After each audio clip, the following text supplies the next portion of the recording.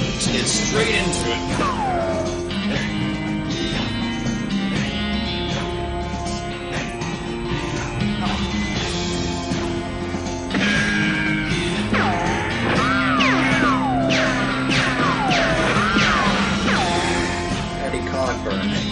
Well, we gotta name ourselves, you know. I've already got a dumb name picked out.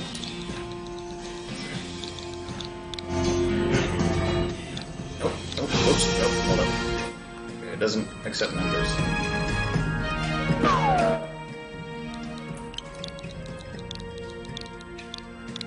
This is a game full of puns, and I'm gonna match the energy. Own it for protagonizing. Alleyway.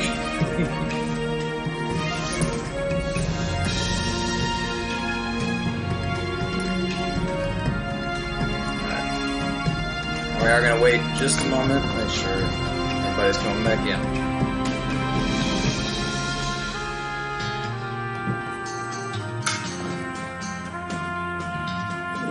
Straight coffee all over my hand.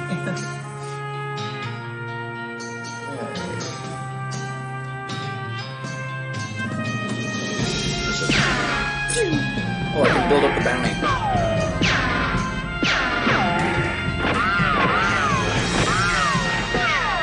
Here.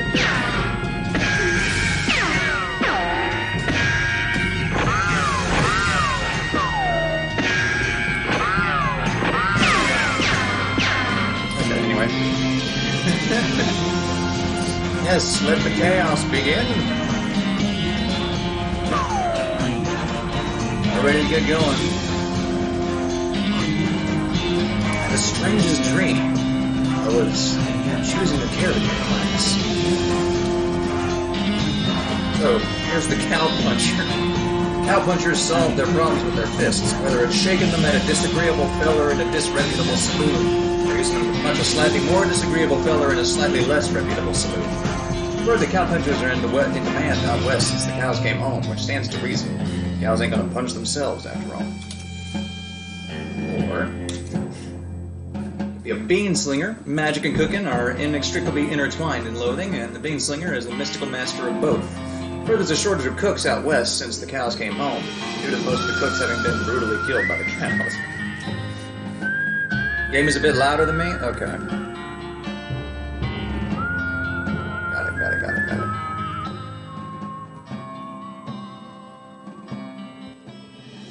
There. Aside from the music, the volume in this game isn't necessarily important. Is that better?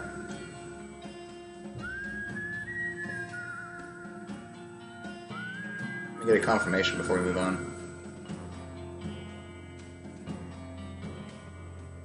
That's better? Okay. Let me know if it needs further adjusting. And then we could be a snake oiler. Snake oilers rely on their moxie and chutzpah to tame snakes, their fearlessness to extract potent oils from those snakes, and their cleverness to manufacture and sell potions made from those oils.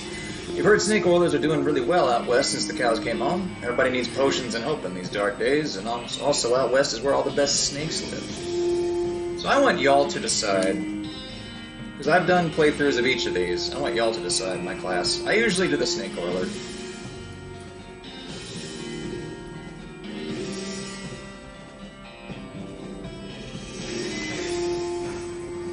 Need a vote.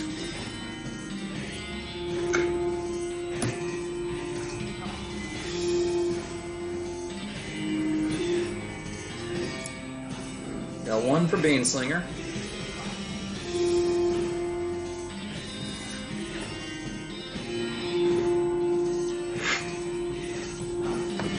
Two Beanslingers. Sling those beans. That's 3. And there's 5 people in here, so that's the majority of the votes. So that's Beanslinger.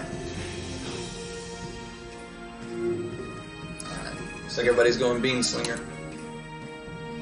We gonna cast some spells with some beans. Alright.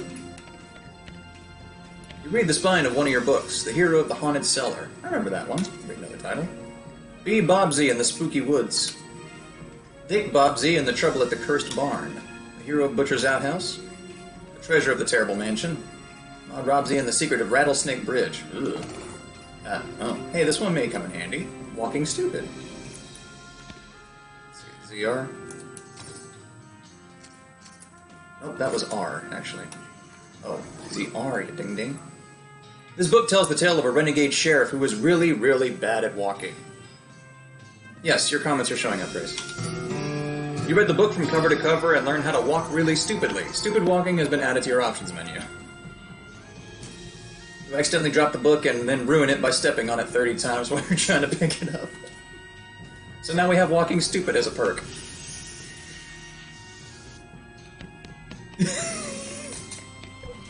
I forgot most of these.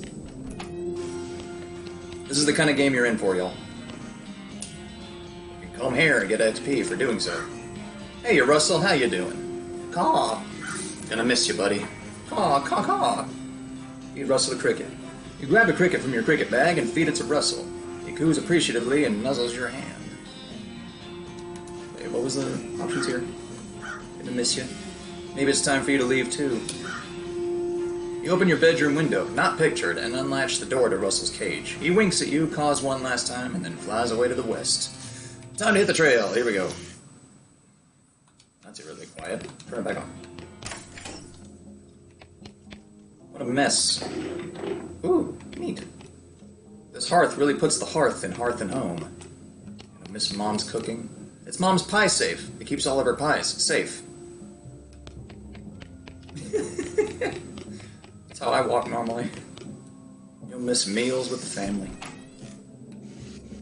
You pick up one of your brother's weird books and flip through it. Of Mathématiques d'Evariste Galois. No wonder I never know what he's talking about. Guess he's a nerd. You pick up one of your brother's weird books and flip through it. Traité de substitution et d'équation algébrique. I think this is about math, maybe? You pick up one of your brother's weird books and flip through it. Solutio problematis ad geometrium sidus pertinentis. What a weird kid. Ooh, I can look through his toy box. Oh, wait. Puzzle cube, fiddle with it. Brother already had it most of the way solved, but you figure out the last couple of moves. Hell yeah. I'm a Gene. So tidy. That's not my bad at all. Yeah, be prepared for walking stupid through the whole experience.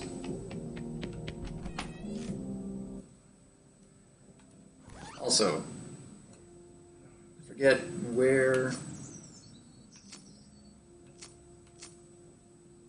There's a character chart. Oh, it's L.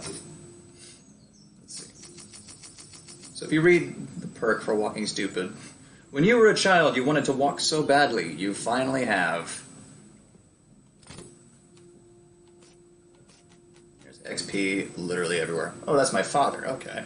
Your father morosely jabs at the haystack. That hat doesn't fit you, Dad. I'll grow into it.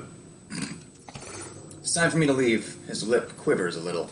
Listen, I want you to have this. It's your grandmother's favorite can of beans. Can of infinite beans? I need that. I need beans on toast. Thanks, Dad. Good. Good luck out there. Be sure to say goodbye to your mother. I will. Goodbye, Dad. It's a haystack. Dig through it. Hey, a needle. Your brother Rufus is standing here looking nervous. He's pretty good at looking nervous, so I'll give him his puzzle back. Hand him the puzzle and he starts fidgeting with it. Hey, Rufus, time for me to head west. I still don't understand why you're leaving. He's got a point, you know. Why are you going out west anyway? I want to help people. You read the papers, Rufus. The people out west are in trouble. They need all the help they can get. But it's so dangerous. 60% of the people who go west get killed within a year, and that statistic is from before the cows came home. I'll be okay. You worry about taking care of Mom and Dad. I'll worry about me. Okay, and if you say so, I still think you'll be dead by Crimbo. I'll miss you, Rufus. You give him a playful punch on the arm. He's just like, okay. Your mom smiles warmly as you approach. You have a spleen and a liver. It's important. Trust me. I'm leaving now, Mom. I'm gonna miss you, kiddo. Oh, and before you leave, I got you a present. A present? Yep, it's that book you wanted for Crimbo. I know it's early, but... Ooh, picking locks, desert survival, or bartering? Y'all want to pick? Y'all want to start like a YouTube plays? Y'all make my decisions for me? That'd be fun. Make this the ultimate hilarious interactive experience. Lock picking. Actually, sorry, this is out west. It's lock picking. Lock picking. The one about picking locks? Oh boy, that's the one. Enjoy it. Please be careful out there. Write us a letter when you can. She hugs you. I will, Mom. Goodbye. Mom raised an eyebrow. Just wanted one more hug before I leave. Aww. That's cool. You have a can of infinite beans. You'd think a can with an unlimited number of beans in it would be really exciting. But these beans are pretty terrible. It's a pretty cool thing to carry around, though. Wow. Increases muscle moxie and spell damage. This book is a comprehensive guide to advanced lockpicking techniques. It's got a whole chapter on tumblers. Quickly memorize the entire book. Got a skill lockpicking expertise. After you're done reading it, you donate it to a local orphanage. Soon those orphans will soon be able to make their escape. Go, orphans, go! No time to screw around in the woods. Time to head west. Well, when you're right, you're right. Here we go. West of Loathing. Director, Zach Johnson. Did a great job. Cinematographer, Victor Thompson. Film editor, Kevin Simmons. Dialect coach. Stunt coordinator. These credits are bullshit. Key grip, yep.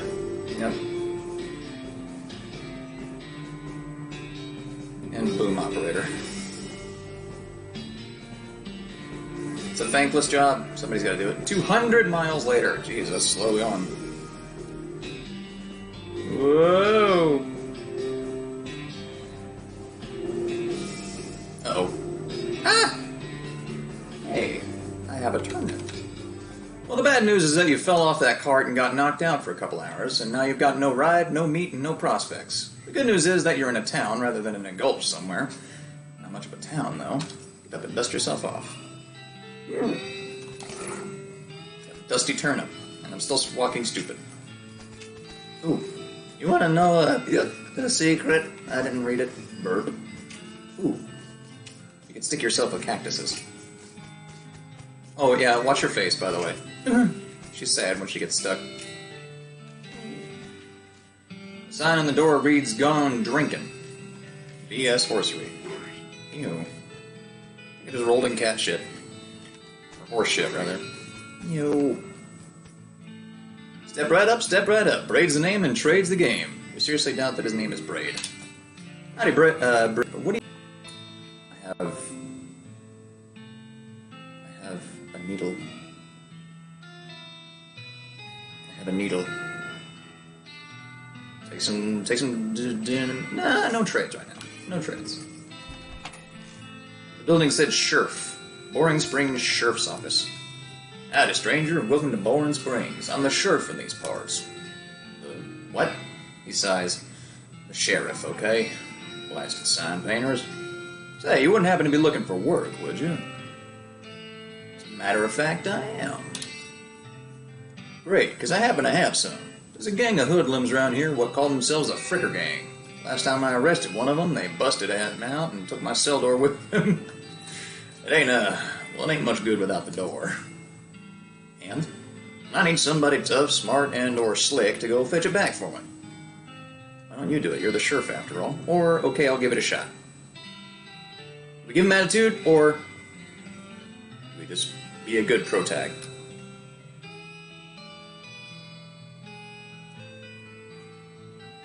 I'm asking you, Chad.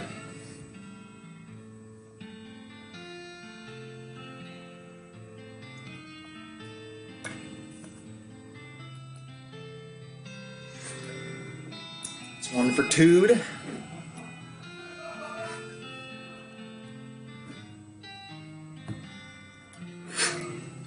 It's good enough for me. Well, you do it. You're the sheriff, after all. I gotta stay here and practice my chair tipping. Okay, I'll give it a shot. Funny you should say that, because I'm sending the deputy along with you. To keep you out of trouble. He takes a pistol out of his desk and hands it to you. Got an Adam deputy pistol. Deputy? You deputized a gun? You're new in town. Maybe you ain't noticed, but there ain't much to do here except drink. Here, let me write down where the Fricker Gang's hideout is for you. New location, the Fricker Gang's hideout. Got it. I'll be back with the door. Okay. It's just an open cell. Wait a minute. There was a mug on the floor. What do? Grab it. Alright. See what's in the bar. As you walk into the saloon, the crazy-eyed guy sitting to the left of the door shrieks and waves at you to get your attention. Hey, where's your hat, dagnammit? Well, I can't drink in here without a hat. Think proper. Points to the take a hat, leave a hat box next to the door. You look through the hat box and find a magical black Stetson. That looks like something you'd wear. Got a barely enchanted hat. You grab the hat and put it on. Thanks, sir. Pete. Thanks, Pete. He gives you a friendly, if somewhat twitchy, nod. Say, gal. Yeah, you heading west? If you want some company, I'd be more than happy to come along. Just let me know. Okay. Whoops, I didn't mean to scare that. Skip that. What do you say, Pete? Who, me? Well, heck, I say all kinds of things. For instance, I've been mining these mountains longer than a boondoggle the corn dog can scream the solo. Pete takes a swig of his whiskey. See you later, Pete. These two are playing poker, or at least trying to. They keep looking back and forth from their hands to the how to play poker card that came with their deck, biting their lips and concentrating real hard. I don't have any meat, so good luck, you two. Alright, take care. It's a spit tune. People spit into it. You know without even looking in it that it's absolutely disgusting. We're gonna look in it. Yeah, it's full of spit. Regular spit, gross tobacco spit, chewing gum, and it looks like a few teeth as well. It's disgusting, and the smell, even from a distance, it smells horrible. We can look closer? You are now on your hands and knees peering into a filth-encrusted spittoon. I don't understand what's wrong with you. Wait, is there something shining at the bottom? Get it. You reach your hand toward the spittoon. Even before you touch it, you can feel the grossness in the air. Like a greasy fog enveloping the stinking brass horror. It smells like a vomit trough at a mesquite barbecue eating contest. You hesitate. Never surrender, though. You plunge your hand into the awful soup. It makes it sound like glop. Your skin is burning. Your eyes start to water. Search? Your fingers make contact with something. You pull your hand out of the devil's tureen slowly, not daring to risk splashing the contents all over yourself. You appear to have gotten some kind of ring. Probably some kind of disease as well. Congratulations. Can I equip that? Though getting this ring was traumatic, you would have to admit that it was worth it. Yeah. You walk up to the bar and wait patiently for the bartender to notice you. While we're waiting, you see a sign taped to the back of the wall reading, reward for lost mugs, 25 meat each. I found one. The bartender finally notices you. Howdy, gal girl. Howdy, barkeep. Name's Ellie. What brings you to our little backwater? Oh, the usual. I came out west to make my fortune. Not having much luck so far, though. Any work around these parts? Unfortunately, Boring Springs already has more people in it than jobs. It's more of an errand town, if you catch my meaning. If you're looking for a real job, I'd recommend talking to the railroad people up by Dirtwater. That's about the railroad. The Manifest Destiny Railroad Company, from back east. They're trying to run a line to Frisco and having a heck of a time doing so. And they're hiring? Oh, I reckon they're always hiring for one thing or another. Big company, that. Dirtwater is interesting. It's far enough west that it's still more or less exempt from the rule of law, but not so far west that it's been burned to the ground by the damn cows. Lots of opportunity there. She pauses for a few seconds, lost in thought. Yep, if I were a younger woman, I'd probably head that way myself. You mentioned errands? Yeah, this Forsaken Burg is always falling apart in one way or another. The hostler's always needing help since he hurt his leg, and that no-account sheriff could certainly stand to have somebody doing his job for him. Anything else? Well, I've got a goblin loose in the basement. Some cowpoke in the gulch didn't wipe his boots off and got spores everywhere. Let's change the subject. I'm not going to deal with the goblin yet. Mugs? I found this mug. Goblin problem. Well, we're gonna just thought I'd say howdy. Oh, goodness. Let me get to the goblin. I'll get to the goblin in a minute. Howdy, I'm Ellie. Howdy, Ellie, I'm Horace. Nice to meet you. What do you do? I'm a town hostler. I don't know what that is. I'm a town horse selling guy. Gotcha. How's that working out for you? All those horses are just flying out the door. So business is booming? Nice. No, I mean the horses keep running away. So one ages. Is that why you're drinking here instead? Yep. Now, me being in here drinking instead of watching the horses is probably how they keep escaping. It's one of those vicious circle things. Well, I'm in need of a horse. Do you have any left? One, kind of a boring one. It's got 4 legs and a back to sit on. Come see me at the stable. I'll be happy to show it to you. Alright. Yeah, sorry, Opera. I really hope that improves. Woman glares at you. Should probably just let her drink. What's her story? He was away drinking whiskey out of a beer mug. That's Susie. She's a rancher from nearby. A real tough broad. I didn't recommend you pester her. Why's that? Lost her whole family to a cow attack recently. Got some pent-up frustrations about it. Ouch. Alright, we'll leave her alone. Woman glares at you. Howdy, Susie. Howdy, cowgirl who's going to be searching the spittoon for her teeth if she don't leave me in peace. Okay, bye-bye then. Oh. We'll deal with that in a minute. Should probably leave him alone. Well.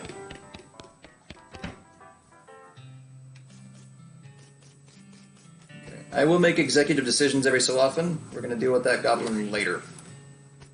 Alice, that's my name. Get lost. Okay, alright, fine. You don't need to tell me. You approach the weird Cactus Man hybrid. He smiles at you. Howdy, Cactus Man. Howdy yourself. My name's Bill. Cactus Bill. What happened to you, Bill? Well, to be honest, partner, I drank too much cactus beer and it turned me into a cactus. Doc Alice warned me this would happen, but I didn't listen. That's why they call you Cactus Bill? No, it's just a coincidence. Oh, does it hurt? Does what hurt? You know, being a cactus? Oh, no, it's actually kind of nice. The natural fermentation processes inside the cactus part of me keeps me pretty drunk most of the time. Guess it is a mite boring. Yeah, I bet. I wouldn't be so bad if it had something to read. You don't happen to have a newspaper or anything, do you? No, sorry. Well, if you happen to find one, keep me in mind. Will do, Bill. Topeka. What is this? Some loose dirt. Oh, okay. Not allowed in Topeka anymore? Oh.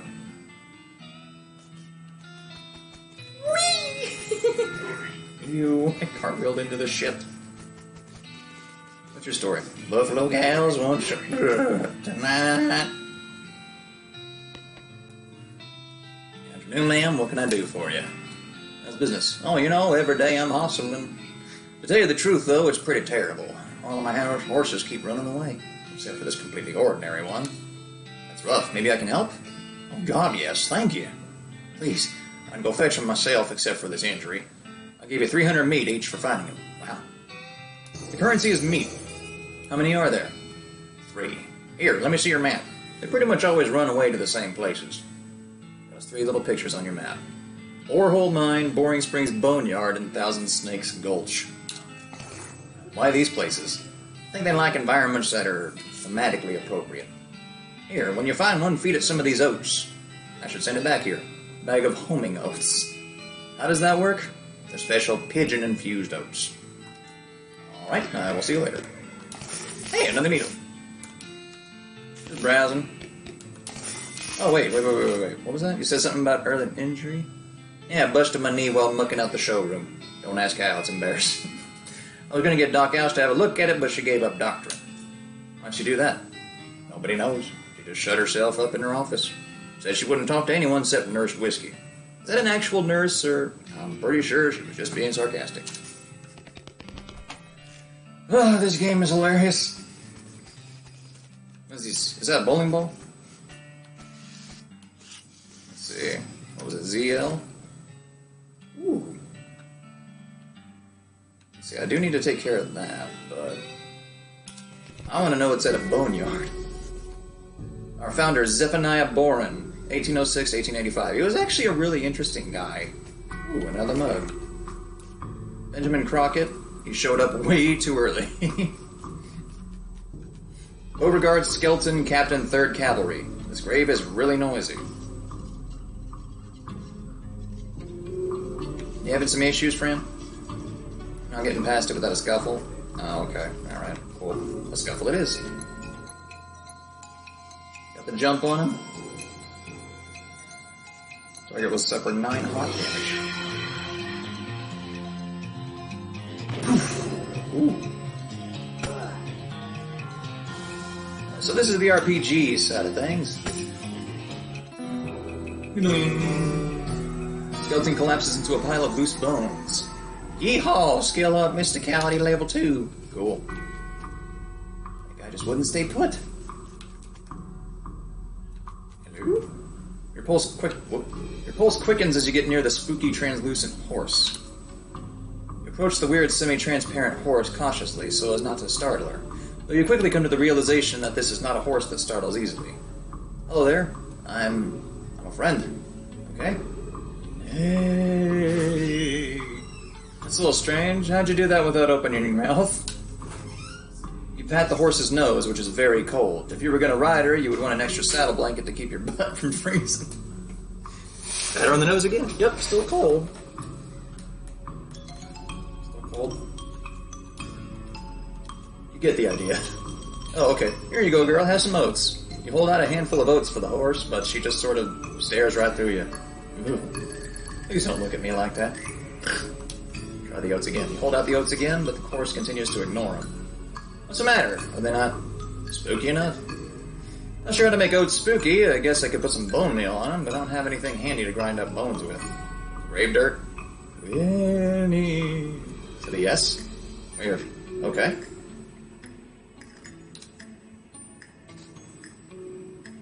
Generally, you know. Why do you ask? Sprinkle the oats with just a little bit of grave dirt and hold them out again. The horse grazes expressionlessly at them, then eats them. Nay! And with that, she glides away in the direction of town. Bizarre! Excellent. Well, we did that. Timothy Cochrane, devoted husband. Elizabeth Cochrane, beloved daughter. Silas Cochrane, a baby. Didn't even live a full year. That's a shame. Well, is there anything else to do here? I don't think there be. I think we can dig here. This grave is really noisy. I need a shovel. Woo!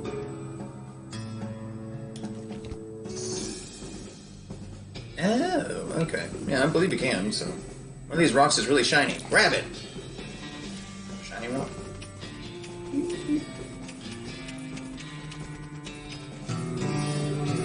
Oh! Got a perk, mostly scabs. Ow, dag mammoth. Hold up. I need to read that. You've been poked by so many cacti that your body has built up an entire extra set of skin capillaries just to deal with the constant tiny puncture wounds. Oh, I got more health. Cool. Didn't I get, like, Mysticality level 2 or something? The amount of damage you do with spells and the amount of damage you take from spells and elemental attacks from bad guys. Excellent. Oh.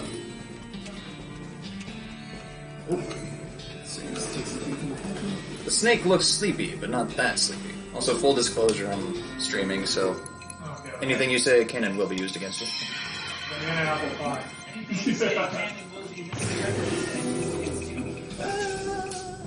You've slain a snake. Before long, they'll call you Snake Murdering Alley. Well, that's not a nickname I want.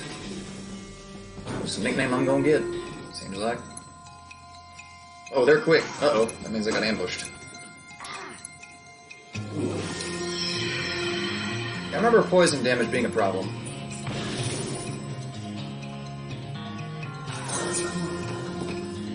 Let's see. Oof. I have no action points remaining. Use a gun!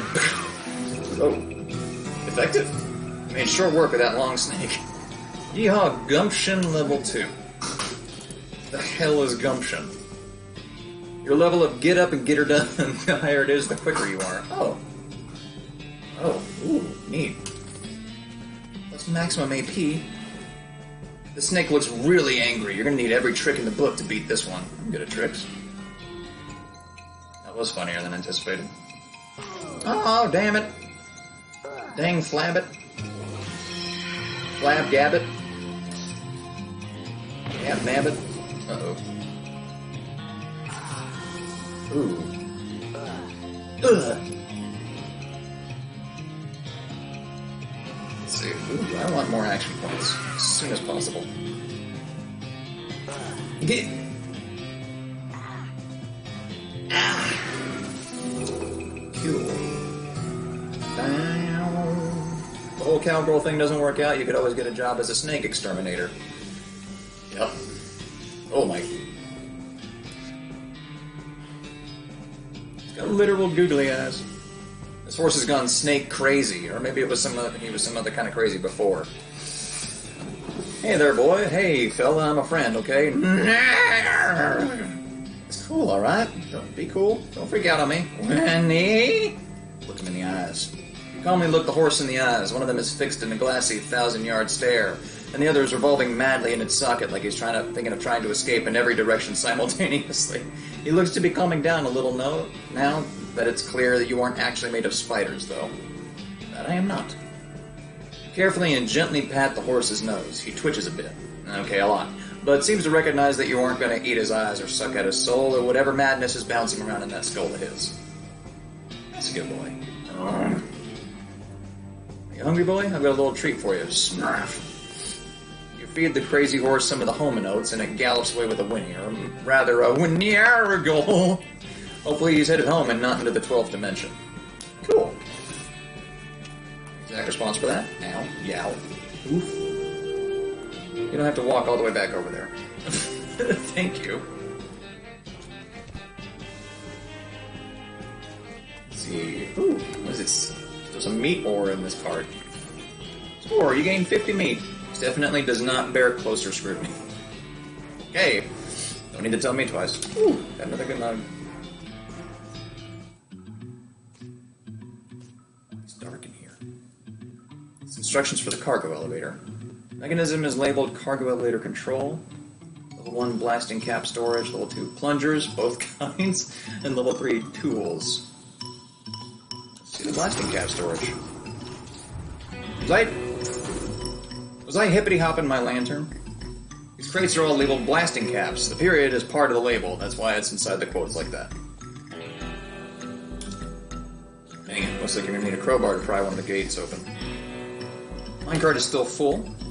Unrefined meat nugget.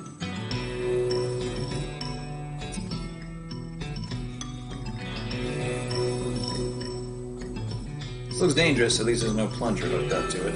Not yet, anyway. I need to go get a crowbar. Dang flabbit. Wait, what? Oh. Oh, need a plunger from level 2.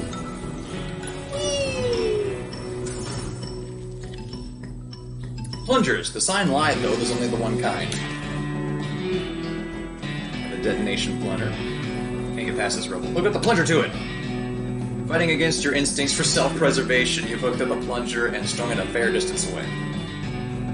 Just look at that. This makes you nervous. Press it!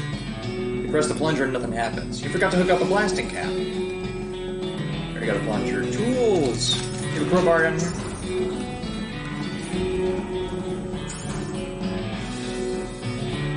Toolbox, but it's locked. Consumes a needle. I got one of those. You managed to unlock the toolbox, but the needle is ruined in the process. Most of the tools inside are rusted away to nothing, but there's a pretty nice crowbar. Alright, that's what I need. Figuring things out. Oh yeah, there are spiders in this game as well.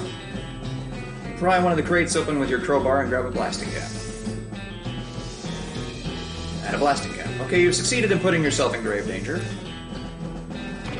Boom. Nice screen shake there. Is some meat ore? Looks like something's buried here. I need a shovel or something. You see a dark horse. Barely. Hey there, girl. It's okay. I'm a friend. What do you need? The horse shies away from you, though in this case it's more like cripplingly introverted away from you. Oh, come on, don't be like that. Look, I brought some oats for you. They aren't poison or anything. In retrospect, I guess that wasn't a very comforting thing to say. Feed her the oats. Take a handful of oats out of the bag and hold them to the horse. Here you go. Yum yum. She sidles away from you warily and makes a surprisingly good attempt at hiding in her own shadow. Come on, please. Pat her on the nose. As you reach out to pat her nose, the horse ducks and steps further back into the shadows. Oh, come on. Eat the oats yourself.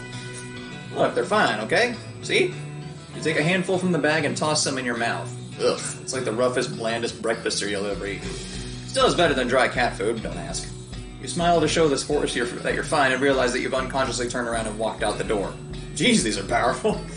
The horse looks at you warily as you re-enter with a cheerful wave. See? Perfectly fine. Now oats? Take a handful of oats out of the bag and hand them to the horse. Oh, like if I pat her on the nose. Oh, the horse hunches her shoulders and seems to shrink slightly as you pat her nose, but she doesn't actually flee. So that's something. There's a good girl. Winnie?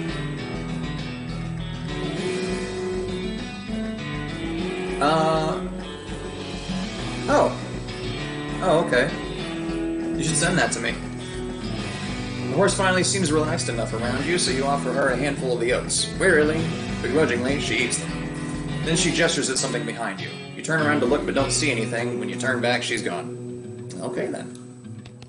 I need to remember this place if I ever get a shovel.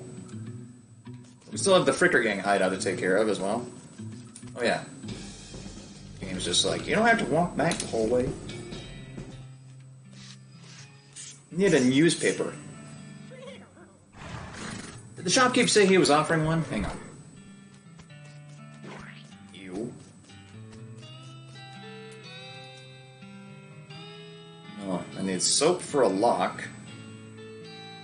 Requires Dickerin for free dynamite. Alright, I don't know what that is. And I need a newspaper for him, and whatever that gets me. Ugh, excuse me. You're not looking at it again. Okay, fair. I don't know how you spotted her hiding in that mine, but thanks for sending back my dark horse. Got 300 meat. Looks like my pale horse made it back safe. Thanks for your help. Thanks for finding my crazy horse. He was eating local weed again, wasn't he? Not that I noticed. That's all of them. Can't thank you enough. Here's a little extra for you. Thanks.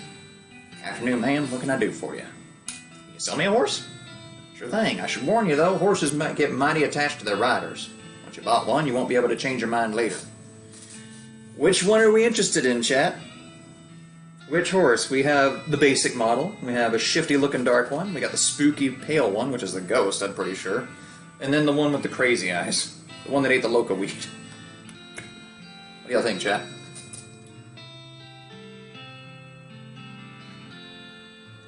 What horse will suit our little adventure?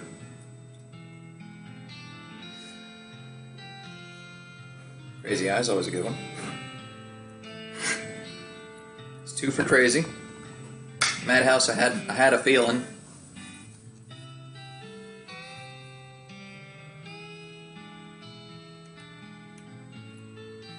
This is 2 crazy, I need one more.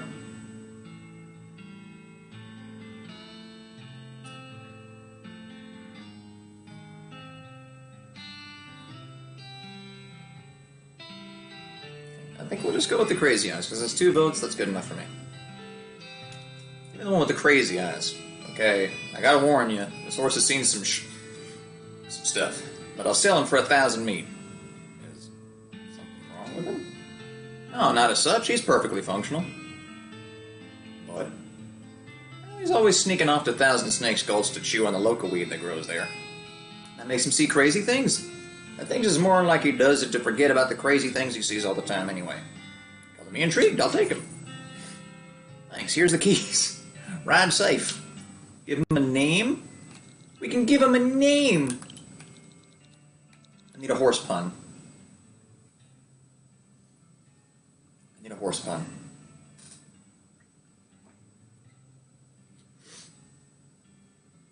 I need a horse pun, god dang it.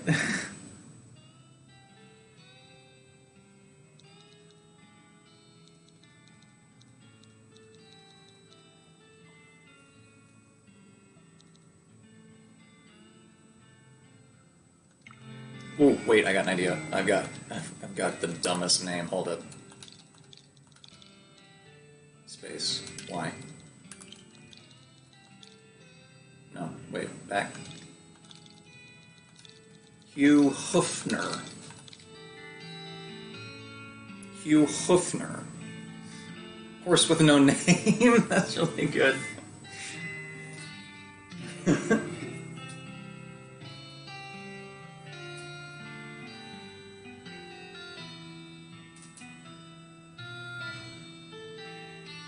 I think we're good.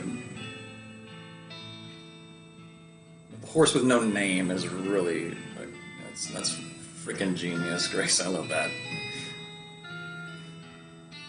Let me see if there's enough room, and then we'll do it that way. Oh no, it's only 12 spaces. Shit, not enough space for that. Wait, no, that's more than. Wait, is this 12 spaces? Oh, that's only 11 characters. Okay. Damn.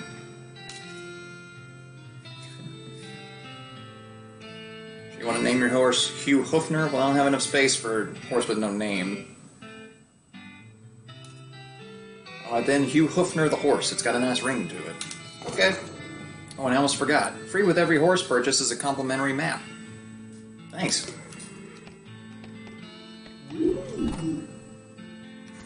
Apparently, Hoofner spoke to us. I got a couple more mugs. Give me. Nice, much obliged. Eventually we'll do something about the goblin and the...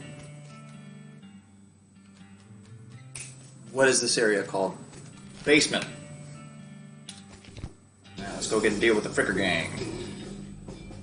Bud Fricker, the Fricker gang's intrepid lookout, appears to be taking a little nap. We'll ignore him if he's not a problem. It's a beer barrel cactus. Harvest requires foraging. Pile of random stuff the Fricker gang stole. Finders keepers. Pair of silver cufflinks. A cover mug. Oh, okay. And 25 minutes. Nice. Got some mun-muns.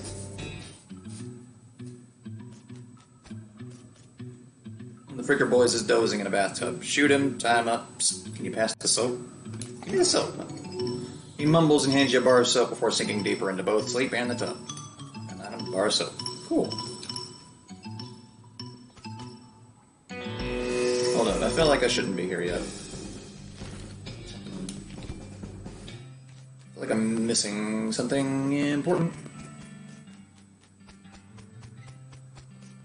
Can we get Doc Alice to talk to us? To get lost? Oh. What did that bar of soap give me? For a lock. Braid, though you really don't think his name is actually Braid, takes your soap and hands you a lock. Some dynamite? Sure. Be careful with this now. Braid, which is so not a name, takes your needle and hands you a stick of dynamite. Be careful with that.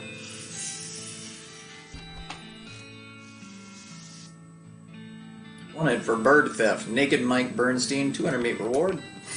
I want to post your reply in person at the Yuma Marshal's office. Bimmy Fricker. Oh, for face thieving. Wanted 420 meat? Oh no. Not yet, sorry, I'm dealing with it. Okay, well. I felt like I was missing something, but whatever. We'll just... Am I co-secking?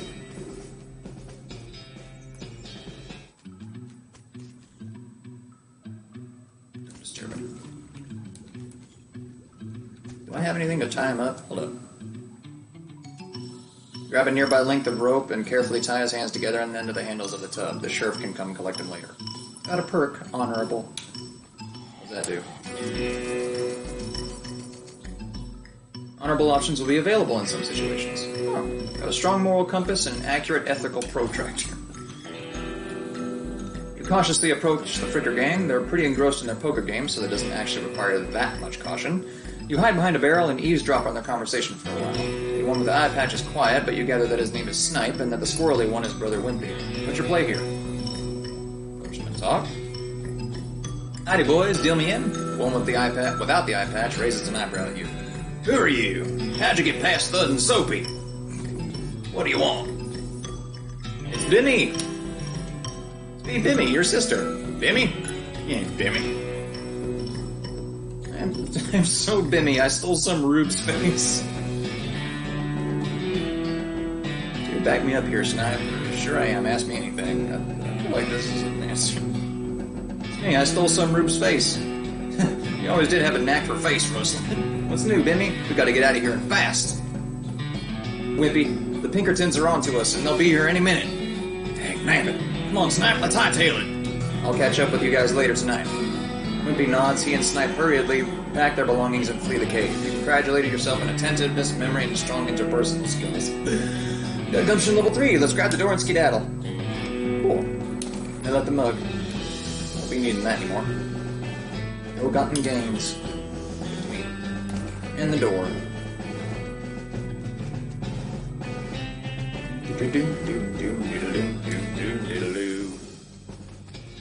Suppose all I wanted was just the door, yeah? You get foraging. Is that one of the abilities we got? Need a nap? Okay, Tom Tom. Take it easy. Ew.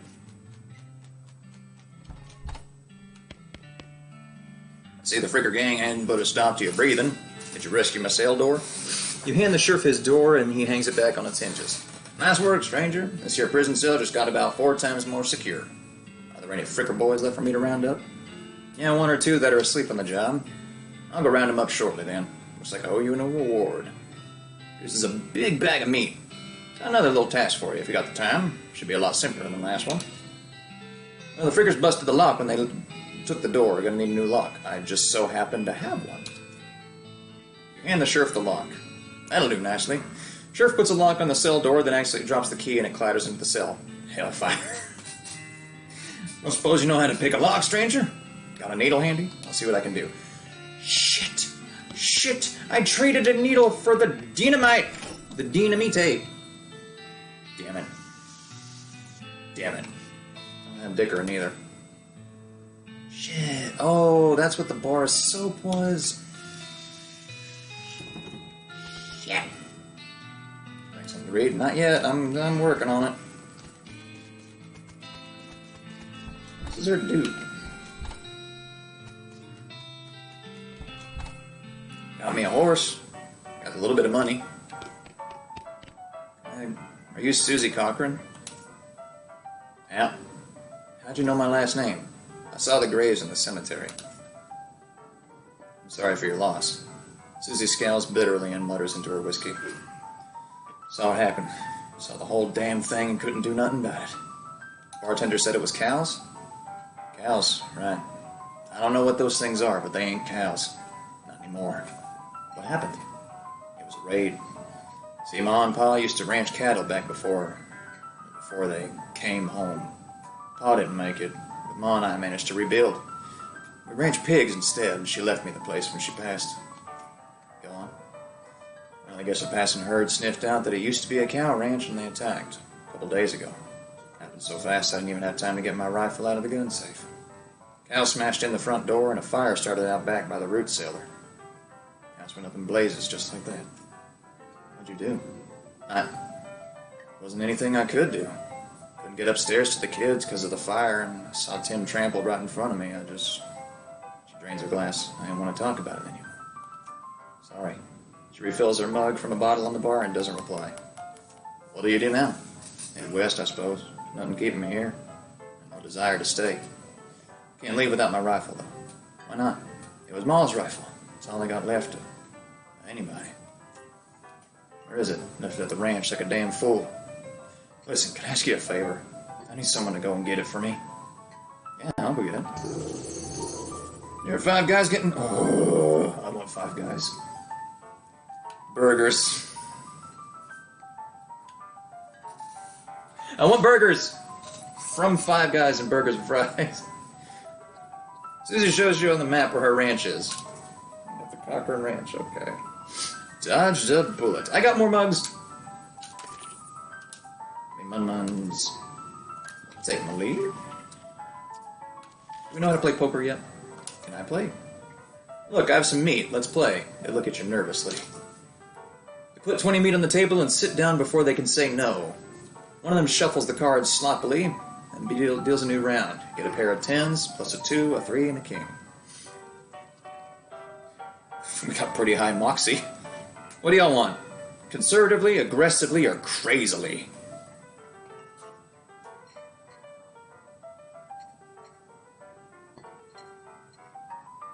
What y'all want, chat?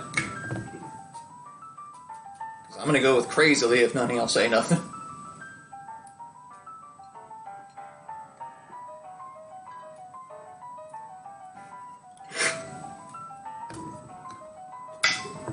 Crazy or aggressive. Okay. Crazily. Alright. That sounds good to me. Eat this. All in, suckers! Sweat gushes from their faces as they each read how to play poker card again, but eventually they both add 20 meat to the pot. Okay, read 'em and weep. You show your pair of tens plus 2, 3 king. The guy on the left has a full house, 2 jacks and 3 aces, and the gal on the right somehow got a straight flush. 2 through 6 in hearts. I have outfoxen. You explain that jacks are worth 9 points each, giving the guy on the left a total of 21 points to the gal on the right's 20, and you're 25 plus a king. Is that how poker works? And the king represents King Ralph IX, whom the Western colonies revolted against because of unfair taxes, so they have an extra tax of 10 meat each. They nod in understanding and push more meat across the table at you. You collect your winnings and stand up. They thank you for helping them learn the game. Got 60 meat out of that. Sometimes it's good to take a gamble.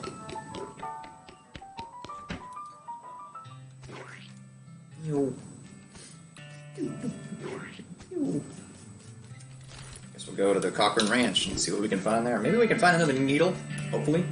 Established 1891. All the water in this trough has boiled away.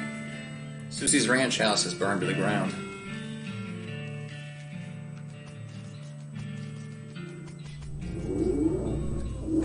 Something behind this door is making some pretty awful noises. Go through it anyway. Looks like somebody was in the middle of fixing a knife. Grab it.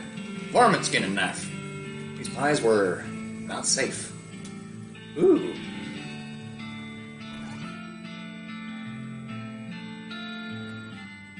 Is that better for me than the crowbar?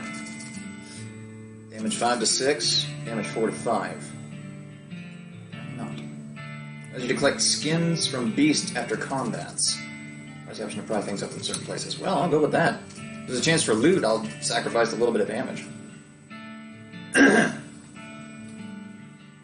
Wait, speak softly and carry a loud stick. This item uses combat. I can examine it? You examine the dynamite. It's got an end you light and an end that blows up. Okay, just checking. Hey, y'all talking about food over there? Y'all talking about food? Just sell it. Oh. Shiny and about the size of a rock. Okay, what do I do with the dusty turnip? Uses your musty mysticality and moxie by 1 for the rest of the day. Oh, wait. Yeah, I'm hippity-hopping my lantern. This thing looks angry. You're not going to make it to that safe without dealing with it. We'll deal with it. Increase your armor by 4. This will not end your turn. Costs 1 AP. I have 2 action points. I will cast them both on spells.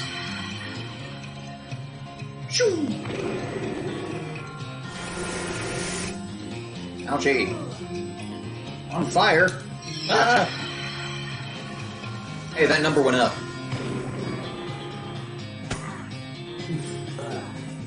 Oh, Taking continuous oh, okay. Restored next skill up. Defeated that nasty cow skull floating in a cloud of flame. It's the Cochrane family's gun safe. Grab Susie's rifle. Susie's rifle. These pies were not safe. This is the only thing still standing. Thank God for that.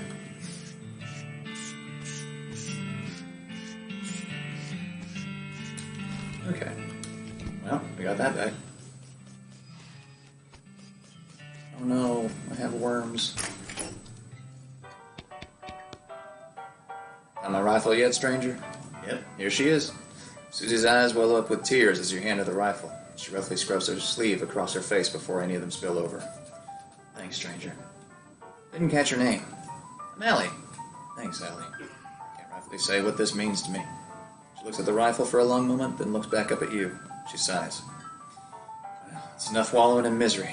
Time for me to hit the road. If you want me to tag along when you head west, you just say the word. Sounds good, Susie. Alright.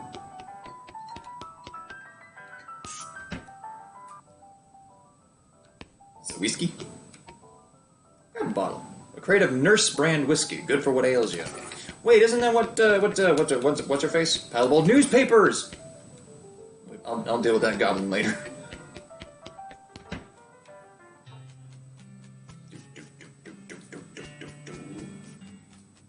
Really wish I hadn't gotten rid of that lockpick. Bring me something to read? Give him the newspaper you found in the basement of the saloon. Much obliged, partner. Now, let's see here. What can I do to return the favor? Oh, I know, my shovel. I left it behind the outhouse at Orhole Mine. It's yours if you want to go and get it. I'm sure you'll find a use for it. Beyond the outhouse at Orhole Mine. Got it. Thanks, Bill. Don't mention it. Now, if you could just kind of stick that newspaper to my face before you leave. There he goes. Got some newspaper, and I heard about the shovel. Over at Orhole Mine. Oh, hello, Raven. Welcome back. How are you? I got the shovel. Hooray. So let's start digging shit, shall we? Is there anything to dig here? Pretty sure there was.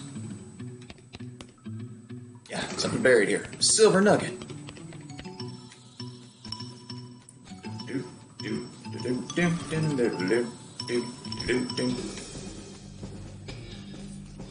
The music in the game, by the way, is incredible. That's the only reason I have the volume up. Got a belt for your tail. Nice. Let's see what this is about. Oh, a fight. Got the jump on him. Alright. Pop damage. Oof.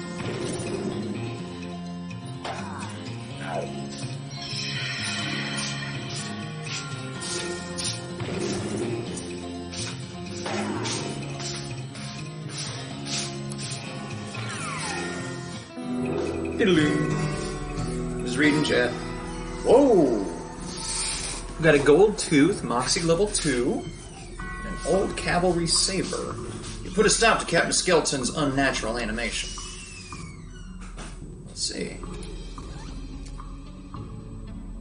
Here comes the cavalry. Saber. A shiny nugget of silver.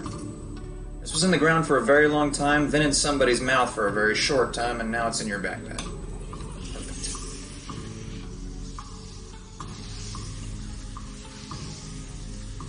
I love how your head lightly bobbles back and forth when you're skiing. Was there anything to dig up here?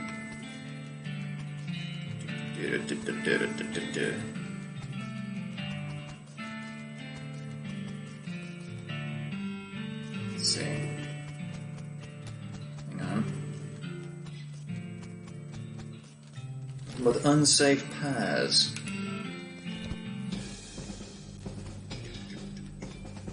I love this animation just because of the purpose in it. It's like, I'm the protagonist. I'm a coming. Not really anything to interact with here that we haven't already. Rub-a-dub-dub.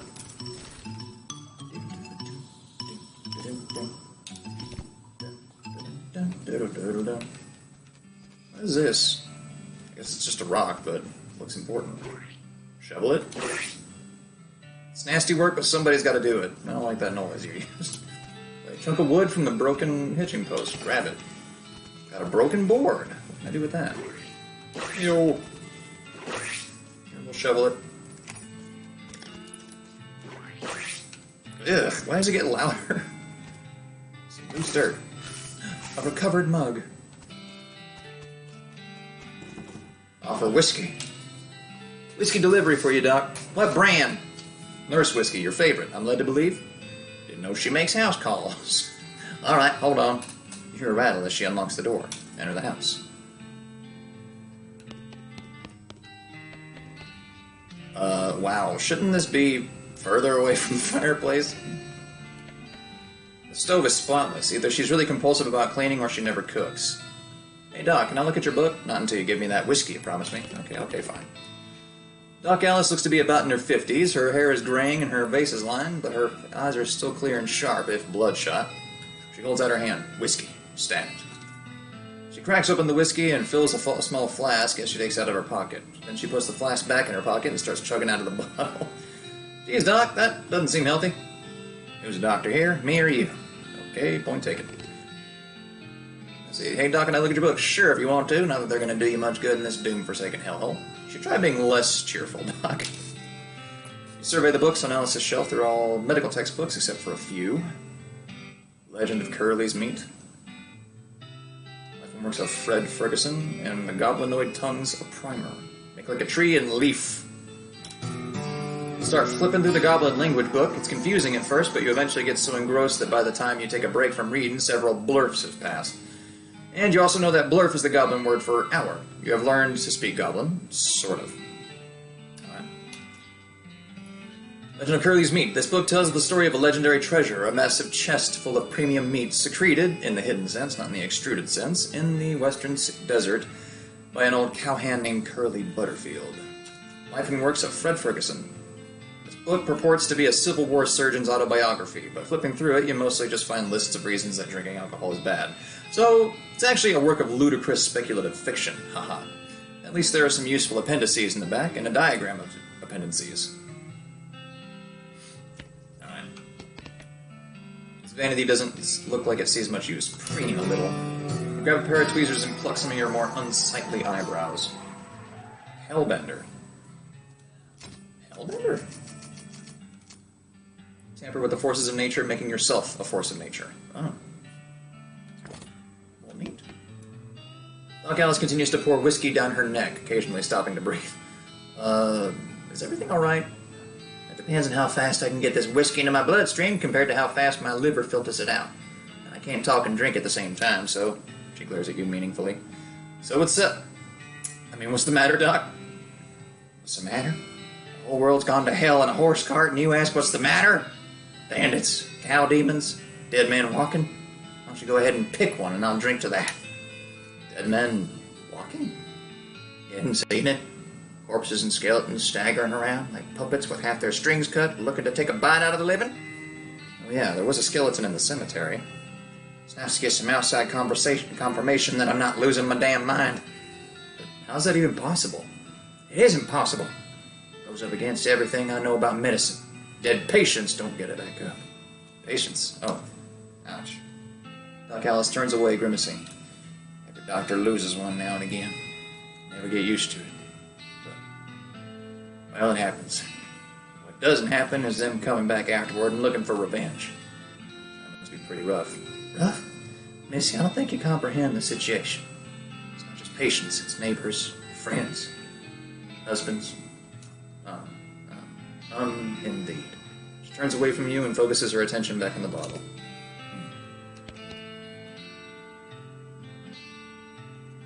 What's the deal with all the TNT? And so when I feel like I'm about to go, I can blow myself into bits so small that there won't be nothing left to come back. That seems drastic. Drastic? Hell, no way I'm taking the risk of becoming one of those things. Fair enough, I suppose. What was the other option? Do you have any idea what's causing the resurrections? Well, I heard a rumor. A rumor? What is it? It's when you get incomplete information from an unverified source. Anyway, what I heard is that there's a fella out west causing it. A necromancer, they call him. A necromancer, they call him.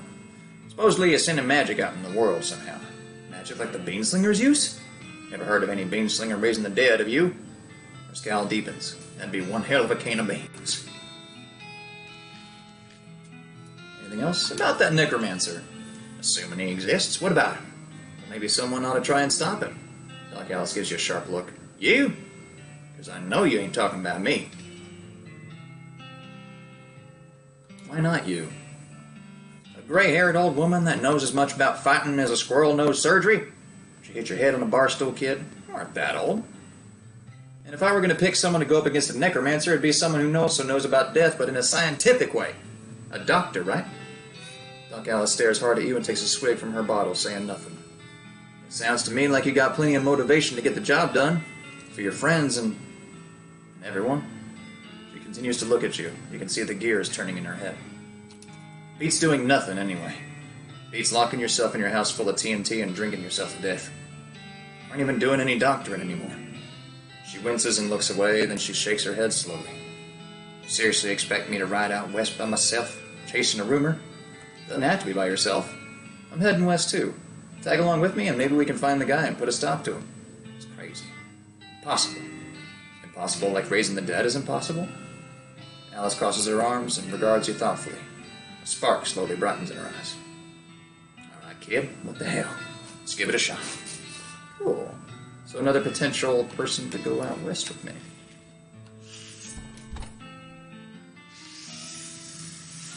Yeah, that's a better mood. Damn it! I feel so bad. Oh wait, we can speak Goblin now. We can go deal with that goblin in the basement. Whee! The goblin shouts, "I'm Gary!" Hi, Gary. Hi, hello. Hello, I am Gary. Who are you? Well, I'm Ellie. Hello, Ellie. Good to meet you. What Ellie is doing down here? Be polite or honest, chat. Am I enjoying the game? Oh, I've already played it. Are y'all enjoying the game? I'm having a blast.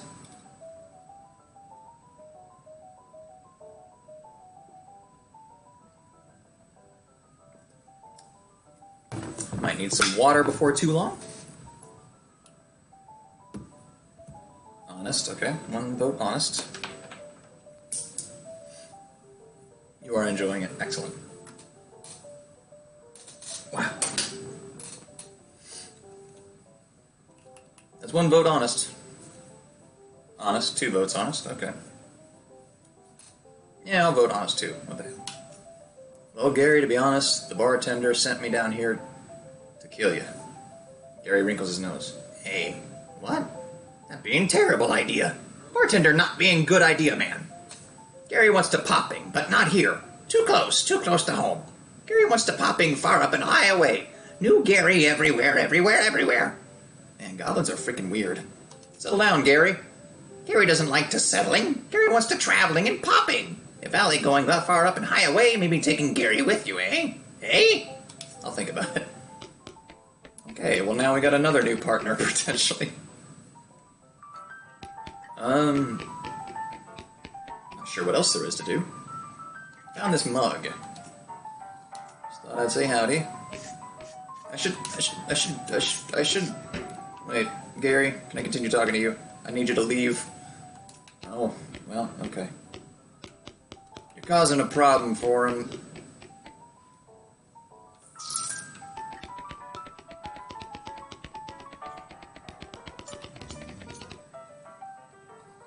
Let's see. Oh, wait. Pete notices the shiny rock you're carrying, and his wild eyes light up. There's a right shiny rock you got, mate, stranger. Give you 7 meat for that rock. So, suit yourself. Take that old silver nugget on your hands. Give you 81 meat for it. Not sure if these do anything yet. Unrefined meat ore? Well, yeah, this had nothing to do but just sell it. But you're doing business with you. Alright. Hang on. Ooh. Gold tooth. Silver nugget.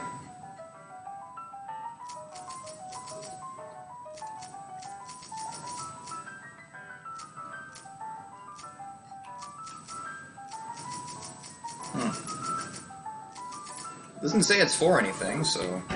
Whoops. Just sell it to him. Get some mun-muns for it. 7 meat, not a whole lot. But you can take it. Oh. Pete's eyes narrow as the gears in his head start to click. Wait. Oof. Yeah, go with Amazon. He fixes his gaze on you and the tick in his eyelid seems more pronounced. Listen, kid. All this stuff what I've been buying from you. You've been spending time underground, ain't you? You listen to old Pete's advice. You'll stay out of Warhole if you know what's good for you. There's stuff down on the 40th level that ain't worth messing with for a gal who wants to keep her eyes. If you catch my meaning. Not sure I do, but thanks. Well, now I have to check.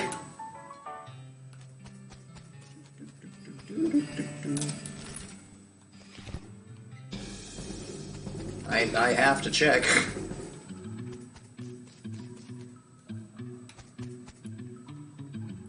Let's see. You suddenly remember that weird thing that Pete said about level 40. Is that a real thing?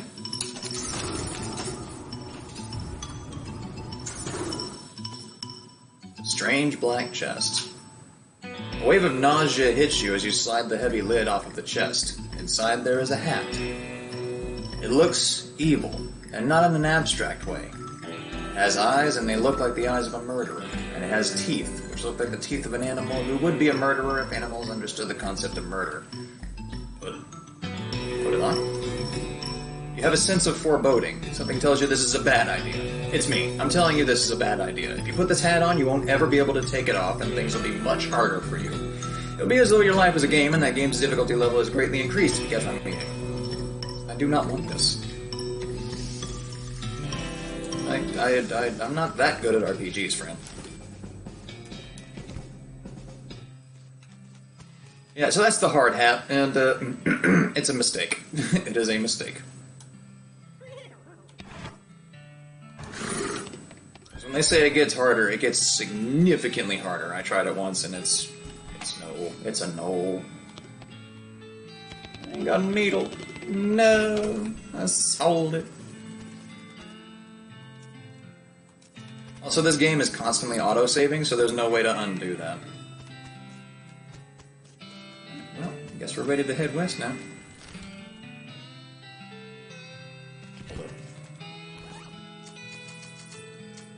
Follow map to Dirtwater. Once you leave Boring Springs, you won't be able to come back. Any unfinished business you've got will forever remain unfinished. Are you sure you're ready to leave? I don't believe there's anything else we can do, since I gave up the needle. Alrighty then, you're properly horsed and ready to start your new life in the West. All you need now is a partner, someone to share the trail with. Somebody you can rely on for emotional and combat support. Who will you take with you? Take Crazy Pete, Doc Alice, Susie Cochrane, or Gary the Goblin. Time for a vote, chat. Who's going west? Who is going west with us? My accent is stuck on me.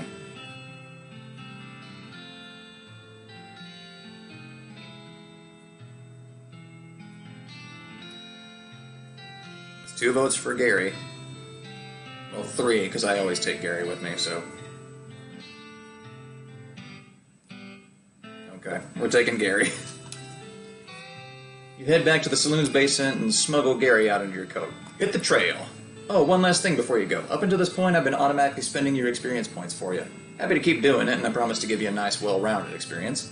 Shall I keep it up, or would you prefer to decide for yourself where your XP gets spent? That's up to y'all. I know how to spend it manually. I usually do manual options. This is mostly just how much time we spend in menus.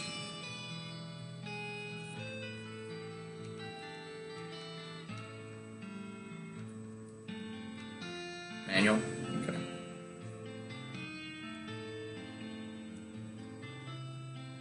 Okay, we'll go manual. Okay, you now have the option of turning yourself into some kind of unbalanced weirdo if you want. Open your character screen when you want to spend XP. You consult the southeast west map the Hostler gave you. It only lists 2 things, the town of Dirtwater and the Manifest Destiny Railroad Company's westernmost camp. We got the town of Dirtwater and the railroad camp. Head for Dirtwater.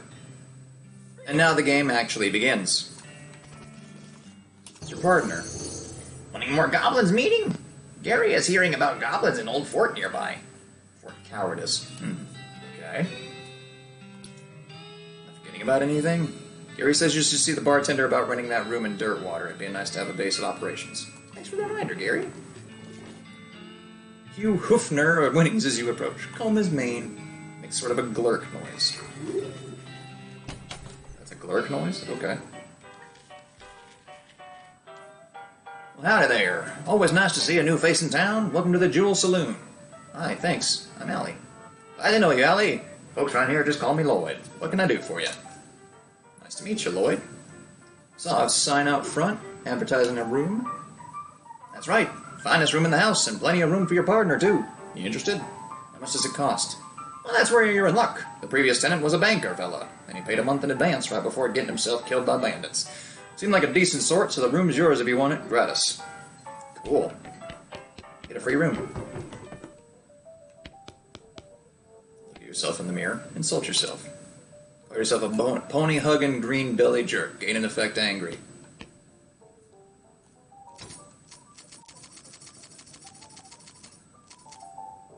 You're madder than a hornet. If your anger level gets higher than 1, you'll pass out from rage. Oh. Gave me a stat boost, though. Nice view from up here.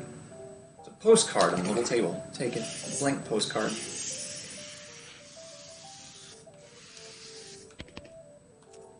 Let's see.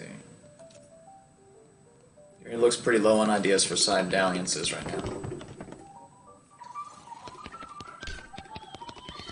These guys must have fallen asleep during a brawl. It's impressive. They're engrossed in conversation, leave them be. That gal doesn't look like she's in the mood to talk. It's another spit tune. This is a spit tune, which is a sort of brass bucket that people spit into instead of spitting on the floor, because not spitting at all is not an option in this society, I guess. I say this despite knowing that you're pretty intimately familiar with spittoons already, sicko. Inspected. Look, the Jewel Saloon is pretty nice as saloons go. Actual glass in the windows, more than 2 kinds of drinks, a poker room instead of a cockfighting pit. But this spittoon is still a spittoon. The rancid tobacco spit inside it isn't fancy rancid tobacco spit. Here we go again. Alright, fine. You're now hunkered down next to a brass filth bucket, which has probably never been cleaned or emptied because you're near the desert and the ambient humidity around here is pretty low. Low enough that the spit evaporates nearly as quickly as it accumulates. So that's good, right? No, that's bad, because it's only the water part of the spit that evaporates. This brass bucket is half full of the rest of the spit.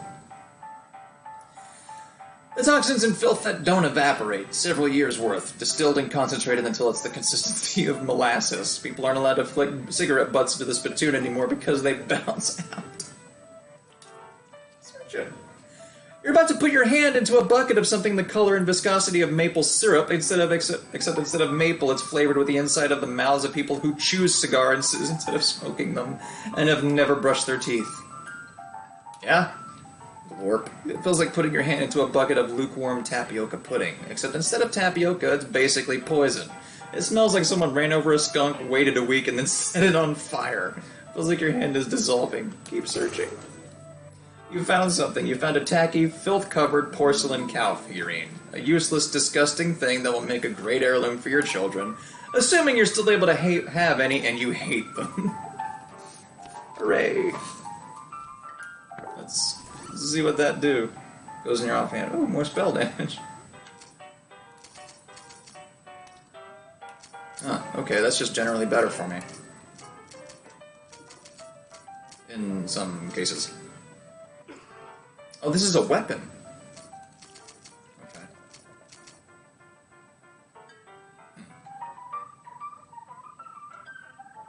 It's better spell damage, but my moxie does suffer for it, yeah. And I have less muscle. Oh well. The old man stares off into the distance, listening to the piano. Try to talk to him. Doesn't react to you at all. The piano player is not very good at his job. That's mean. Buy some slop. Alright. I can buy as much as I want, apparently. It's a sign that says, "See bartender for darts." A cowbell.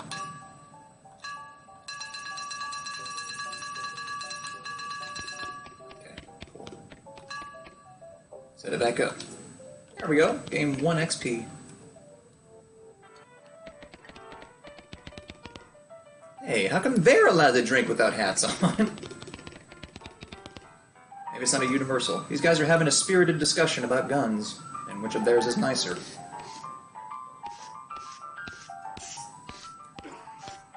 Let's see. Hey, Lloyd, need any help with anything? Well, if you're handy with mechanical type stuff, something's gone wrong with our piano player. Thought the music sounded a little off. Yeah, it's not supposed to sound like that. I'll see what I can do. Thanks. I'd have poked around in him myself, but I lost the key. This has suddenly taken a strange turn. You'd have done what? Try to fix him? You lift up the player piano player's coat to reveal the hatch on his back that leads to his innards. It's locked, but it's not a very good lock. I need a needle! God damn it. Alright. We'll be back for that. Can I get some darts? The sign on the dartboard said to see you for darts. Oh, sorry, all the darts got broken months ago. That's disappointing. Okay. So I need to go out and get more darts? Pizza for dinner again? Hell yeah. What the hell are you? There's a weird ghostly carriage in here. Get in? How about no? I believe that's the DLC, actually. Mind you, don't step in any horse leavings, miss. This horse smells weird. Hi there, welcome to Dirtwater Mercantile. Ooh. A new bean slinging skill? I'll take it. Bag of Shroom Grow. Gary will want this. This is a bag of patented Shroom Grow Miracle Fungal Fertilizer, guaranteed to increase the size and intensity of any mycological specimen. That's good for Gary. That's nearly all my meat. Yeah, we'll do that. Carry a crude stick.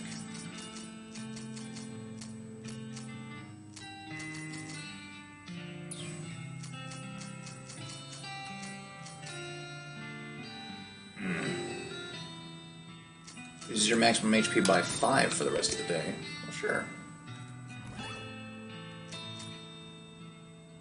Oh, give it to Gary. You give the bag of Shroom Grow to Gary, and he tears it open and starts shoving brown lumps into his mouth. A deliciousness! Gary has become more powerful. Groovy. This is a cookbook. A cookbook specializing in bean recipes. There's a recipe that has been scratched out and replaced with a bunch of paranoid, insane scrawlings. Gives Wary a skill that increases your maximum AP. That sounds cool. There's a list of meditation techniques to help you concentrate while cooking and or fighting. Use the old bean, a skill that temporarily increases your mysticality during a fight. Includes a chapter about making human-sized or larger automatons and bending them to your will to help with kitchen tasks. Gives Bean Golem a combat skill that summons a powerful golem to summon for you. Or to fight for you. Well, chat, I need a decision again.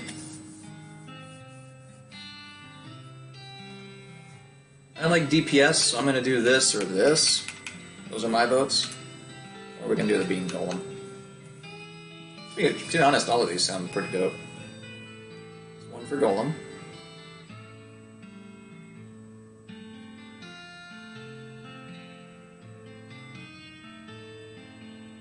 Need to get some water soon.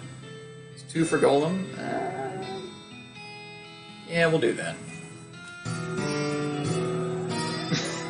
I love the frown on the bean. You practice making servants out of beans until you're pretty good at it. Got a skill, Bean Golem. Unfortunately, one of your early experiments gets a little rowdy and eats the book. Bad Golem! God dang. What do you do with this? This is a blank postcard. Maybe you should write to your family back home. In case you don't know how the mail works, you send these by going to a building called a post office and giving it to the correspondence wizard who works there. Cool. Let's see. This is a plate of the slop they serve at the Jewel in Dirtwater. They should really hire better kitchen staff before some competing restaurant moves in and eats their lunch. You choke down the slop, wondering why pigs always seem to enjoy this stuff so much. In effect, slop fled. Neat. Well, we have a golem now. Post of Ice, sponsored by LTNT. Hi, I'm Alleyway. Any mail for me? Nope. Darn. Oh, I'd like to send a postcard. Alright, then let's have it. You write a quick note to Rufus, letting him know what you've been up to, and that you're okay. That'll be... oh, it's one of them prepaid ones. That'll be 0 meat then. Thanks. Big cabinet, lots of post office boxes. One of those newfangled telegraph machines. Sweet. Little girl is selling flowers. Buy some. Dang it, I don't have 50 meat. I'm so sorry. I would support your business if I could. The clerk clears her throat. Howdy, you the sheriff here?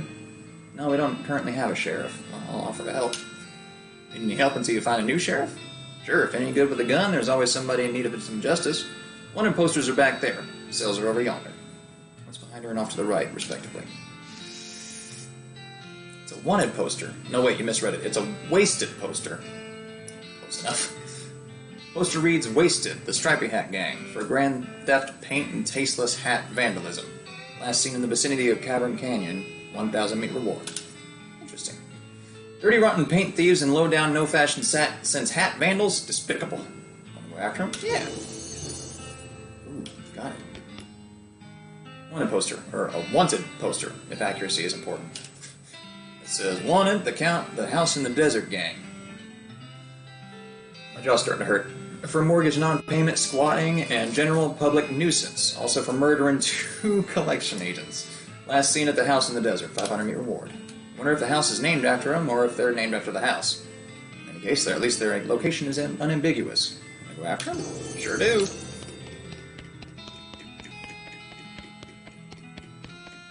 Empty cells. This empty cell is all ghostly. Why? Who killed the jail cell? And how does it have unfinished business? Didn't cage enough people? Rumble, rumble. Lot available. Lot available. Lot available. Lot available.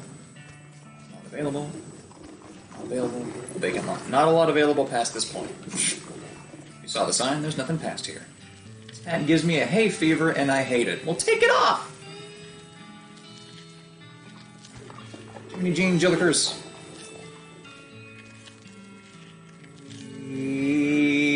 Getting dizzy. Alright, Hugh, let's go... Wow, that's a big map. Wow, that's a big map. Forgot how big this game is. Let's see what the desert house is all about. Find a wrecked bank stagecoach with a strongbox in the back. It's too heavy to carry, but too locked to be open. I don't have a needle. God damn it. As you dismount and approach the house where the bandits are holed up, you hear a voice from inside say, What was that? Uh-oh. It's like you're gonna have to be sneaky if you want to avoid a full-on fracas. Sneaky is my middle name. Wait, really? Yes, Sneaky is my middle name. Okay, if you say so. Thanks. Hey, doggo? Oh, I'm Sneaky.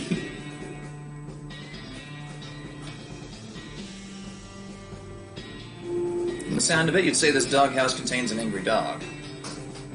This doghouse contains an angry dog. Very funny. You're not going to be able to get past it without alerting the gang inside the house. Well, back off for now, then. Suppose I need something to sneak snock. Sneaky deaky. Wasn't there something about goblins over here? A few hundred yards up the trail, you see a solitary skeleton trudging towards the northwest. Doesn't seem to have noticed you. Or anything else, really. We'll fight it.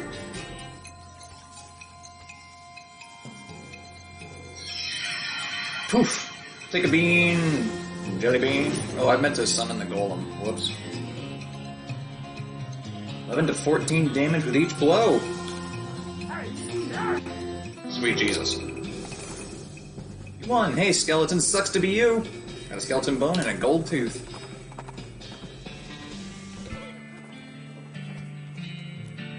Foraging. Cannons? Just like the old saying goes, when life gives you cannons, make a cannonade.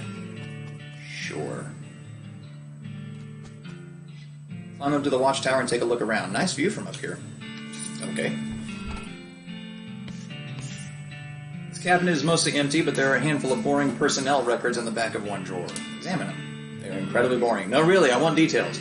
Fine, you read one. Charles Stern, clerk, pay grade C4. The birthday, 12/9/37. Missed days, accrued 88 days. Sick days. Satisfied? No, another.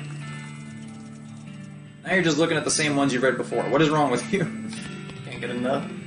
This was once a reception desk, but now the most appropriate thing for it to receive would be a free trip to the dump.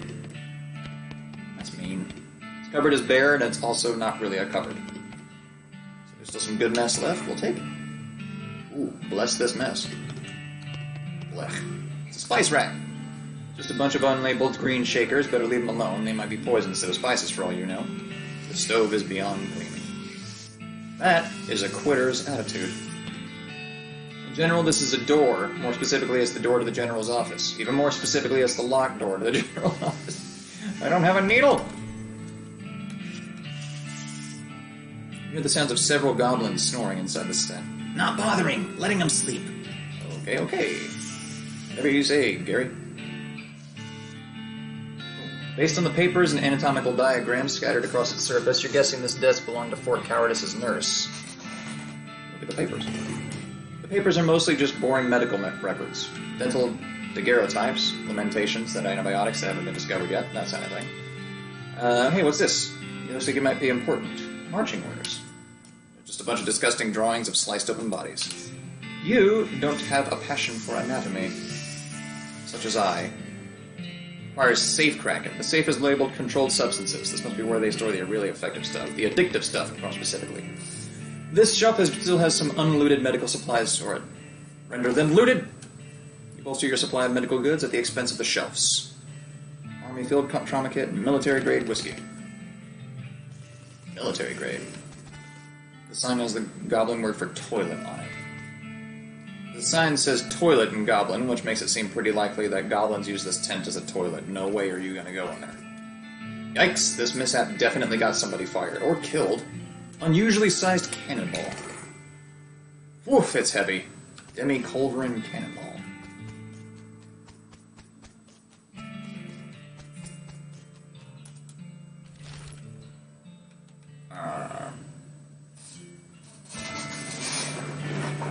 Yeah, we'll be doing a general bathroom and snack break here in a little bit. Not too long, actually. Your heart skips a beat as you spy a floating cow skull in the middle distance. It doesn't seem to have noticed you yet. Approach it! Let's see what the golem does. Costs 2 AP, usable once per fight. This will not end your turn. It's 2 whole AP, though, and I can't do nothing else except shoot or attack. Swish. Good job, Gary. Holy shit. You crushed that cow skull to powder, but not before you extracted the useful bits of it. Brass bull ring. Neat. Yeah, I'll take a painkiller as well. Ooh, dagnabbit. This cave door has been boarded up. My outfit of boards? Those boards can't hide from your prying eyes or your prying crowbar. Coffee cactus. Let's go on the first one and we'll just go... Whoops, nope, sorry. I said the first one. Weapons! Weapons. This crate has weapons scrolled on it in black and paint. Dig through the crate. It's mostly full of pack and straw, but you find a pretty fancy knife at the bottom. An item, fancy knife. You hear a sudden chittering coming from behind that big hole behind you. Are those eyes? Met a son. You should leave right now before that spider eats you?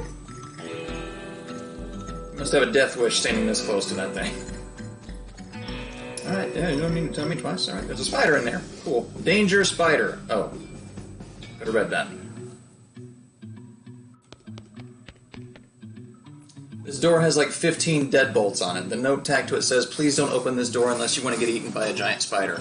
Even then, don't open it because the rest of us don't want to get eaten by a spider. It isn't even science, you can hardly be expected to take it seriously. Open the door! I'm reckless. The tunnel behind this opening goes straight up. There's no way you get through it unless you're a giant spider. What? What?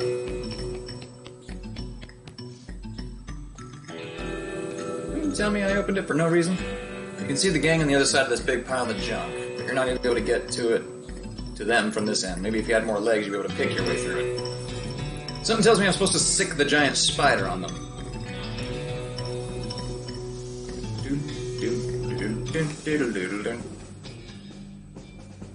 Oh, seems like that's exactly what happened. You hear a horrible skittering noise, followed by a scream, followed by more horrible skittering noises, followed by more screams, followed by some rapping noises, followed by some muffled screams. Then there's more skittering, then silence. Go inside. Oh dear. I wrapped them all up. The game has been prepped for spider consumption. Arrest them! You stack the cocoons, as said by a normal person, on the back of your horse except for one, which Gary offers to drag and head back to Dirtwater Jail. Turn him in! Is that the Strappy Hat gang? What happened to him? They had a run-in with a giant spider. A giant spider of justice. Fortunately, the reward is for results rather than explanations. 1,000 meat. Thanks. Just wanted to say hi. Hi. Well, you guys be getting back to work? She coughs as if to say you should be doing something more important. I need to go back to that. I wasn't finished. I sicked a giant spider on him. And then stole its dinner. Yeah. And got paid for it, too. You happen across an abandoned crate, which apparently fell off a wagon or something, since the lid has been knocked loose. You know what that means. It's mine, all mine. You fish through the crate and help yourself to the contents, which appear to be mining gear, so you're even more right than you knew. Mine. It's mine, and it's mining gear. Is the spider still there? No way you're going back in there. God damn it! There's medicine and booze crates that I didn't explore. Danger kitchen. Danger bar. I think y'all are being facetious with me. This poor chef is chained to the wall. His eyes widen as you approach. Hey, you're not one of them. Are you here to rescue me? Sure. Oh, thank goodness. He thrusts his hand into yours and shakes vigorously. I'm Doug. Ellie. How'd you do, Doug? Well, I've been chained up in this dank cave for weeks, cooking for those strappy-hatted idiots. Sounds awful. I know the worst part? It's a perfectly good oven 8 feet to my right, and a shelf of perfectly good ingredients 8 feet to my left. How's that the worst part? This chain is only 4 feet long. Ah, that's rough. I know, right? There I was, fresh out of culinary school with a million meat idea in my head. And now here I am, 4 feet shy of my dreams, cooking the same pot of soup over and over again. What million meat idea? You promise not to steal my idea, right? Yeah, I promise. Okay then, it's a new kind of sandwich, or maybe a taco. It's so revolutionary that I'm not quite sure where it fits in the whole hand food taxonomy, to be honest. Anyway, it's in the middle of it there's a sausage, but it's sausage made from the cheapest possible parts of a pig, ground up so finely that you can't identify them anymore. Okay. And it's served in a long split roll, which soaks up the grease so you can't tell how fatty the sausage is. The best part? The name. Ready to hear the name? Sure. I call it the Hot Doug. What do you think? Sounds great? I don't care for it, or how about the Hot Alley instead? I know what one of you is going to pick. Ah, okay. This guy's going to be better. Yeah, I knew that answer was coming from you, Grace.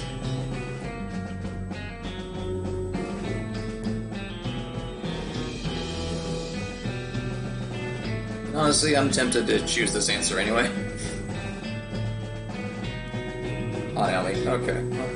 Hey, Crystal, welcome to the stream. Hope you have a good time here. How about the Hot Alley instead? Don't be ridiculous. Hot Alley? What does that even mean? Ridiculous. Hey, there's no need to be so mean about it. He sighs. Not that any of this even matters. Even if I did get off this chain, there's no point in hanging around this is empty cave, making hot Dougs just for myself. I don't even like the taste of them. Instead of shopping Dirtwater. Brilliant. You're a genius, Allie. Hot Dougs for sale, all day, every day. I'll make a mint. Say, there's an idea. What if I added mint to the sausage mixture? You help him break his chains, he leaves the cave, all in the oven, and a shelf full of ingredients, muttering to himself about new sausage recipes. That's that, then. Oh shit, he took a bunch of stuff with him. I may have wanted to investigate first.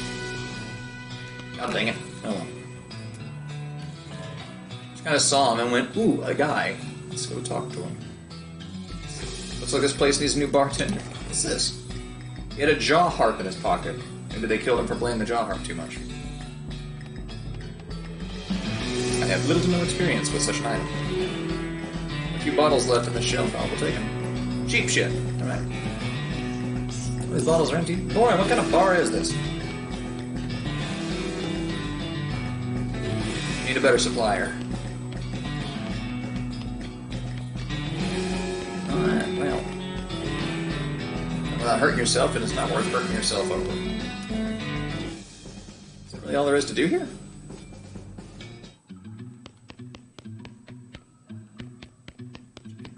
Okay,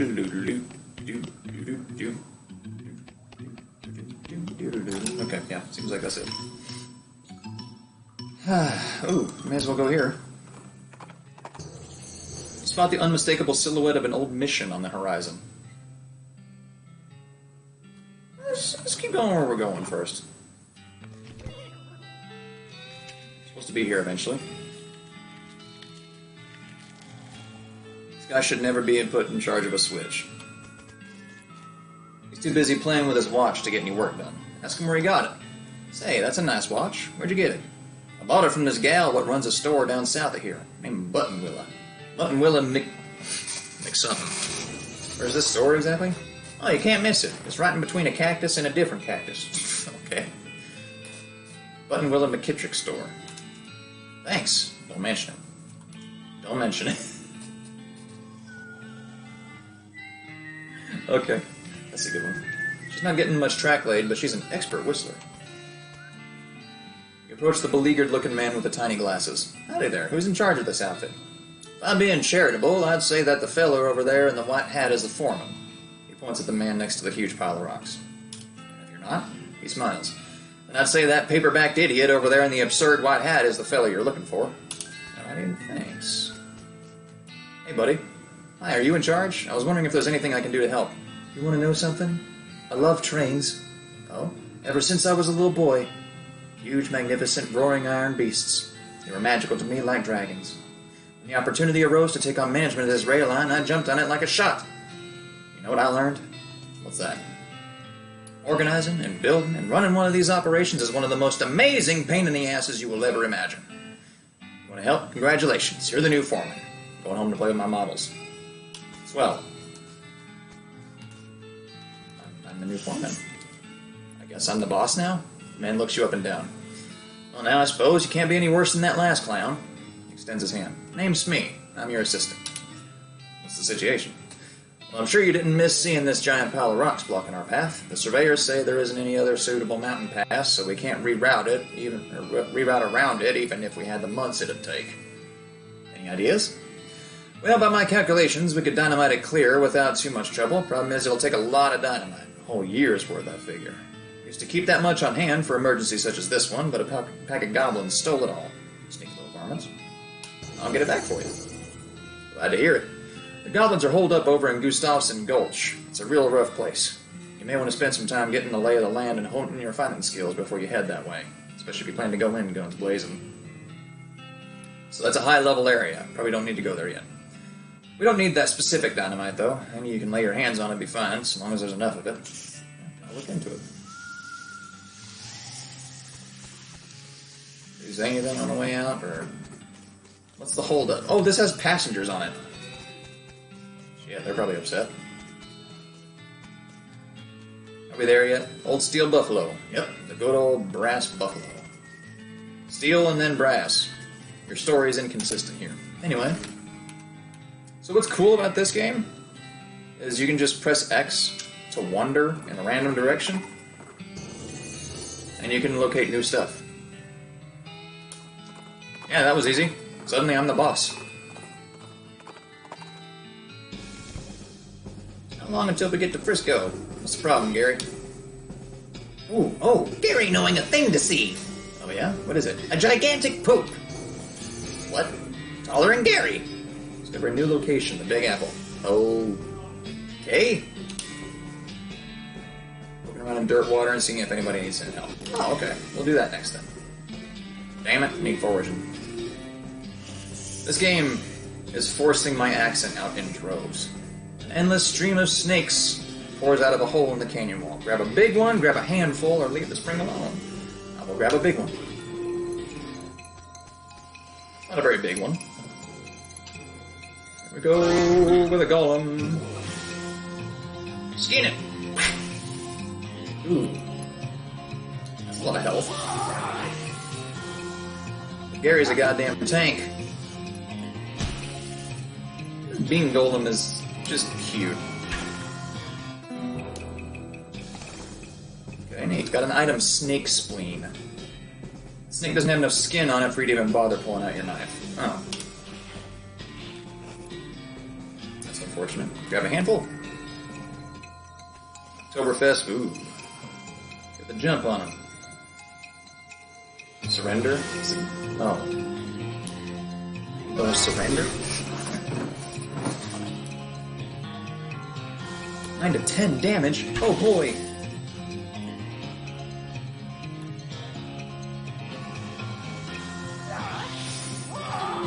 Aww.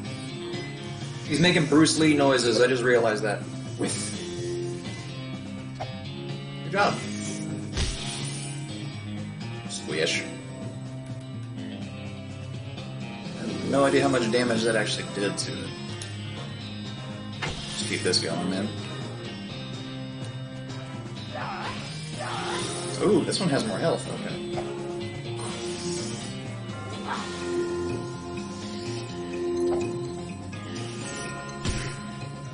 Oh, you're done with your nap already? Goodness, how long have I been here?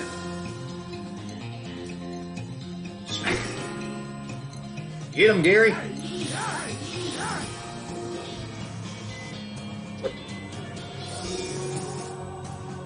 Squish. Victory. Got more snake spleens. You successfully killed 4 snakes out of infinity snakes. Just infinity more to go. These snakes don't have enough skin on them. Brr, what's the point of this place then? I guess it's the foraging location. Oh wait, this is where you go if you're a snake oiler. That's right, snake oilers have like a briefcase that has infinite snakes in it. Or like a certain number, and you can come back here to replenish them. You encounter an overturned wagon surrounded by ruined books and broken pairs of spectacles. Looks like a family of especially illiterate homesteaders met an untimely end here. Tragic. Wreckage. Ooh! You pour through the detritus and manage to find exactly one book that is both undestroyed and remotely interesting to you. Cool. Let's see. I'll do that later. Old mission.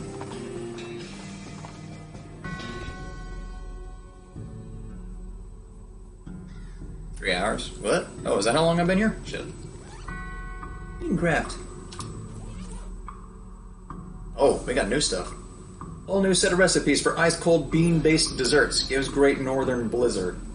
A spell which deals cold damage. That'd be important. All of your enemies. Ooh. There's a chapter about cooking bean dishes so small that they had to be served intravenously. Who's injecting beans into their blood? Gives blood beans, a skill that lets you regenerate health during combat. Oh, okay, that's cool. There's an article about butter and an article about beans, and the juxtaposition gives you an idea. Gives Butterbean, a spell that reduces an opponent's muscle, mysticality, and moxie. What do y'all think? The intravenous part made me laugh. Oh. They did just say that, yeah.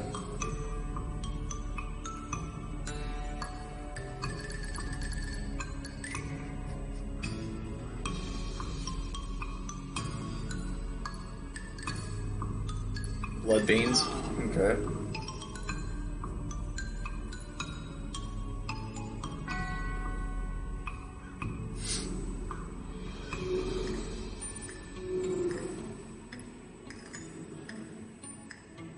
Ice beans or blood beans? So that's 2 technically for blood beans.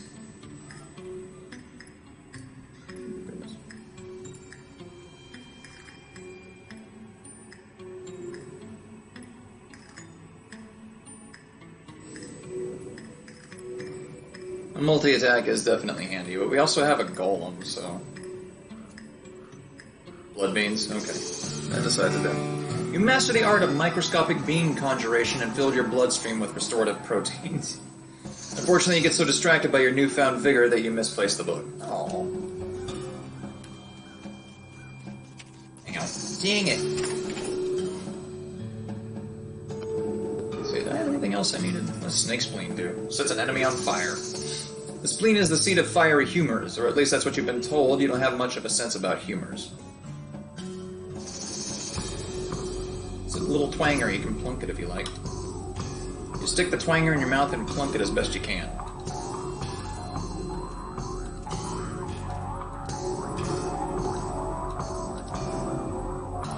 It's not plunking it. Oh, it makes noises, that's cool.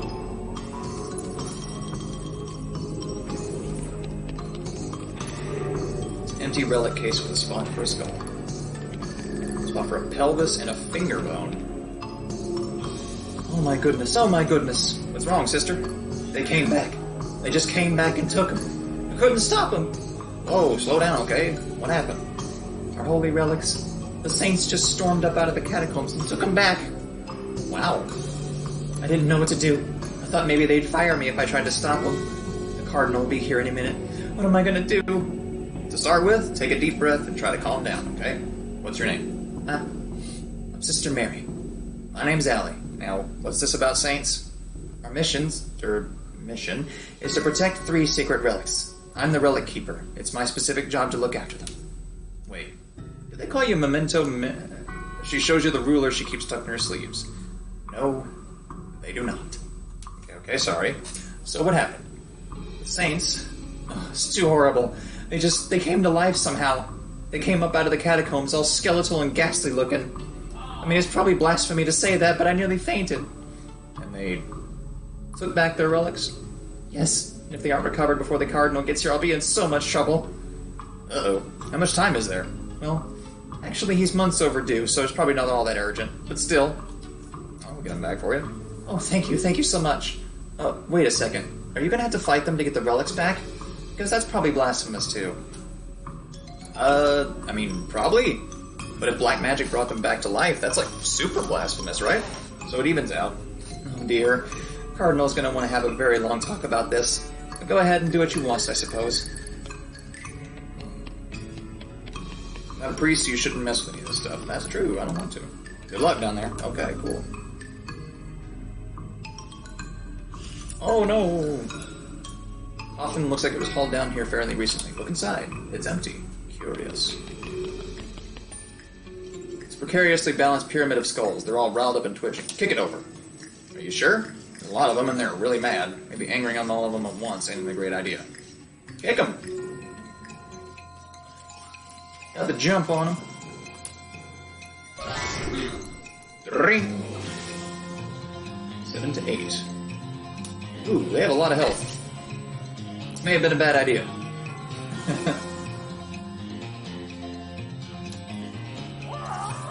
What?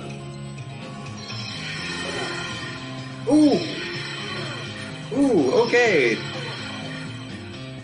Alright. Gain an effect angry. Get so angry about losing the fight that you pass out. Zzz. You wake up the next morning in your bed. Gary must have carried you back here after you get knocked out. You're a little sore, but otherwise not any worse for wear. You're pretty hungry, though. And sober. That's the problem. The second day of the rest of your life. Well, we died. Let's try that again. And not do that. Temp is 48? Jeez. I wish I had that. Dynamite Dan's Discount Dynamite Dare House. You might have the year's supply of dynamite I'm looking for. Alright, so I mucked that up. Let me try something different. What in the hell? Did I take off my head? The skull has a gold tooth. I took it. The skull is twitching in an unnerving fashion, though I guess there's no way it could be twitching that wouldn't be unnerving. Stop it. Get some help. Got the jump on him. Give me a gold. Dling. Deal 1 damage to the target.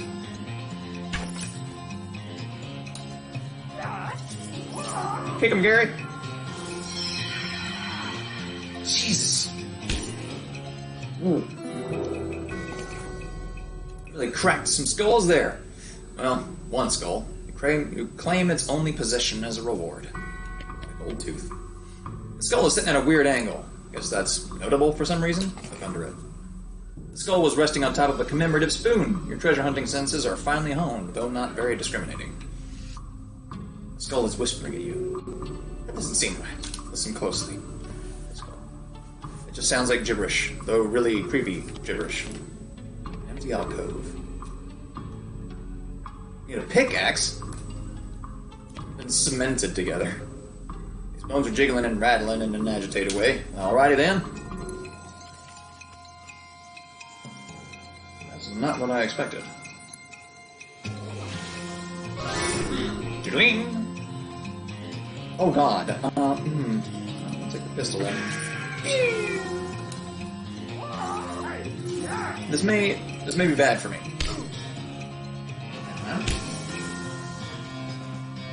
Oh, it's just got a lot of defense. It's fine.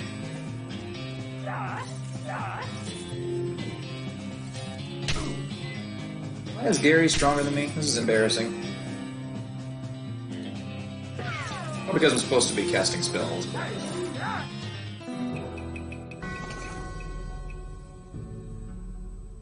Oh, we got a skeleton bone. This way to Paseo del Santo.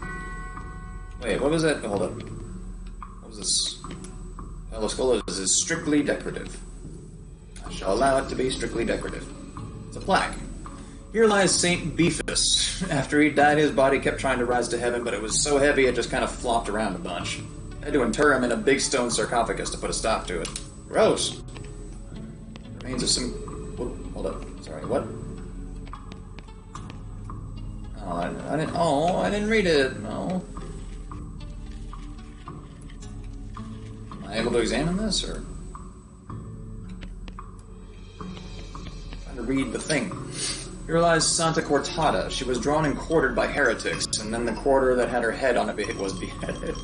The dismemberment was so effective that nobody was able to get her body to stay together even after she was just bones. Spooky.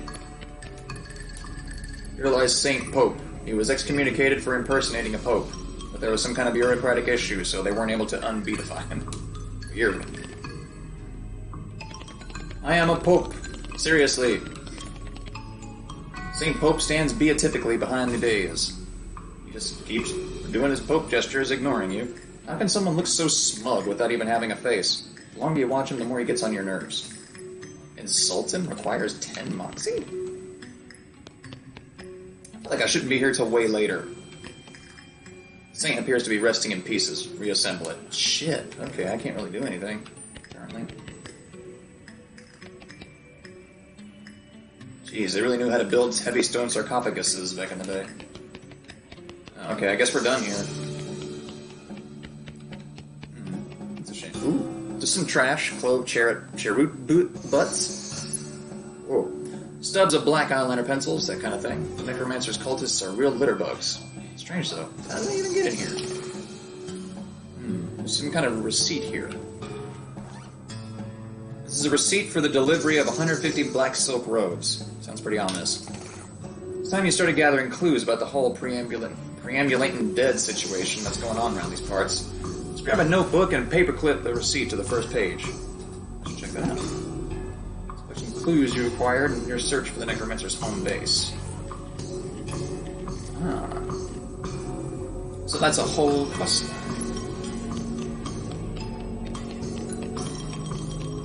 Yeah, I can't really deal with that skull pile right now.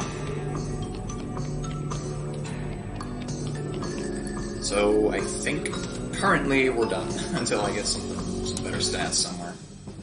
You see a streak of fire blast across the sky and land just over the horizon. You ride to the side of the impact and find a meteor. Big of loose pieces. Holy shit! Nice. A lot of money. Oh, I'm sorry I hear that, Raven. Hopefully it doesn't hurt that bad. As you reach the center of the clearing, you are simultaneously struck with a profound awe and a terrible stench as you discover the largest road apple you've ever seen.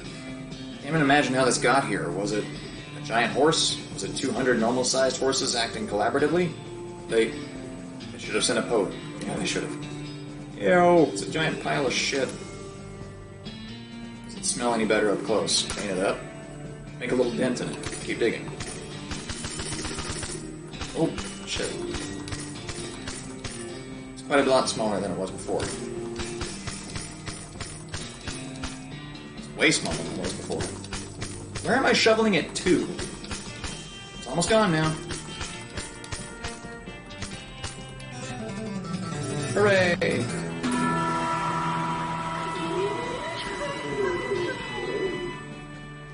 What was all that about? Okay, well, let's see. Nope, not that. Oh. combat grid. Oh, I'll take that. Nerd mode displays a log describing what happens in combat, provides a few other pieces of metagame information in various places. Turn that on. Remembers your inventory filtering and sorting options that are defaulting to everything and new. Colorblind mode. You never know. Turn it on. Stupid walking. You can turn it off? Why? That music. Rumble. How's that? Wait. Whoops. That's not what I thought that would do. Anyway. Guess we'll wonder. Butterfield Ranch. Go there now.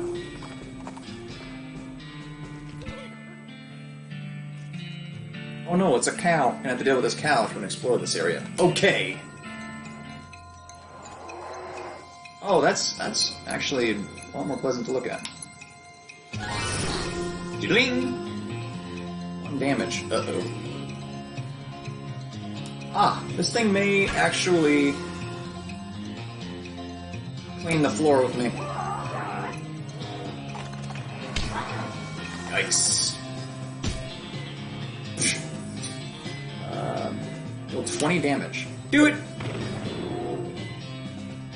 Oh, I can throw more. Do it!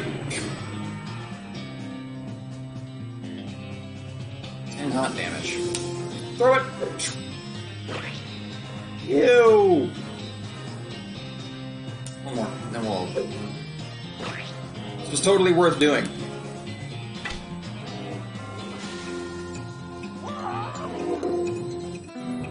Damn, I should have used some of those items on the skulls.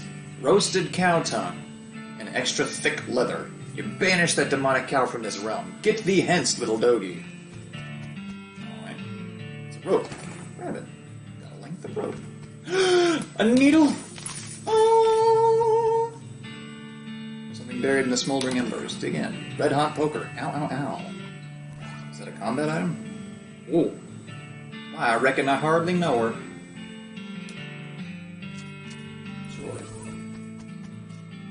You notice some words carved into the side of the outhouse. Curly was here. Wait a second. You recognize that name. Curly. Curly Butterfield. The legend of Curly's meat. Looks like maybe this outhouse is worth investigating. Luckily, you don't have to actually go inside the outhouse, because once you open the door, you find a map scratched into the inside of it. The map reveals the location of a mine just west of the ranch, labeled Coal Ridge. There's an inset map of the mine itself with a big X scrawled between 3 strange triangular icons. Curious. You have nothing to churn. Oh. Fuck. Uh-oh.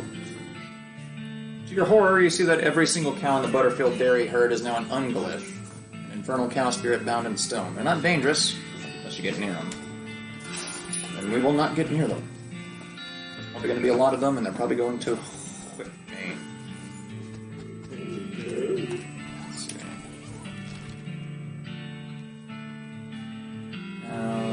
Dynamite Dan's. What was that about? Nearby cloud of dust turns out to be abandoned on a horse, riding hell for leather for unknown reasons. Well, I know them, but you don't. You pull your horse alongside hers and match her speed. Hey, what's up? What's the fire? Get bent and or lost. I'll leave her alone. Slow your horse down, the bandit races out of sight. I wonder what that was all about. I don't know. I'll deal with that another day when I have outfoxing. Oh. Looks like he's done some testing around here. Oh, just end the game like that, okay. Years of being stuck in the nose of a cow have done nothing for the finish on this thing. Terrific. Alright, well, I don't feel like selling anything currently, so... I think we'll go back to Dirtwater, honestly. Ooh, button willow. See if we can buy anything useful. Howdy there, I'm Wondering Sally. Howdy, Sally, I'm Ellie. What's your line? Trading. I wander all around these lands, just like it says in the label. And I buy a little here and sell a little there to make my way. Care to see the wares? Sure thing.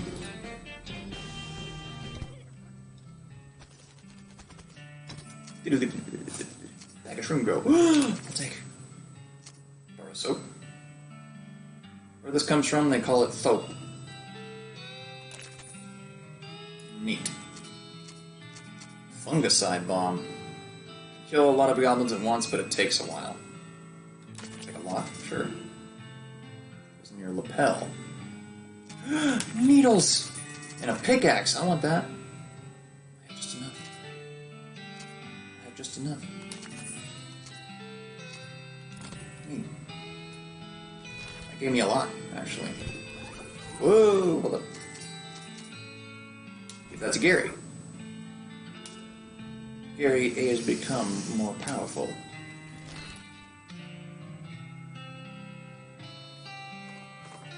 Continue on the button, though, I suppose. A few hundred yards up the trail, solitary skeleton. Alright.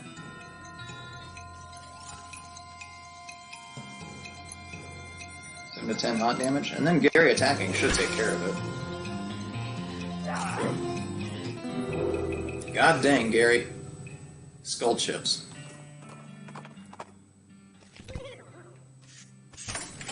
I think I needed the pickaxe for the mission, didn't I?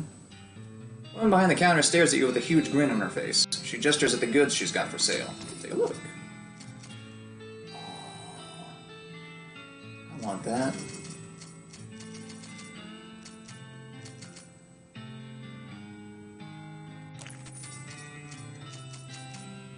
Let's see. We're going to go to the fancy cocktail party. I think I should sell those.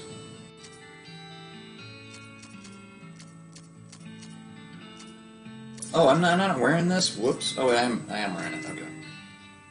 Ooh. I need that.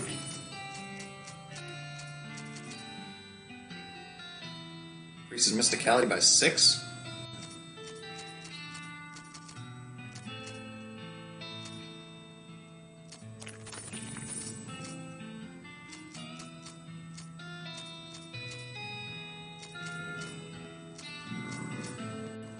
Take that.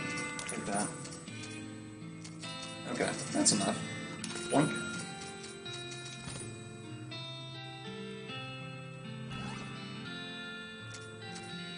We got more spells! Oh, we got Butterbean, Wary, and Uncanny Presence. Okay. Let's see. Poem scribbled into the margins whose words keep shifting and changing. Gives Uncanny Presence, a perk that provides a resistance against elemental damage. So we got increased AP. Get to reduce muscle, mysticality, and moxie, which means enemies do less damage. Or I get higher resistance.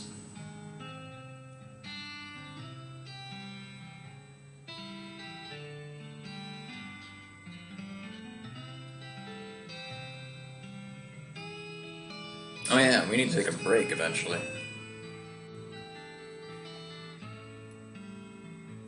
Yeah, definitely not.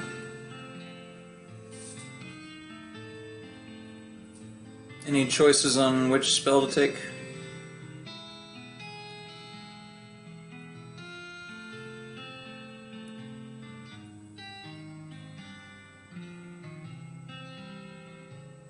One for Wary, one for Butterbean. We have Butterbean, which reduces enemies' muscle, mysticality, and moxie, means they do less damage. We got Wary, that increases my maximum AP, so I can do more stuff in battle. Or we get Uncanny Presence, that increases my resistance to elemental damage. That's 2 for Wary, 1 for Butterbean.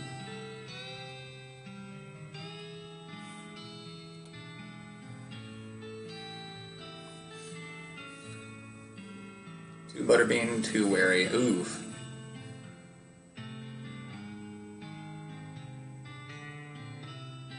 Wary or Butterbean? Oh, goodness gracious.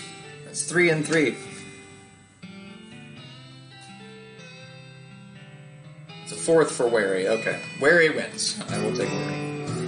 Read the scrollings and internalize all their insane paranoid implications. After you narrow your eyes and burn the book. I didn't trust that book. So that's a constantly active perk, it seems. You're keeping an eye out for trouble because you know it's keeping an eye out for you. Oh shit, I have level ups for me. 25. I'll take that. Extra spell damage.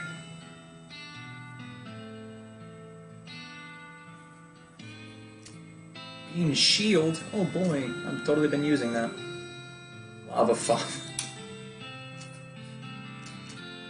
Glamour. That's 10 XP. Grit.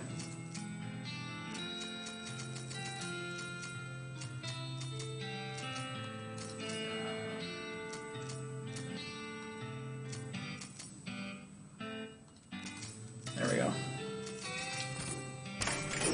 Alright, I'm just gonna spend XP, generally.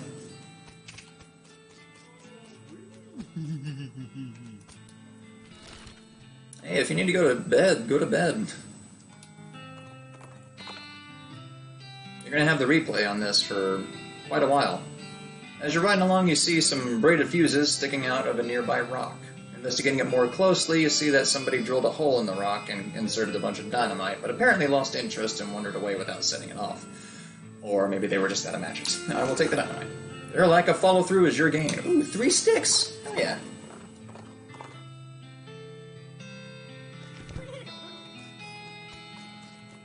See if more people need some help. Who wants to talk? Well, need help with anything, Lloyd? Any luck with the piano player? Ooh, I have a lockpick. Right, that's what we needed to try to fix him. Pick the lock. You pick the lock. You open the hatch and check out the machinery inside. There's obviously something wrong, given all the plinking and springing and clicking noises coming out of all the gears and stuff. Looks pretty complicated. Ah, I see what's wrong. Ooh, we just leveled up in order to fix this. Cool. You recalibrate some springs and rearrange some gears, and the machinery inside starts operating smoothly. The music improves immediately. Nothing to it. I wonder if it actually changed the music. Fix the piano player for you. I thought so. He sounds much better. Thanks a heap, Ellie. I'd offer you a free room in exchange, but you've already got one. No worries, Lloyd. Need help with anything? Everything's right as rain here. Might try asking at the jailhouse. Oh yeah! There's another gang I'm looking for. Needed something sneaky. I don't remember what it was. Disposable binoculars. If you can find a high vantage point. I know what I need. Shit, go away. I need money. I need quite a lot of it, too. Oh shit, I don't have enough for your flowers either. Oh, we got a new one. Another wanted poster. The Potemkin Gang for unlicensed civil engineering and flaunting of construction regulations. Last seen in an unregistered settlement north of Earthwater. Okay, the poster shows the location of a suspicious city the gang is hiding out in. Wanna go check it out? Sure. You note the location and resolve to bring these unlicensed builders to justice. Got it. Okay.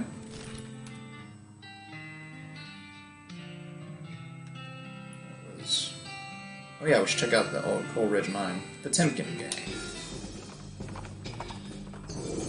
You see a sign labeled, "This way to the Lazy A Dude Ranch." Lazy A Dude Ranch.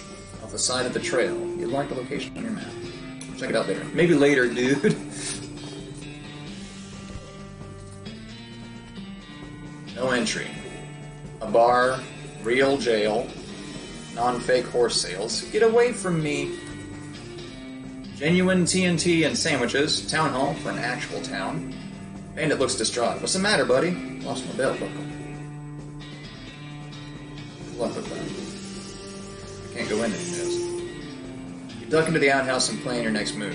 While you're pondering, you notice something weird. This outhouse has a back door. Leave through the back door or leave through the front door. Ah. I own. This doesn't seem safe at all. Hefty load. This is the back of the jail. Turns out it's just flat plywood, like a theatrical set. The ropes that are holding this thing don't look very strong. You can knock it over pretty easy, but you probably roll it off until just the right moment. I know what I need to do. Okay, yeah, I know what I need to do. Alright. I know what I need to do. Let's see, hold up. How many buildings over is that? 1, 2, 3, 4. Okay, so the fourth building to the left. From the right. Oh, I love horror movies. I haven't watched them in a long time, though. Good luck with that. So Good luck with that. Sorry. That's 1, 2...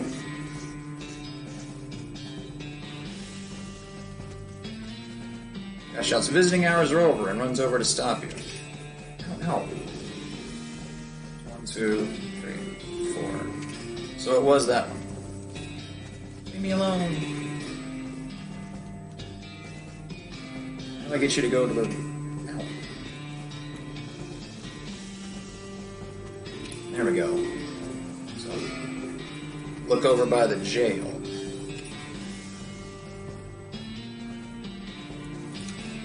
Look near the jail? Oh, good idea. I'll look there. Just double check here. Alright. Now they're all in front of the jail. Seems rather thematic.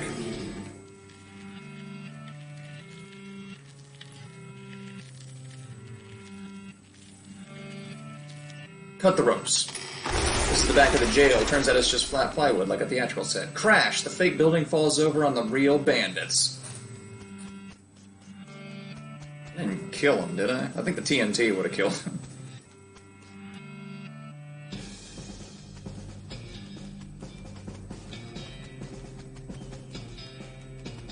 The gang is knocked out. You can arrest him now if you want. Take him to jail. You haul the sorry so-and-sos back to Dirtwater and lock them in the jail. Say, that's the Potemkin gang. How'd you get them? Pushed a jail over on them. What? Never mind. All a day's work. I got 2 peeps.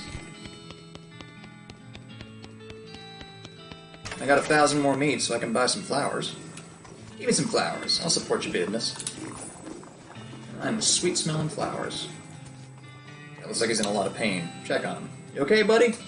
Pretty sure my leg is broken, so... No. What happened? Traffic accident? No, it just sort of broke all of a sudden. Guess I don't get enough vitamins or whatever. Good nutrition can be difficult in this day and age. I need some medicine for this. Can you help me? Sure. Thank you. There's a mission up north. The nuns there run a little hospital and sell medical supplies. Can you give me some broken leg pills? Okay, coming up. I'll do that now, just so I don't forget. Rescue mission. Well, this is unusual. In this wooded area out in the middle of nowhere, a goblin has constructed a little lean-to with a rough wooden counter. Looks like something a kid would sell lemonade out of, except instead of lemonade, they've got a display of shiny bits of jewelry.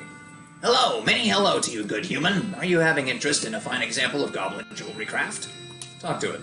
You look over the display of jewelry, which in usual goblin fashion is cobbled together from bits of scavenged materials. They're shiny, though, and charming in an outsider art kind of way. Did you yourself these to making?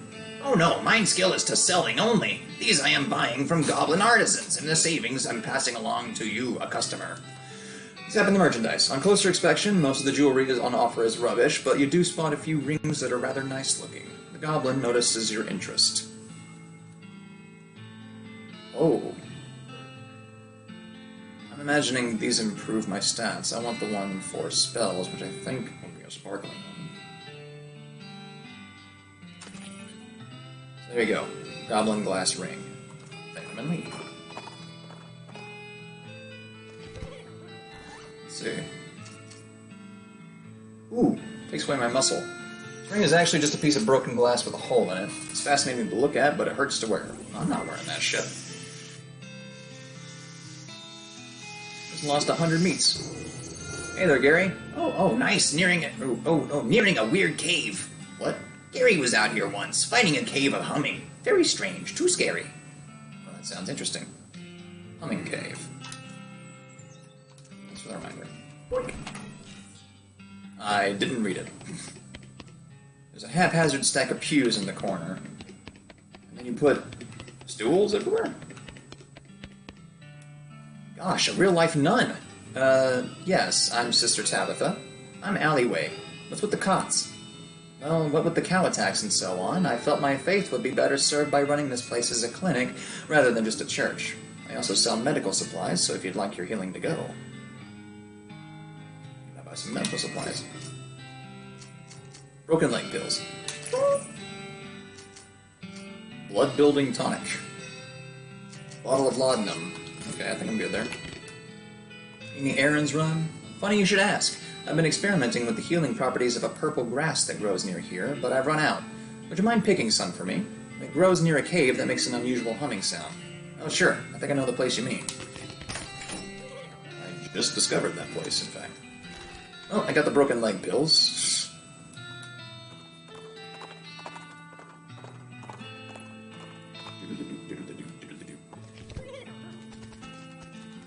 Alright, buddy, I got your pills. You able to get some broken leg pills? Without them stuck just sort of lying here in the street. Yep, here you go. Oh, thanks. Felt like a new man again. Or at least the same man with a new leg. That's good. Go drink some milk or something, okay? He waves and skips happily away. That was nice. Some fast-acting pills.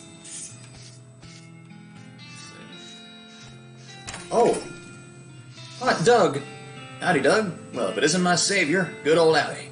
Howdy yourself. The sign outside. Yeah, I had to change the name. Tried to file a trademark, and it turns out there's something already called a hot dog. What is it? Trust me, you don't want to know. I wish I didn't know. Anyway, a single letter removed, and I'm in business. Buy something. Whoa! Neat. Only 100 meats? You eat the hot dog using the exact minimum amount of energy for biting and chewing. Elegant dogging. Optimal. Should sell this ring, shouldn't I? I don't want to hold on to it.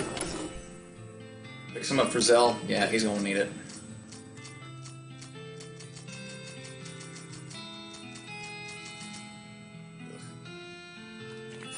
Take that.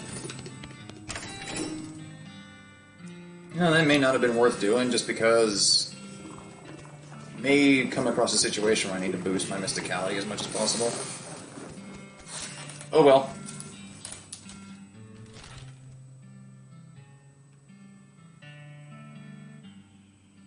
Let's go to the Humming Cave.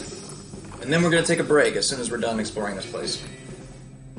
You ever run in with the worst smelling snake you've ever seen? It's basically a cartoon stink line come to life. Hold your nose and fight it.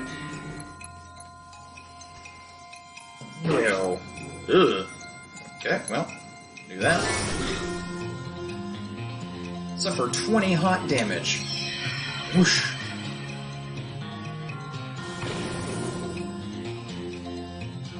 Reducing all their stats by 3. Do it.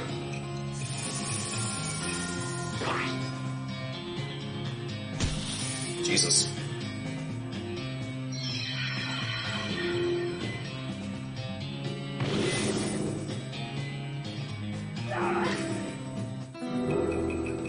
Oh, we got the nerd stats up top. Phew, good thing it wasn't as strong as it smelled. You would elect not to keep the skin from this one. Once I'm done exploring this place, we're going to take a small break. These rocks are weirdly organized. It also stopped me from moving forward. This must be what the nun was talking about. Purple grass. Alright.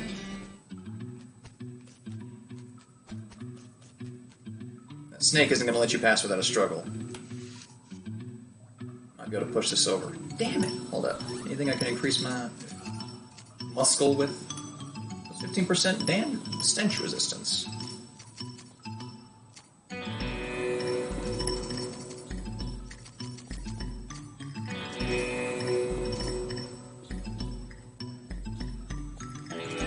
I should do that. Tongue is extremely gross, and this tongue came from a literally demonic cow. I changed my mind. Now that you're describing it, I don't want to do that. It's a set of marching orders from before all the army's marching orders were march back east just as fast as your lily-livered little yellow-bellied feet can go, you damnable cowards. This is a set of marching orders directing a rifle division to Fort All Dead, far to the north of Dirtwater. Treacherous territory up there, a gal ought to be careful. No joke.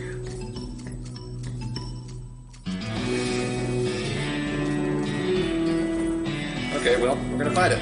I said we're gonna fight it. I say we're gonna fight it.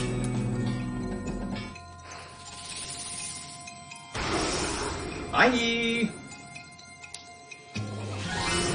Drilling! Whew. tweaking it.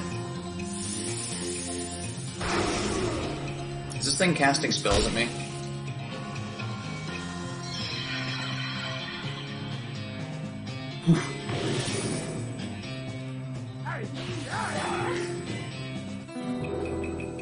Poor snake. Put an end to the shocking tale of the shocking snake. You liberate the corpse from its skin. Electric snake skin. Neato.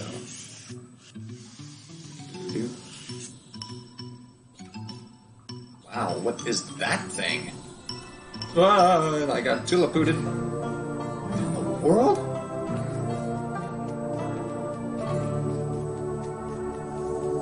This looks dangerous. So there was a huge cave in at some point. A weird device. We'll take it. Strange stone arrow.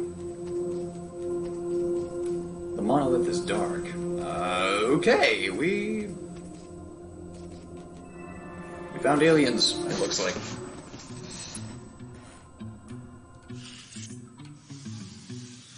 I love how quickly you slap the lantern forward. Okay, so we're gonna park ourselves here because she wanted the grass. And we're gonna integrate a small 10-minute break. So everybody get a drink. If you need a nap, Sky, I'm looking at you. If you need to go to bed, please go to bed. But we'll be back in about 10, maybe 15 minutes, because I'm going to try to actually eat something. Breakfast didn't go so well. So we'll see y'all 10 to 15 minutes. Y'all get a drink, get some water, get a snack yourself. We'll be back, okay? Take it easy.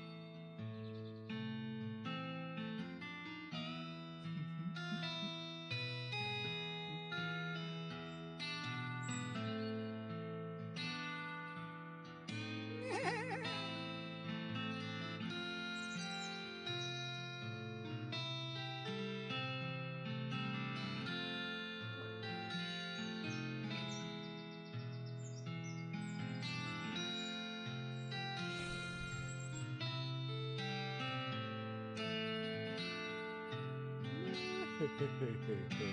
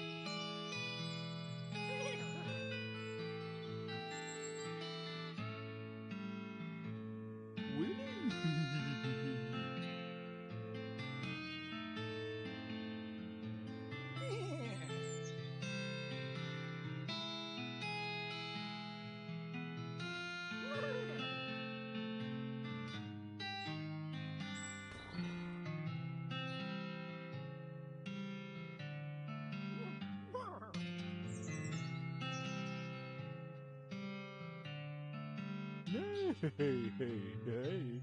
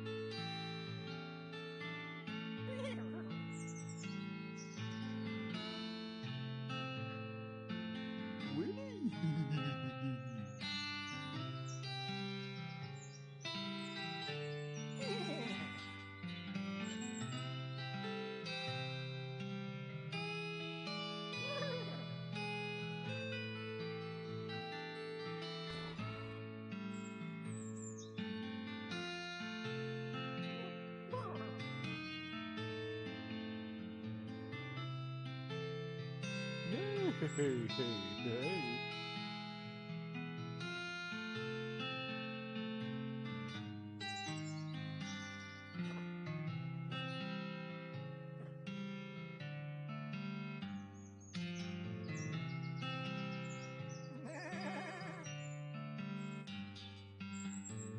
Winnie.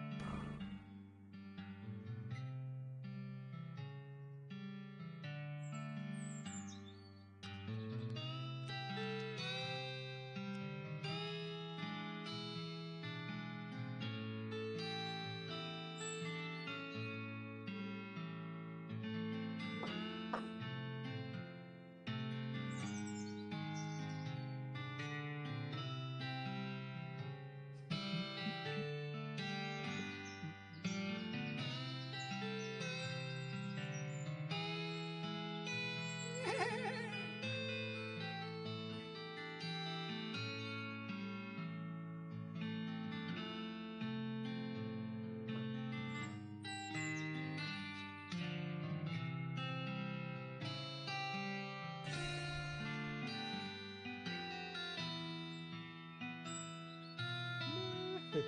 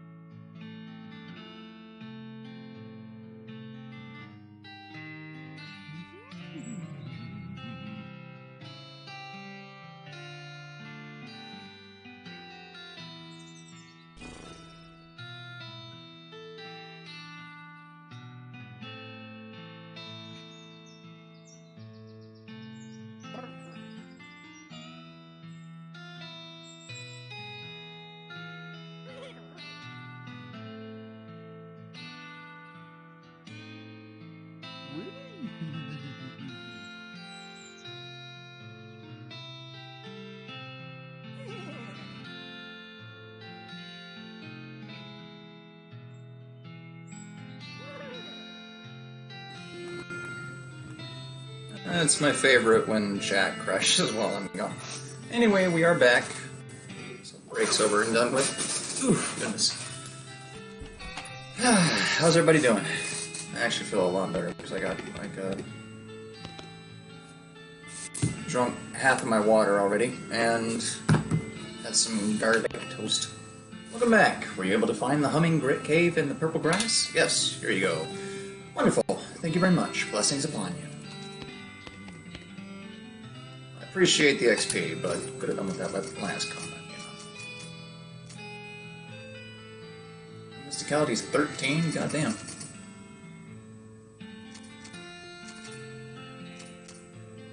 That's 5% item finding bonus, 20% to meat gains. Oh, next level. Oh, okay. Yeah. Capacity pain tolerance. Ooh.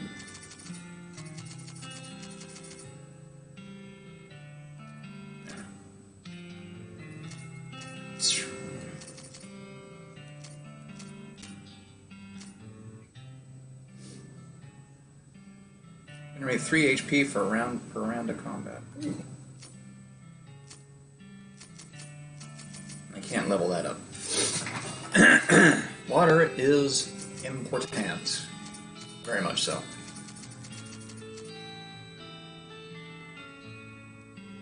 Don't really see myself using that too much, but maybe later.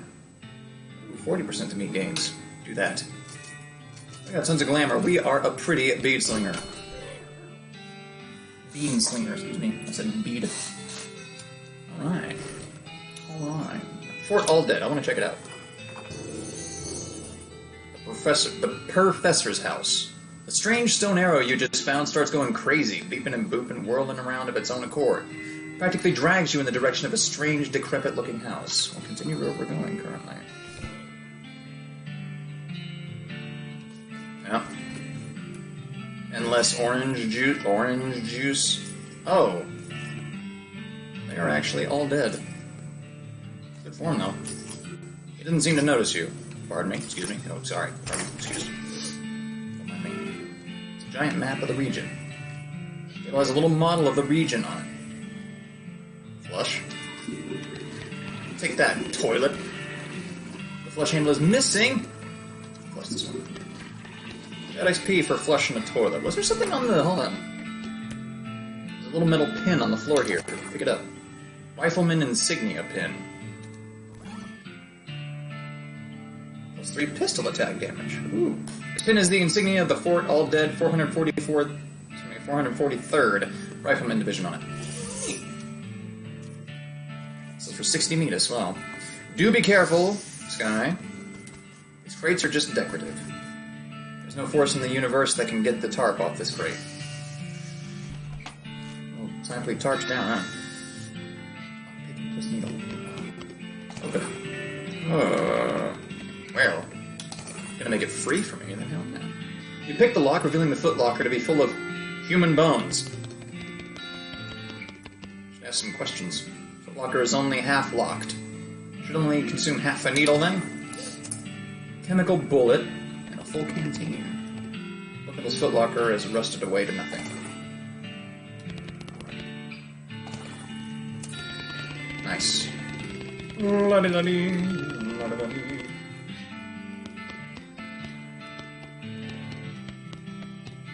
Shelves filled with the skeleton army's food supply. Examine it. Pick the can at random and read the label. Creamed sand and seltzer. Look at something else. Brandy glands, jellied sand and soda, jellied termites and water, salted brains, smoked vulture feathers, candied grubs, dried skin, candied blood, brandied grubs. Okay, now we're looking. So seriously nothing for me here?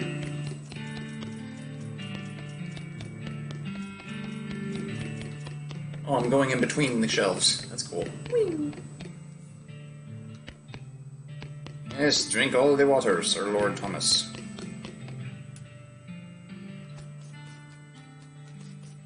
Can I insert a cannon into any of these? Or cannonball, rather? Dig through it. No way, not without some stench resistance. I have some with my sweet swelling flowers.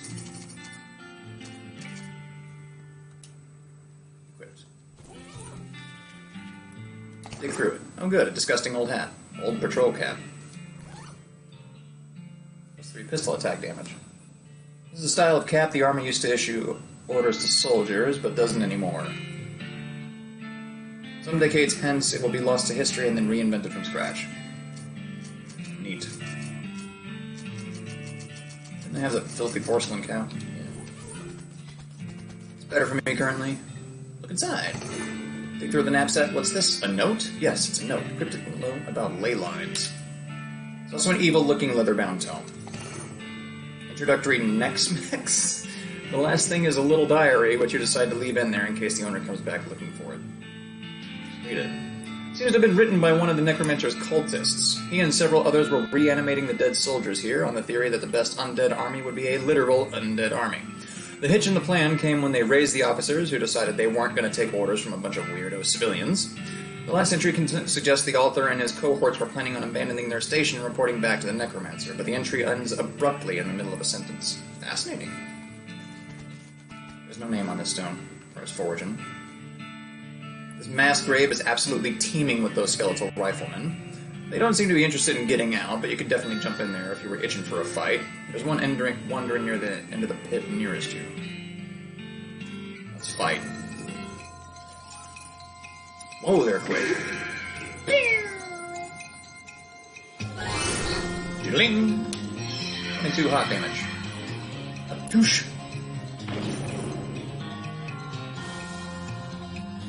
Here. Might be able to wipe it out in one turn. Oh! Incendiary bullet and 20 XP. That's not bad. I can farm some XP here. Oh, there's two. There's two. Well.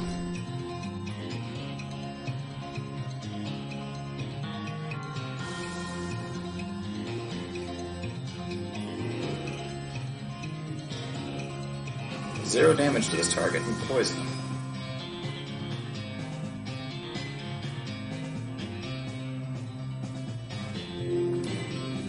Phew.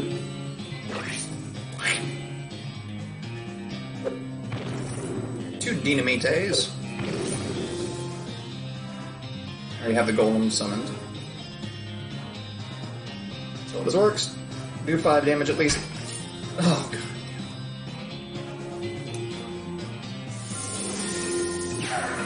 Oh, Gary. Not my bean golem.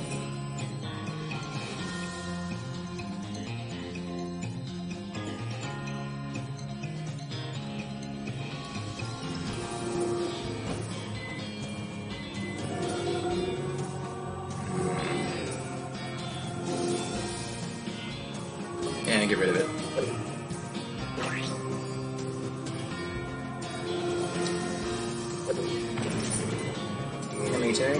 Suffer hot damage.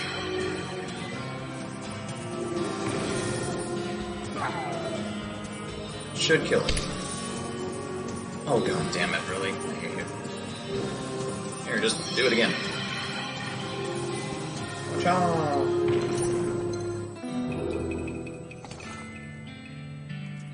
Okay, it's just gonna add one more skeleton every single time I go back, I think. In the meantime...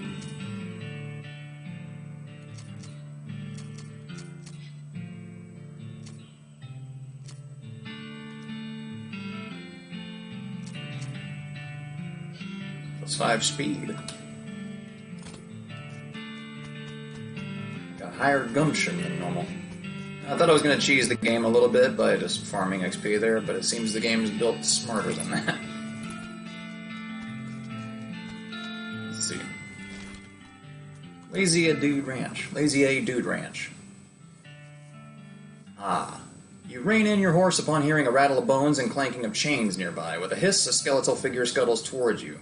It's a little confusing to look at.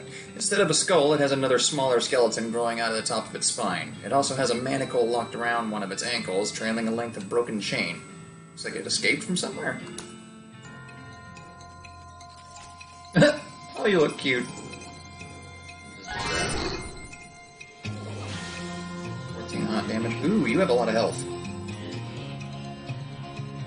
I'll do that.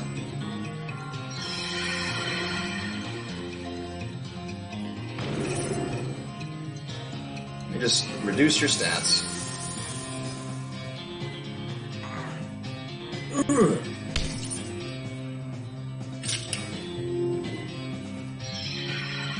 How are those? It's got a lot of mysticality, it looks like.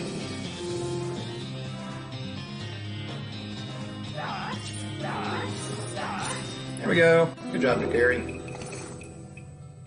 Weirdly deformed bone. You won! Twice, kind of. Oh, another needle. Looks like somebody's been washing ferrets in this thing. Yuck. An old burned crate. Guess it came with the property. Kick it open. Stuff inside is unburnt. That's a pretty good crate. Saloon Ranch punch. Hey, like howdy! I'm selling herbal remedies. Care to buy? What kind of herbal remedies? The kind that are gifted to us by Gaia without any interference by human hands. So, weeds? That's a derogatory term created by the men, but yeah, basically. Sure, I'll buy one. Hey, groovy. Thanks. Can I go in? That's a big hat you got there, my friend. Howdy. Hey, yeah, howdy, man. What's happening? Yeah, that's what I was wondering. Oh, not much, man. We moved onto this little patch of land to grow crops, but then we decided it's more natural just to let Gaia grow whatever she wants, right? But that's a lot easier, too. Right on, man. Neat. Where'd you get that hat? Oh, this? A friend of mine made it, man. I forget which one. What do you take for it?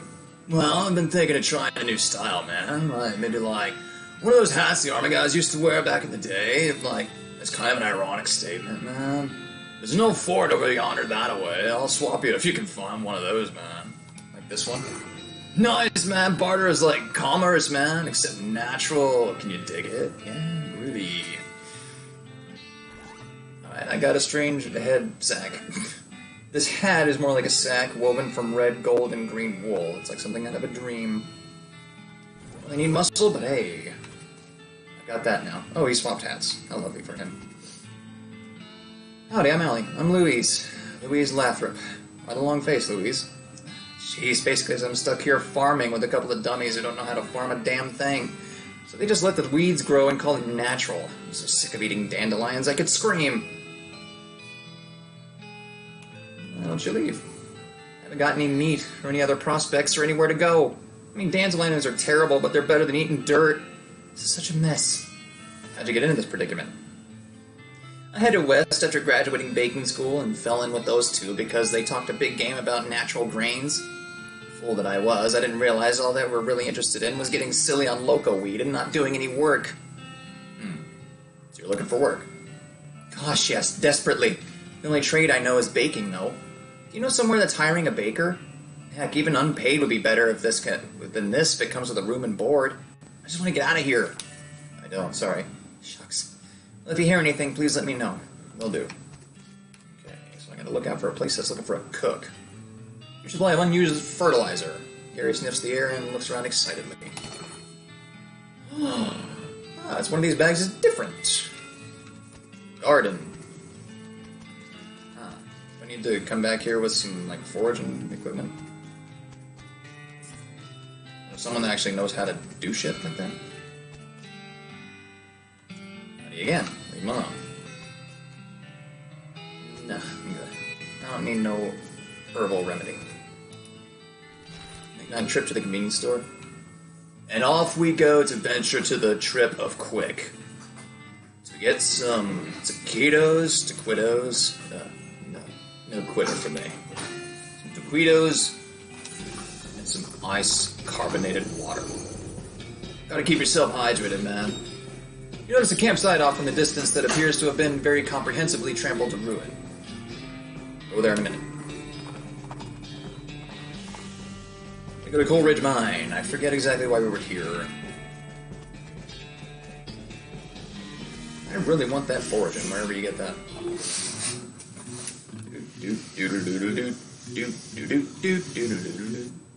There's a row of lockers here. Must have been used for storing the personal effects of the fellers who used to work this mine. The first one is labeled Ellsbury WM and doesn't have a lock on it. The label on the second one is covered in some kind of white goo. The third one is labeled Loose Ben and has a combination lock on it. First locker. The locker contains one of the mining helmets with a lamp on it and a bottle of laudanum. Okay. I'll come back. Covers abandoned in a hurry. Loot it. It's an exposed meat vein. Mine it. You pick away at the exposed meat deposit. Ooh. There's some mun-muns. And then more mun-muns. I want with the white goo. Let me see what's in there.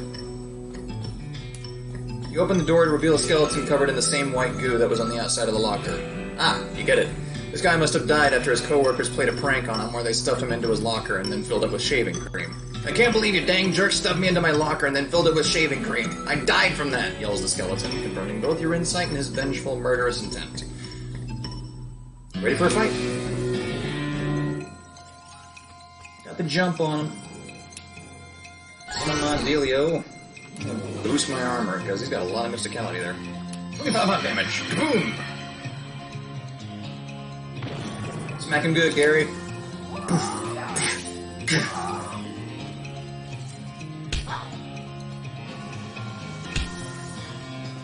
Alright, light him on fire, dude. Yeah, poor thing. Well, at least he's not suffering anymore, and his bones are really clean. from the third locker. You don't know the combo. Well, darn. Dang it.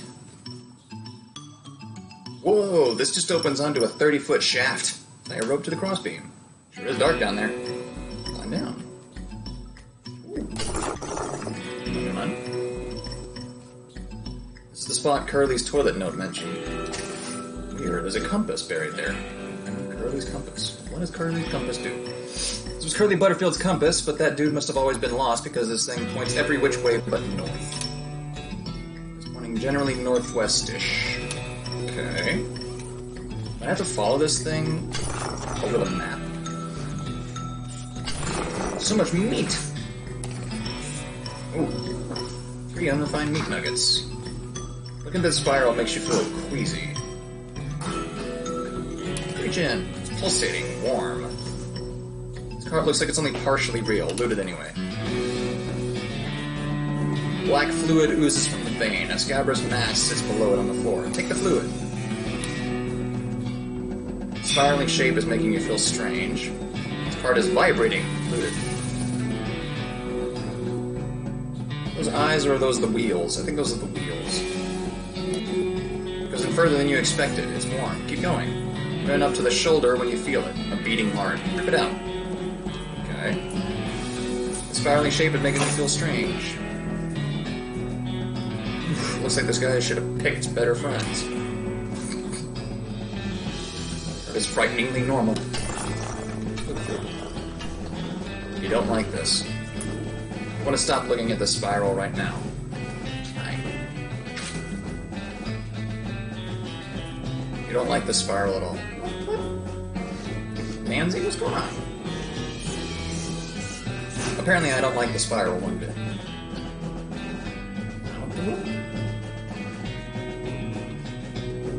Well, as soon as we find out what the combination to that lock, we're gonna have a good time, apparently.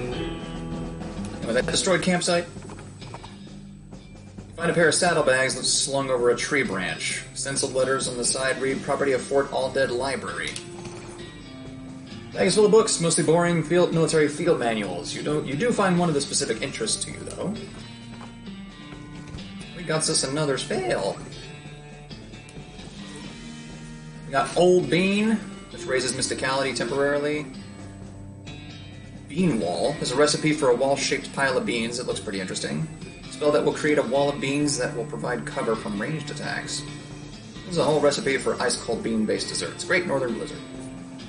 What you got, Chad? What spells you want?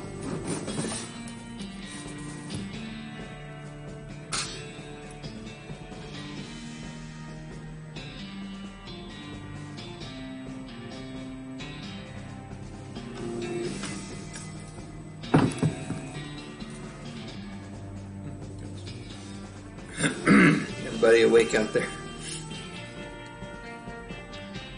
One for Bean Wall. One for Blizzard.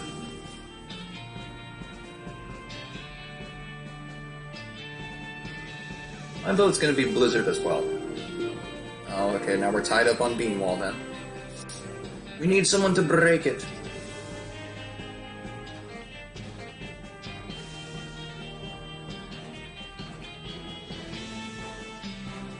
Need one of you. Otherwise, I think Bean Wall will win, just because I will retract my vote in order to break the tie.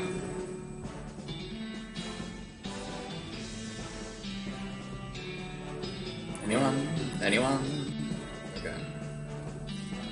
We'll just do Bean Wall to break the tie.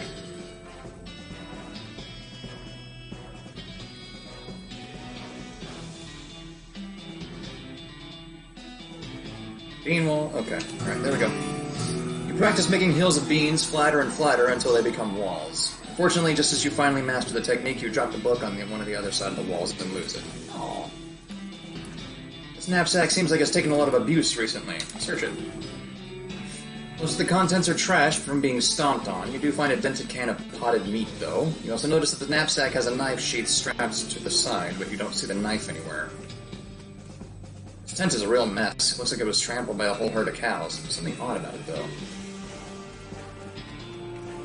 A more thorough inspection reveals dusty boot prints on the tattered canvas. Cows don't typically wear boots. Correct. Yikes, you think maybe this used to be a person? This human is popped. Gary did not know a human is popping. No, we don't. Not in the sense I think you mean, anyway. This meat is a very large all of it. A human contains all of this? Well, yeah. Ah, I could not bear to carrying all of that. So squishy. Thank you, Gary. There are cow tracks leading away from the mangled corpse. It probably wouldn't be hard to follow them. Follow the tracks? Since you have reason to believe these tracks may be a fake, you could all either follow them or head in the opposite direction. Chat?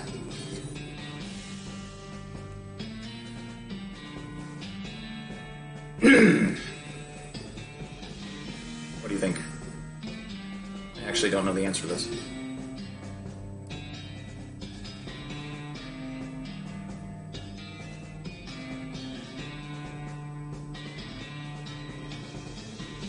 No idea.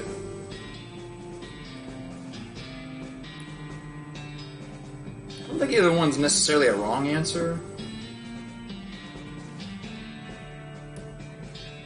Might just end up wasting time with a funny conclusion.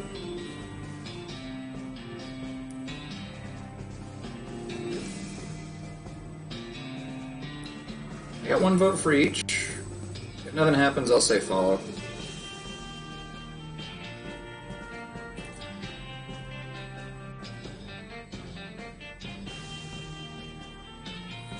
Okay.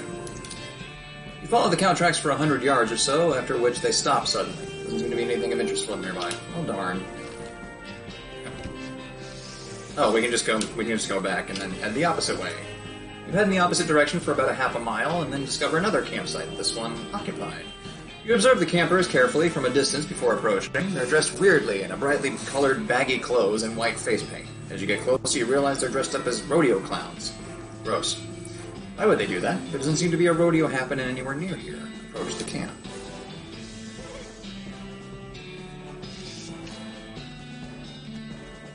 This rodeo clown is playing a harmonica. The tune he's playing basically goes doo doo doo doo doo doo doo doo. Say hello. He nods politely, but keeps playing. This clown is idly juggling a knife. Howdy, stranger, he says with a smile. This rodeo clown is eating a comically large haunch of meat. He narrows his eyes at you as if to say, mine. What does it say? This rodeo clown... Sorry, no. A simple three-man tent, which probably sleeps about 40 clowns. Gotcha. Let's see. Howdy, stranger. Howdy. Nice knife. Thanks. It was a birthday present. Oh, was it your birthday recently? The clown grins at you. Not my birthday, no. Okay then. Verse. What are you guys doing out here? The clowns exchange glances. Camping. You can tell about the campfire. What I mean is, there's no rodeo or circus around here, so why are you guys in rodeo clown outfits? Oh, that? Our circus is up north. We're on break, so we decided to take in the sights. Sights? This is the middle of nowhere. Nonsense. Check out those cactuses over there. And those mountains. And, well, all this sand. Plenty of things to see. I guess so. What circus? I didn't hear anything about a circus in the area. Oh, you wouldn't have. It's just a little traveling show. You aren't missing anything. What's it called, though? The clown hesitates, then shrugs. It's called Barnaby Bob's Perfectly Normal Traveling Circus Slideshow. Sideshow, rather. Perfectly normal? Why is it called that? He narrows his eyes at you. Accuracy. How far north is it? Oh, pretty far. Too far for you to worry about. No, really, how far? It's up near Goblin Gulch. Wow, that is really far north. Right, exactly. Too far. You walked all the way from there? Wait a minute, you guys have walked all the way down here from the northernmost part of the territory for sightseeing? On your break? You get really long breaks. We have a good union. Where is the circus exactly? Why would you ever want to go there? Look, don't worry about it. Your unwillingness to tell me is strange. Your unwillingness to tell me is pretty strange. Who ever heard of a clown that didn't want people to go see his circus? The clown glances across at the clown with a harmonica, who shrugs. Well, partner, I was just trying to save you a long journey and all, but if you're sure, I'll be glad to mark it on your map for you. Barnaby Bob's perfectly normal circus slideshow. As for a discount, is he charging me? Thanks. You know anything about that wrecked camp nearby? Clown with the meat chuckles quietly. Somebody's camp got wrecked? Why, that's terrible. Whatever happened? Looks like the work of cows. You know, now that you mention it, we did hear quite a ruckus coming from not too far away. A lot of, mooing and so on, right, boys? The other two clowns nod in agreement. You guys know a lot about cows, right? Why would you assume that? Just because we're clowns? Well, I'd figure it comes with the territory. It's been a good 20 years since a rodeo was an actual thing, So why do you dress that way? Dress?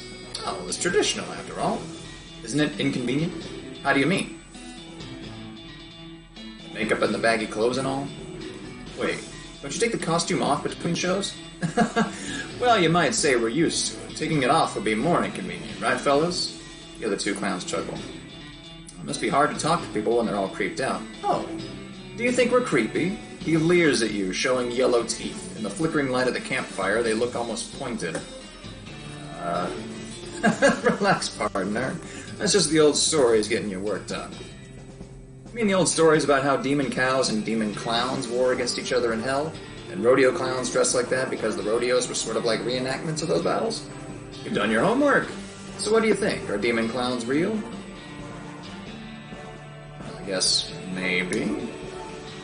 Demon cows turned out to be real after all, so why not the clowns too? The clown smiles, but his eyes are hard. Sensible to keep an open mind. But stranger, if clowns did turn out to be real, this could be an awful awkward predicament you find yourself in right now, wouldn't it? Should I leave him alone, or should I fight him? Worst that's gonna happen is I'm gonna get angry. Like, in the game. Not Ellie. That Ellie.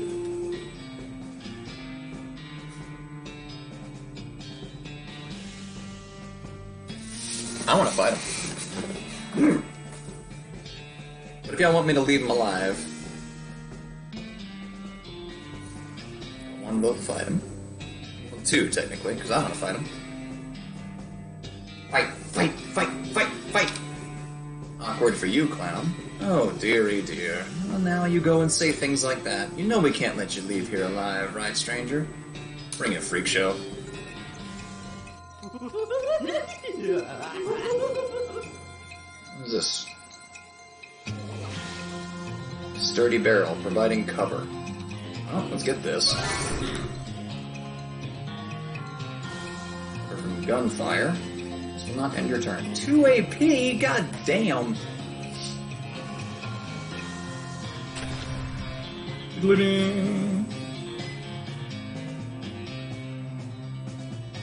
Oh, the gun. A clown mook. Let's see. Oh, I can do that too. Just do everything. Target will get wet. What do you do? Just zap them at that point? Let's see. Poison him. That's good poison damage. That was like a middle finger on the bullet. Wow. Now to shoot this target, we'll hit the sturdy barrel instead. Okay. Why don't we dynamite that shit? Oh no, do I not have any dynamite left? Damn it! No!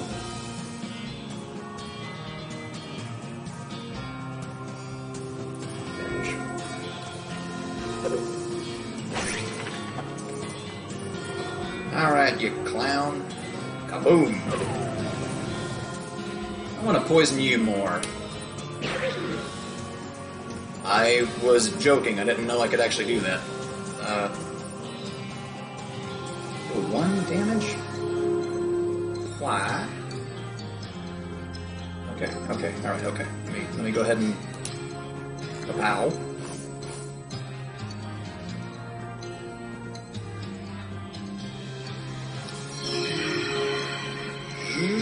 Poof. Reduce their stats.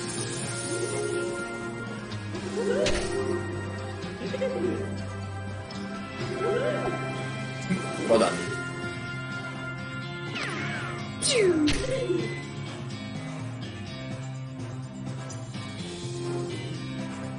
It's 9 damage, 4 to 7, 10 to 13. I should focus on getting rid of more. Continue reducing their stats.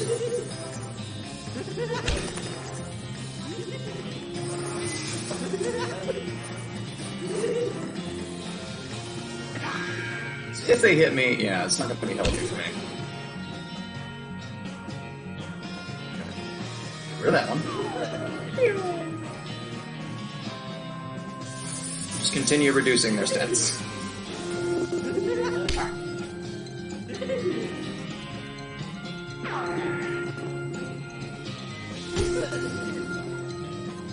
Alright, Bubba.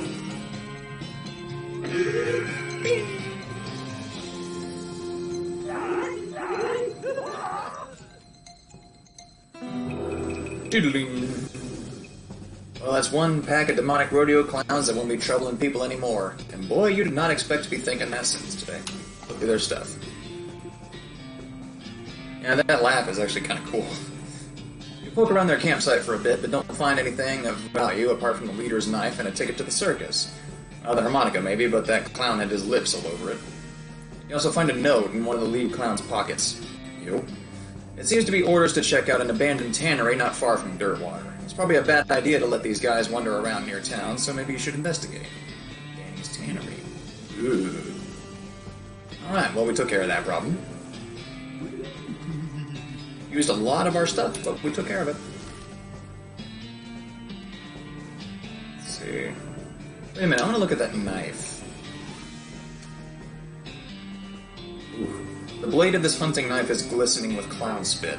Ugh. People who lick their knives to look intimidating are basically the worst people. Let's see. This fancy knife, which gives me Moxie. A little bit less damage.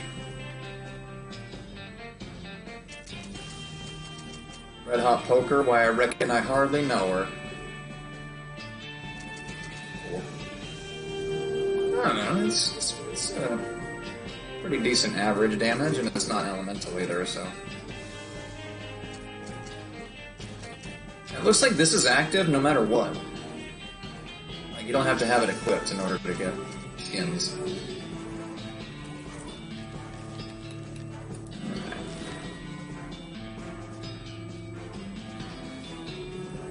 Probably deal with that later. Let's see the Professor. The sound of gunfire draws your attention, cautiously, to where you find a goblin shooting a large pistol at some boulders.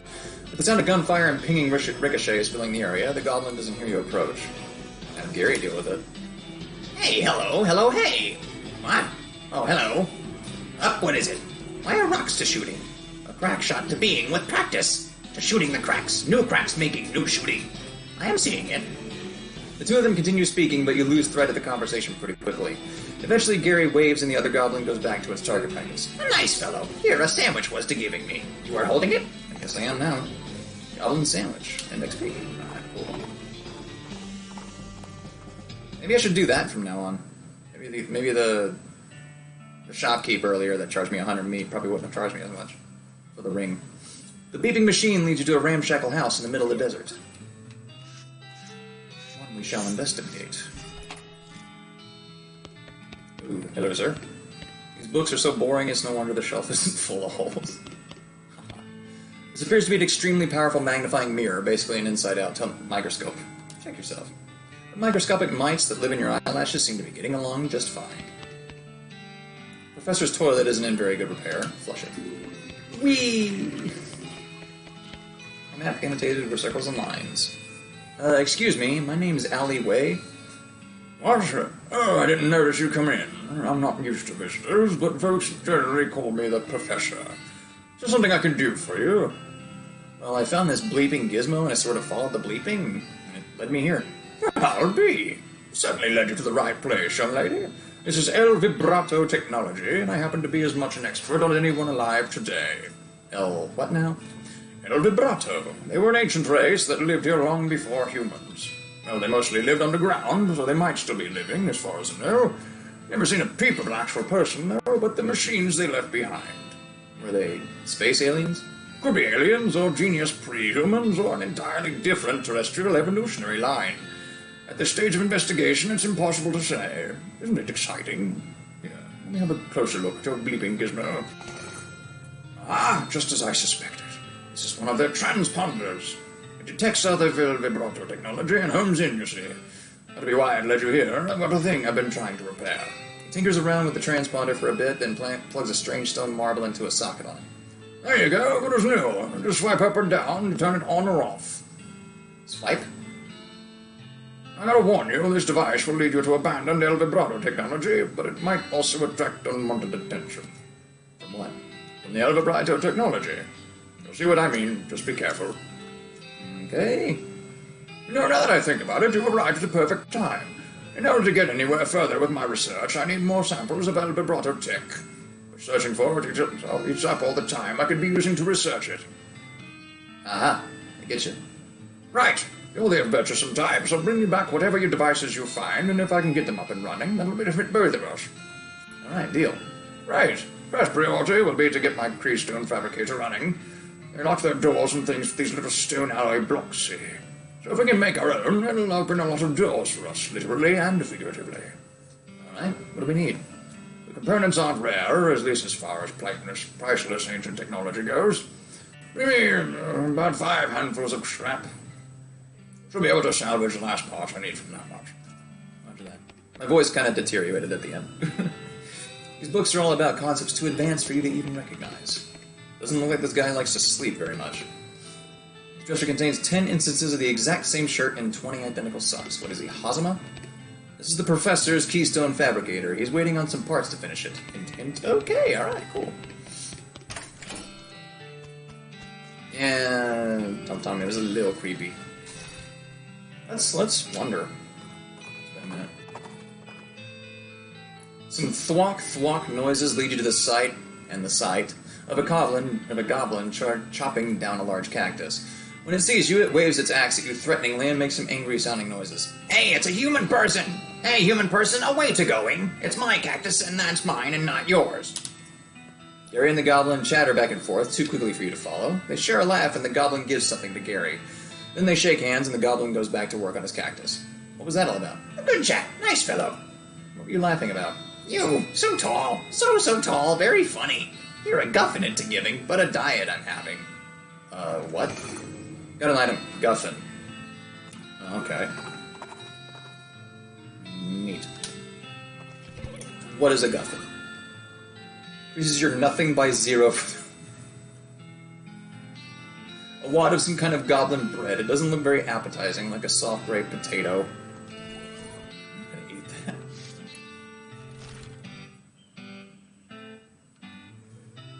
An asshole game. Increases your nothing by 0. Let's go to the circus. I mean, there's gonna be more clowns there. Yeah, let me go back to Blood and Willow. There was somewhere that had an item I wanted. Your heart skips a beat as you spy a floating cow skull in the middle distance. It doesn't seem to have noticed you yet. Approach it. Gotta jump on. That sounds...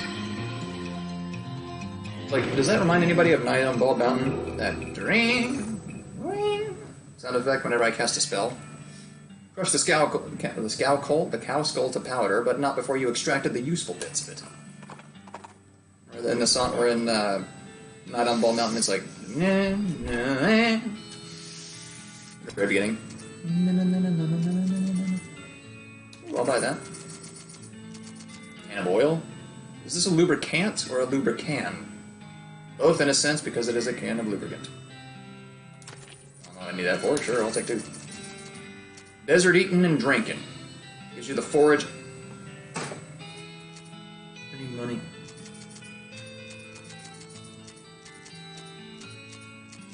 I need money.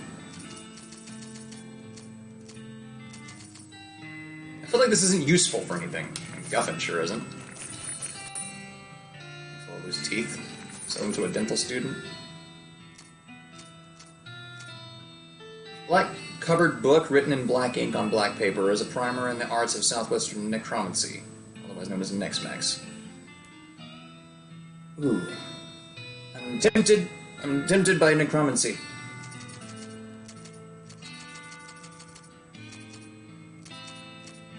Potted meat. Wow. Nothing says quality like meat in a can, or rather nothing claims quality like the label on a can of meat. I only need one, so...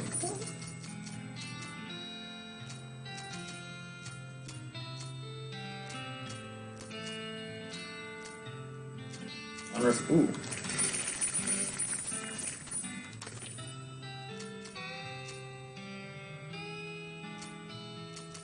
God dang, I need some money.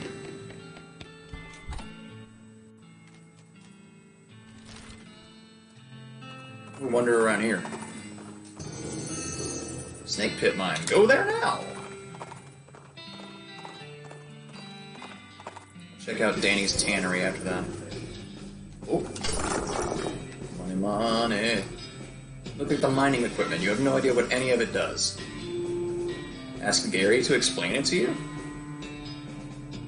Hey, Gary, do you know how any of this stuff works? No. Gary doesn't knowing that. Alright then. Gary doesn't knowing that.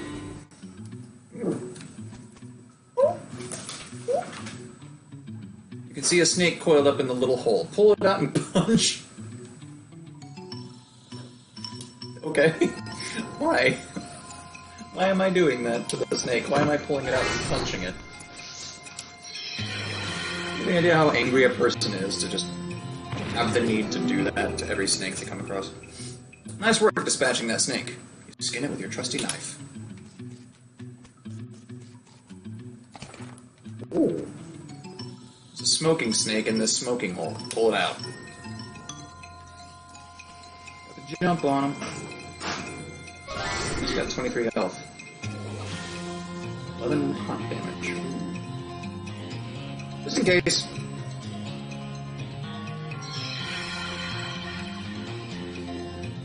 Ooh, we got some weather coming in, it looks like. 16 and 19. Oh yeah, you're down. Aww. You really smoked that snake. I mean, you didn't smoke it like you'd smoke a cheroot, but you smoked it figuratively. Thank you. A cache of mining supplies. Some dynamite. Then it's full of snake eggs. Pull them out! Got the jump on him. Do this.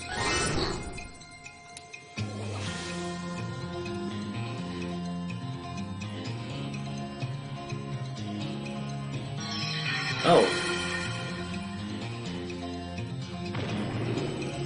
They all have 1 health.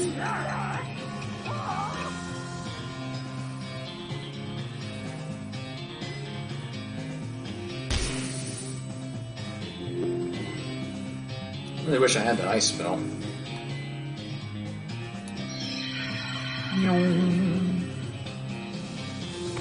Also, I'm happy this damage is guaranteed as well. Unless it says like 14 to 17 like Gary's attacks. Oof.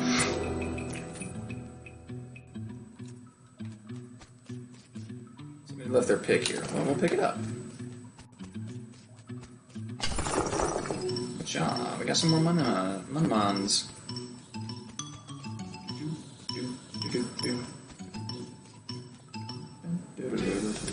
Anyway. Ooh, we can go back to Button Willow. Buy that book. At the side of the trail you see a small hell cow. A hell calf, really. Snorts at a patch of brush, lighting it on fire, then starts grazing. Put it into a trap. You quickly dig a small pit and cover it with a tumbleweed, which you light on fire. The hell calf canters over excitedly, whereupon you kick it into the hole and throw rocks at it until it's vanished from this plane. Cool. It's an effective... Whoops, not that button. I want it. Last one. How much XP do I have right now? 221? Ooh, shit. I want higher outfoxing. Boop.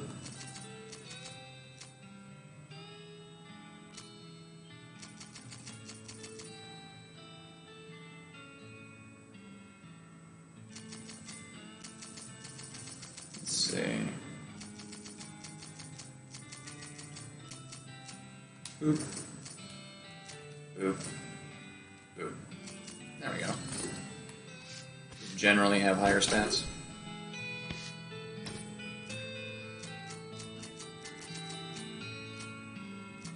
Ooh, I want those too. Damn it, I don't have enough. Hold up.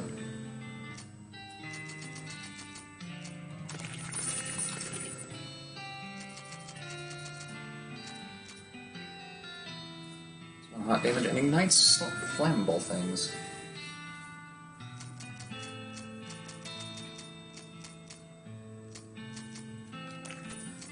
Oh, we're almost there. I'm not gonna do the necromancer thing. Increases your moxie by 5 for the rest of the day, but decreases your muscle and mysticality. Get rid of that.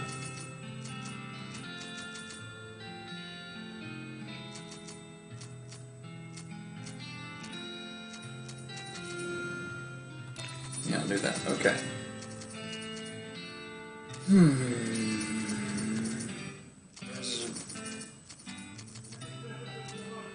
Buy that.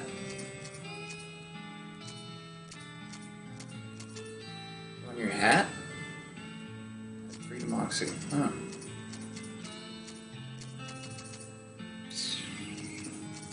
Well, so hold on to that for just a little longer. This book contains everything you need to know about, everything you need to know to turn the harsh, unforgiving desert into your own personal buffet. The best part is that buffet also has an open bar. You read the book and learn all sorts of tricks for squeezing extra stuff out of cactuses and whatnot. Unfortunately, while practicing your techniques, you accidentally squeeze the book into book juice, which it turns out isn't a real thing. How did I accidentally do that? Wonder again. 200 yards up the trail, you see a solitary skeleton trudging towards the northwest. It doesn't seem to have noticed you, or anything else, really. How's everybody doing? It's getting dark around here. I don't think I need to do that. Yeah.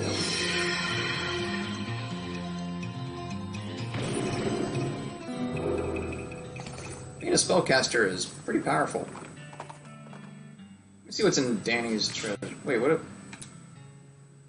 we ever do this? Oh yeah, it was the sneaky sneak. What did I need for it?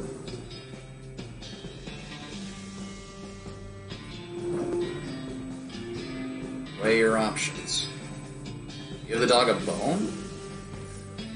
With a knick-knack paddywhack, you achieve your aim. The dog begins contentedly gnawing on the human fever. Good for him.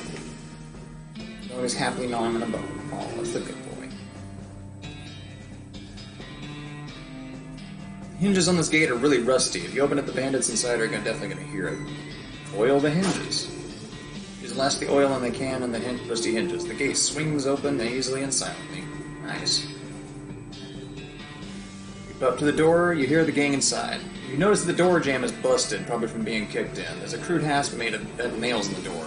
Looks like the bandits have just been locking it with a padlock from the outside when they leave. Lock them in. You quietly lock the door from the outside. You've definitely got the upper hand at this point. What's your next move? Arrest them? Okay, fellas, the jig is up. A muffled voice says, "The law! Get 'em, boys!" And then, "Tarnation, we're locked in!" You hear a chorus of defeated sighs. Toss out your weapons. Outfox him. Toss out your weapons and I won't arrest you. You hear a quiet but heated discussion inside. Eventually a voice says, "All right," and some pistols fall out the window. Just kidding, I'm still gonna arrest you. The voice says, "Oh, dang it." That's the house in the desert gang, alright. All except for the house, that is. Did it get away? What? Was I supposed to?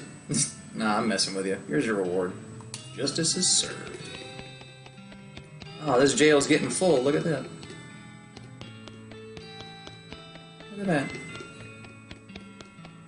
Oh, we got 2 left. Yet another wanted poster. Lots of criminals around these parts. The Black Hat Bandits. For horse theft and the selling of counterfeit glue. Last seen heading north toward the old millinery? Millinery? I don't know what that means. No good can come of criminals with access to hat-making machinery. Would you like to go investigate? Yes, indeed, I would. You've marked the location of the millinery on your map and spend some time saying millinery over and over. You discover a new map location. Millinery. It's a good word. Fifth wanted poster. The Gherkin brothers for kidnapping, brine and kidnapping victims, and attempted sale of human flesh for consumption. Last seen headed for the old abandoned pickle factory. Interesting. Can't let those dastardly criminals escape justice. It wouldn't be kosher. I would love to go investigate. You mark the old pickle factory on your map. Hopefully chasing them down won't get you into a real, like old Ozzy. Poor guy. Let's see if there's anything else we can do in here. Hey Lloyd, need help with anything? Things right as rain around here. Who's that old man by the piano? Oh, that's old Aylesbury. Tragic fellow he is. He was a writer and a poet, came out west to sell his stories, but nobody were buying. Too weird his stories. Fantastical-like. Too bad, I love that stuff. Well, it don't matter much now, anyhow. He had to get normal work to make ends meet. Passing well as a prospector, but one day he lost his mind in a mind. He what now? You know what I mean. He saw something. Something that made him stop telling his weird tales. Made him stop talking near completely, come to that. He just stands there by the piano nowadays. Seems to calm him down. As long as he doesn't make any trouble, I don't mind him too much. Feel a little sorry for him, to be honest. Poor fellow. Oh. Wait, have a shot of bourbon? Coming right up. Dirtwater bourbon. Anything else? Ah. Show him the helmet. His eyes light up. Well, one of them does. The other's kind of stuck in a perpetual squint. Does this belong to you? He takes the helmet from you. It takes him a moment to find his voice. It does. Long time ago. I don't suppose there was anything else you found that. You mean this? Yeah, that's the stuff. Could I? Yeah, here you go. He cracks the bottle open and drinks deeply. After a few moments, his demeanor changes entirely. He looks like a man 20 years younger. Would you like to hear a story? Yes. Ellsbury tells you of a shopkeeper who gets lost in a nightmarish human metropolis inhabited by invisible ghosts. Something about that story. You really lost yourself in it. Thank you, Ellsbury. He nods. If you ever want to express your gratitude in a more tangible way, you know the trick. He goes back to listening to the piano. Leave him be. Alright then. Got some medicine for me? You want more laudanum? Oh, okay. I know where to get some, I think. Oh shit, I ain't been in here yet. Hey, what are you doing in here? Employees only, bud. Oh, sorry, I was just, looking around. So you're the nosy type, huh? Well, I prefer adventuresome. As it happens, there's something you can do for me. I'm out of saltpeter, I need someone to go pick me up some more. Saltpeter? Isn't that used to make gunpowder? And other things. Look, who's the chef here, me or you? Okay, where can I find it? Your best bet's military camp. It's used to make gunpowder. Shut up. The nearest one is Fort Cowardice. They keep it in little green jars. Okay, be right back. Top this pot-belly stove is a pot full of slop. A pot stove top slop pot. Can't believe I nailed that. No, I'm still looking. The shelf is full of canned and bottled ingredients and boxes of slop helper. This lady is too busy washing dishes to pay attention to you. Nope, still looking. Okay. This is where the chef preps ingredients for cooking. It's also where he parks his beer. So what'd you say? Fort Cowardice?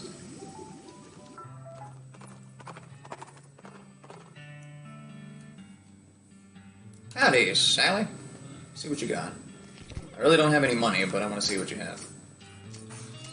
Apple! Blank postcard. Sure, I'll take that. Work boots. Is that the first pair of boots I've ever discovered, actually?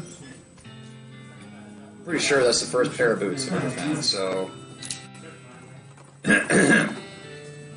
Skeleton approaches you. Wait. Skeleton approaches you in that jittery, stop-motion-y way that skeletons do. Judging by its hat, it appears to be the skeleton of a bean slinger. You remember the classic saying? Hold up.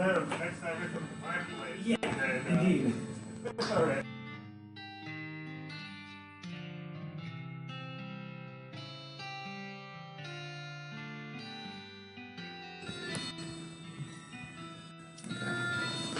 You remember the classic saying, old bean slingers die like normal people, but sometimes they keep walking around after it and casting spells at you. We're gonna outfox it. The skeleton hisses and clacks at you and holds up its can of beans, preparing some terrible spell. Whoa, hold on a second. What kind of beans are those? The skeleton pauses and looks at the can, then turns it around so you can see the label. Oh, geez, you can't use these. These are full of nitrates and sulfur dioxides. Do you know what that stuff does to your bones? The skeleton looks aghast and shuffles off to research some healthier bean options. Good for him. We'd like to see how much dust is in my computer. Good job. It's been there a minute. You squeeze a mug's worth out of the flowers. You got an item, mug of cactus beer. I got a mug of what? I got a mug of I beg your pardon now? Oh, I wanted the binoculars. From Buttonwillow, that's what she had. We'll go there later. Stern's Ranch.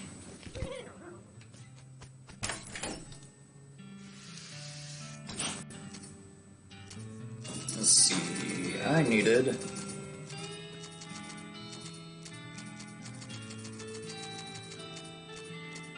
disposable binoculars. Does that mean I have to buy multiple pairs of them? That wouldn't be fun for me. Excuse me.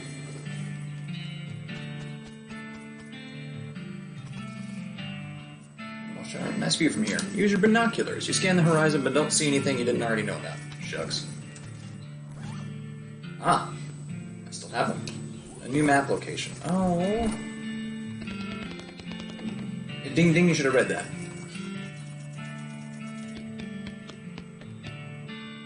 Pick the lock. You picked the lock. What's this over here? You probably shouldn't try to open this pie safe. Well,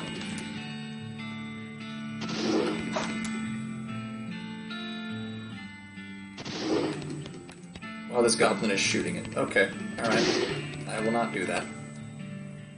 The goblin sitting at this desk is repeatedly firing their pistol at that pie safe. Get their attention. Say, what are you doing? Shooting pies. Always shooting pies. Could you elaborating on that? Why shooting a pie? Yes. To destroying, obviously. Much to destroying a terrible pie. What is wrong with a pie? Ah, a human will never understand me. Ask again. No, really, why a pie shooting? Shut up! So much angry! Looking, I'm pretty sure being a pie is destroy. Destroy a... Huh? Look, so many holes in a pie safe. You winning. A pie is dead. You certain being? Waiting here. I will checking. You peek through the bullet holes. Yep, that pie is shot to hell. Die. Hooray, you are success. A pie is so very destroyed being. I doing it? So much doing it. But now what? Huh? What I shooting now? I guess you finding another pie? What? There are more pies being? Oh, yeah. Yes, a world is full of pies. Oh no, this violencing will never ending. Sorry, being, not wishing to enabling this behavior. No, this is my cross-bearing. I must going and continuing the fight. Okay. Thanking you. Okay, I wishing you good luck against the forces of pie. Now, Foxton, you should leaving a hat and gun, having a fresh start. Yes, correct being. I will fighting each pie as if first pie being. General Gob strides out the door, jaw clenched, eyes resolute with pie hatred. Well, that was weird. I guess I'm the general now. Yeah, that was definitely, bizarre. But hey, my first pistol. This pistol is not of goblin manufacture, but you can tell because it doesn't look like complete garbage. Quite the opposite, in fact. It looks like not garbage. Better than what I'm using. Plus 2 to muscle. The general's hat contains old memories of violence, and more recent memories of violence against pie, specifically. That was my first pair of boots. Oh, we did that. Hang on. There's a single pie inside, shot to pieces. Got an item, lead pie. Shaker of saltpeter. What? Not bothering letting them sleep. This must be the math tent? Oh, because there's a cross on the front. Like a plus sign. I'm an idiot. My character is 100% stupid. Dirt water. Notice a smoldering hole in the ground and recognize it as the habitat of the southeast western coal snake. They keep to themselves mostly, but they're also known to enjoy a fight if one is thrust upon them. Thrust one upon. No, not the pies. Yes, the pies. My throat is all kinds of sore.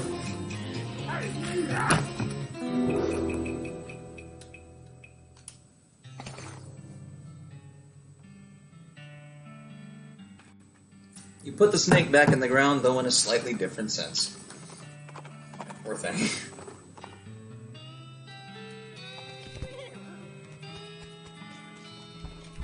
Let's see. Where's the kitchen, yeah? That's the porter room. What? Oh, poker room. This poster says rules of poker, followed by hundreds of Weir's rules in tidy print. Any player caught with a pocket ace immediately loses the game. More than 5 cards in their hands must remove their boots. 3 twos of spades, and a pair of trays of hearts count as a Kentucky flood. These rules are bullshit. One-eyed kings are wild, and jacks of hearts are double. Table is full up. Play poker. You sit down at the poker table, a dealer emerges from somewhere in the back and sits down next to you. The lady to your right introduces herself as Vera, and the player to your right left says his name is Red. The dealer tells you that the ante is 20 meat. Ante up. Gumptiously raise. Forcefully strategize. Let's see, the dealer gives the deck a shuffle and then deals. A hand of cards glides across the table to you. It's a pretty decent hand. 4 jacks and a suicide jack of clubs. On a 60 meat, estimate your chances of winning around 30%. Gumptiously raise. I lose 20 meat. Excellent. That's 120 meat. 5% chance of winning. Vera squints at you for a moment, then checks. Red glances around the table furtively, then checks. Gumptiously strategize. Plus 20% win chance. Reach over and take one of Red's cards without even trying to be sneaky. Red is a flush. You win! You gather your haul. Ooh. That's a good way to make money, then. Cool. No room at this table. Okay. Well, interesting. Also, pistols are being wielded. It's a hardcore game of poker. Nice 6. I've had your salt, Peter. Yep, got it right here. That's the stuff. Thanks. Okay, the next thing I need is a certain kind of hot pepper. It's called a murder pepper. Because it's really spicy. Because it literally has a knife and kills people who ask dumb questions. They grow in the area outside of town. You should be able to find one if you just wander around a while. Okay. So literally just press X to wander. You catch a whiff of something that makes your eyes water. You trace it to its source, a vividly colored red shape hanging from a scraggly little plant. This must be the western murder pepper that feller at the Jewel was talking about. Your finger and thumb immediately start throbbing as you pluck the pepper. You toss it into your rucksack before it can do any more damage. Alright, cool. Oh, not the poker room.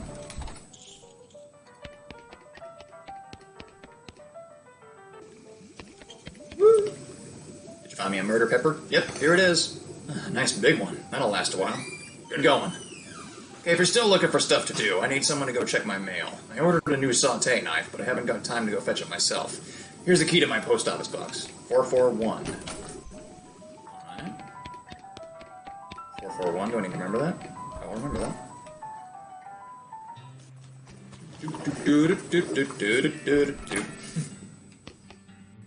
You find P.O. Box 441, the one that belongs to the chef of the Jewel. Open Box 441. You open the box and a torn and junk mail falls out to reveal a knife just sitting loose in the box. You pick it up. Back to the chef. I got another postcard. I'm on my way. Any mail for me? Yes, actually. Package came for you. Here you are. Package from Rufus. Thanks. What's it got in there? It's a package from your younger brother Rufus. He's weird, but he's a sweet kid at heart. Dear sis, I found this and thought it might help you not die. Thank you. Ooh. Dear sis, geez, you really miss that kid, and you miss your parents. You get all nostalgic just thinking about it. Nostalgic mode of locked-in options menu. Ooh, that's a bit rough. I'm gonna just flick that off for a while. I'm used to the white. What's we got? Old Bean, Uncanny Presence, and Butterbean. So reduce enemy stats. Provide resistance against elemental damage. or temporarily increase my mysticality during a fight. Yes, the screen changed. It activated nostalgia mode. What spell are you thinking, chat?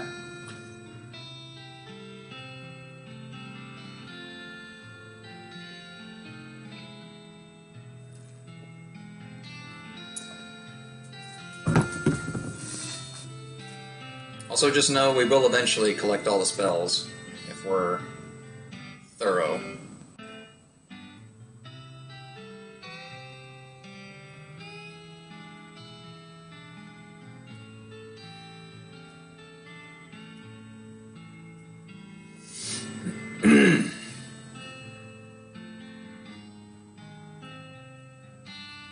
The Old Bean. It's one for Butterbean, one for Old Bean, two for Butterbean. 2 for Old Bean. Any bean. That doesn't help. Ooh.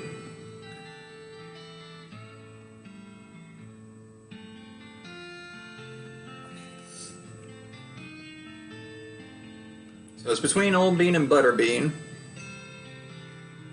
And I will use an executive decision if it's going to remain a tie.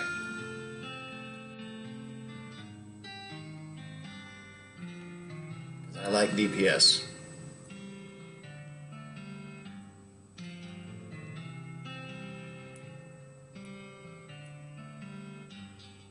Wholesome Bean picks all beans. Well, thank you very much for that, Wholesome Bean. Appreciate it. We're going with the Old Bean. You read the meditation techniques and spend a few hours practicing them. Unfortunately, you get so good at clearing your mind that you completely lose your memory of where you left the book. Dang it! Have another postcard? Well, I'd like to send a postcard.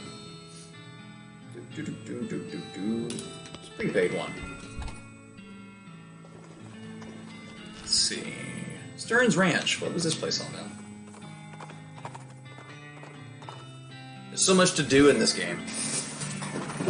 And we're only in the first area. Needles! What? I wasn't expecting to be able to go down that. Save Kraken. Damn it! Loose boards. Still some food on the shelf. Grab it. Cat's Eye Candy.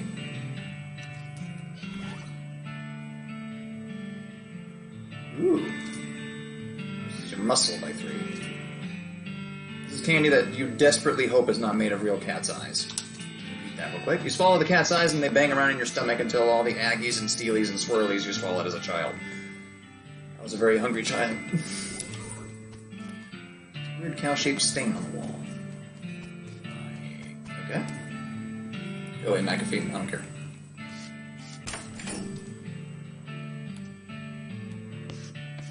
This. You pick the lock and open the box. Ooh, a document. Stock certificate? Just sell it. Okay, cool. There's some beans in this party. Grab blackened beans. Plate of the beans that got left in a fire for weeks. They're still edible, but you could also probably use them as a stool fuel on a page.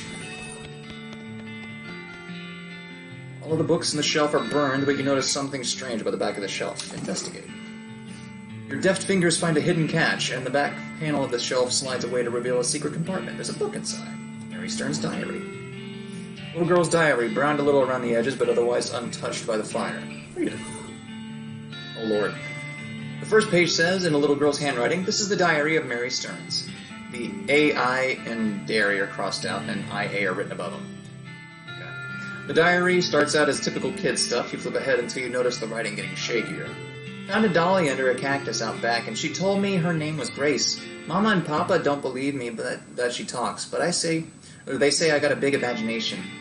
Grace says the cows are going to get us, but Mama says we'll be okay. We'll be okay. Because this weren't never a cow ranch. Grace says he's wrong, but Papa won't believe me. Grace says she can keep the cows away, but I have to play tea party with her. Keep reading. I don't like this kind of tea party, but Grace says it's important to keep the cows away.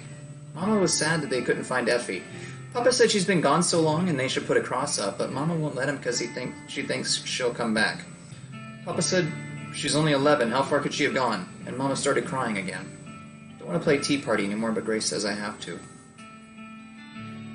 Papa was out 2 days looking for Joey, but of course, he didn't find him. Mama cries so much. I tried to tell tell her him and Effie are helping keep the cows away, but she don't understand. I told Grace I'm not playing Tea Party again, but she says I gotta, and if I don't, cows will eat all three of us. She said either I get Mama or Papa to play, or else I gotta play by myself. That's the last entry. Toy box contains a single object, a creepy burnt porcelain doll. Talk to it. It's the work of a moment to fix the doll's voice box. Pull the string. You pull the string, the doll's eyes roll back into its head and its mouth begins to move. Hi, I'm Grace. What's your name? I'm your business doll. I'm Ellie. Hi, Ellie, you're nice. Do you want to play with me? Now, let's play. Hooray, Mary used to play with me, but we didn't get to finish our tea party before she went away. Will you help me finish it? Surely. Hooray, the game is almost over. Mary did such a good job. The doll's eyes roll back forward. Go downstairs and get my cup. Do you know the magic word to make the main cow let you into a secret room? No, what is it? The magic word is peanut butter. The doll goes silent. Got it. Peanut butter. You shudder as you realize that talking dolls haven't been invented yet. Spooky.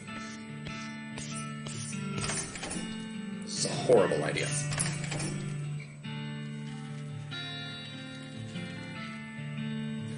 There's a weird cow-shaped stain on the wall. Whisper peanut butter. Oh dear.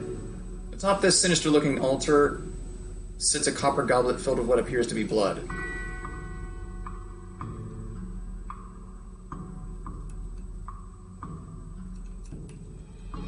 Chat.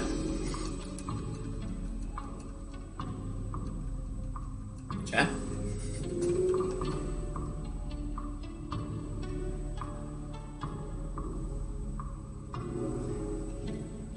Chat. You have two options. It's one vote for take it.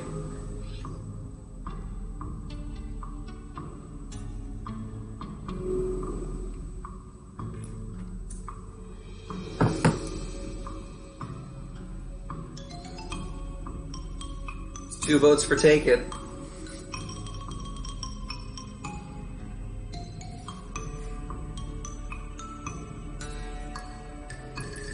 Three votes, four votes. Take the goblet. A chill runs down your spine as you touch the goblet. Ugh.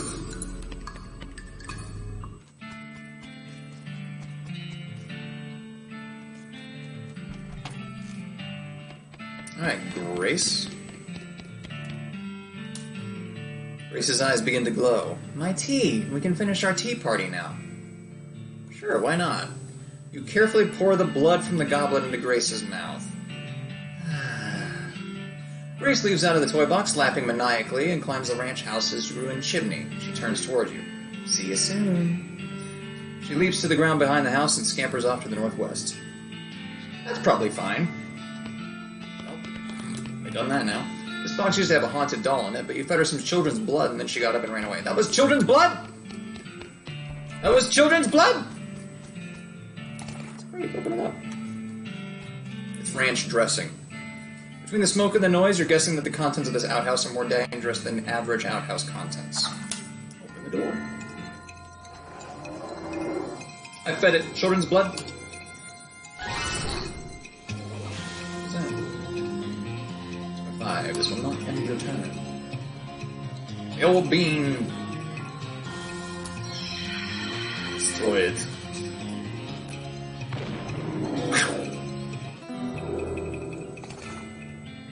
By the soft light of the fading embers, you see a glint of light from below. You hold your nose with one hand as you fish out your prize with the other.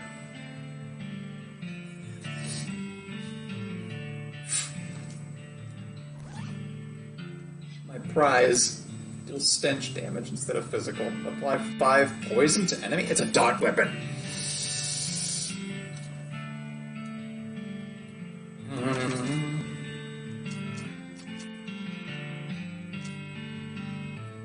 It's a fancy 6 gun. You might even go so far as to rate it a 7 gun. Bandits get caught in this vicious circle where they use guns to rob people to get money to buy better guns to rob better people to get more money for more guns. Alright. 6 to 8 damage. 3 to 4, but 5 poison.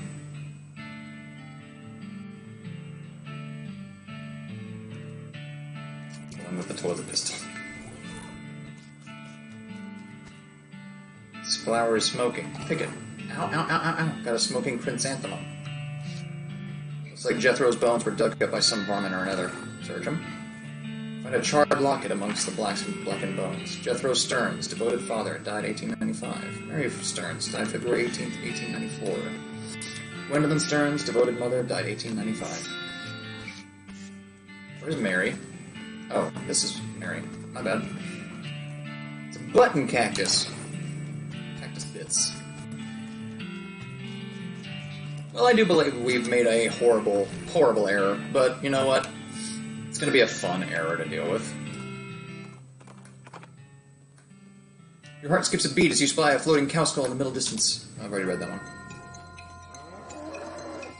Yeah, we're not going to be able to go in the direction that doll went currently, but we will.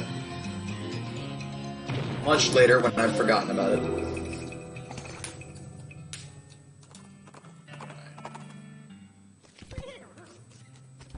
We better actually try to advance the story here.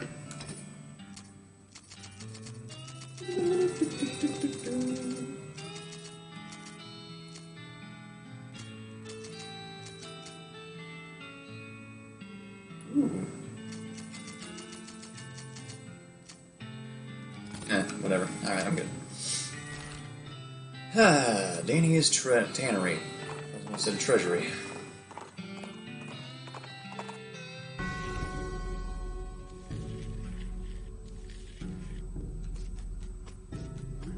Sounds like there's a lot of fighting going on inside the tannery, except instead of the regular fighting sounds you're used to, like shouting and gunfire and chairs being broken over people's backs, you hear a lot of ghostly bellowing and shrill cackling laughter. Sounds like a real bad scene, in other words.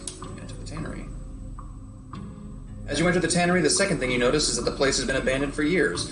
Probably since the cows came home. A lot of the equipment is wrecked and all of it is covered with dust. The first thing you notice is that there are a bunch of rodeo clowns in here fighting with... well, they aren't cows exactly.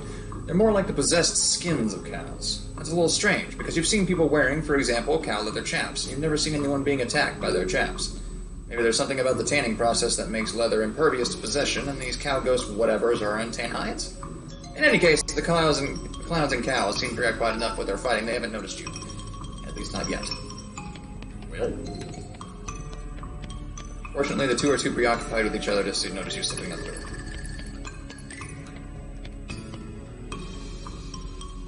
I will approach later. Newer. Lime.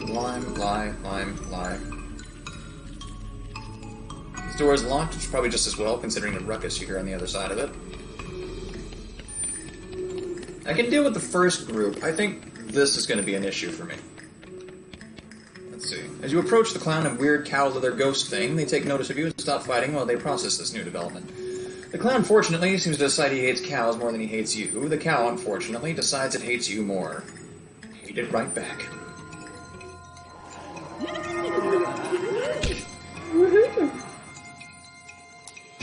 This.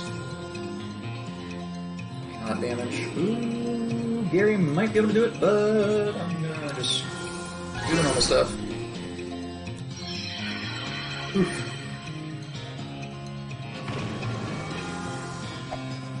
Oh, good job. Let's go ahead and...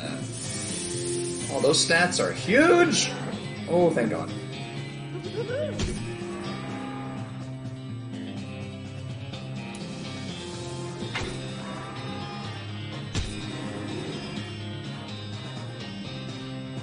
Is he gonna gamble?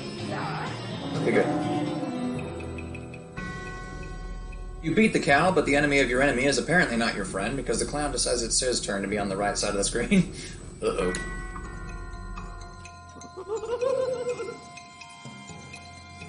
Listen, if you could not... if you could don't, buddy, that'd be swell.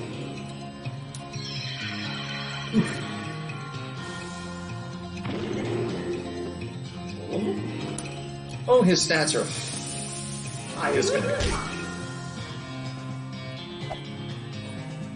Go.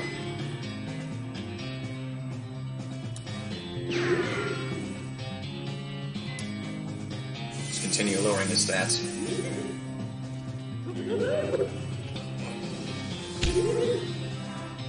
Poison him again.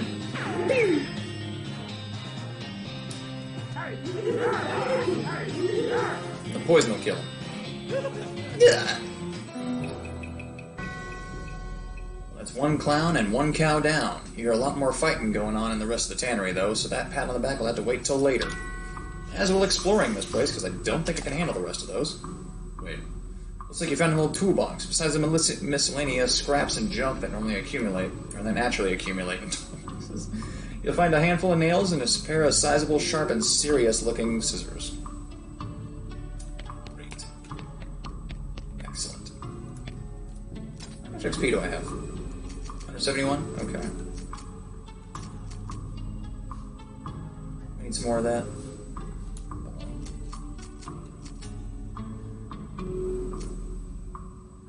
See, more speed. More HP. And pain tolerance, I'll take that.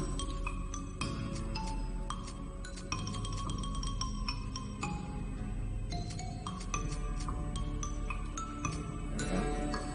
Get smarter.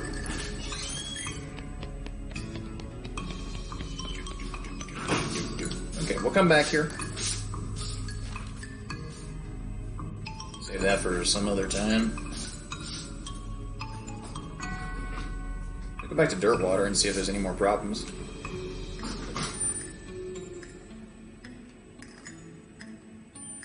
Abandoned pickle? Wait. Reach for the sky, clown! You quickly turn around and see a grizzled-looking man in all black clothes, except for his hat, which is white with brightly colored spots.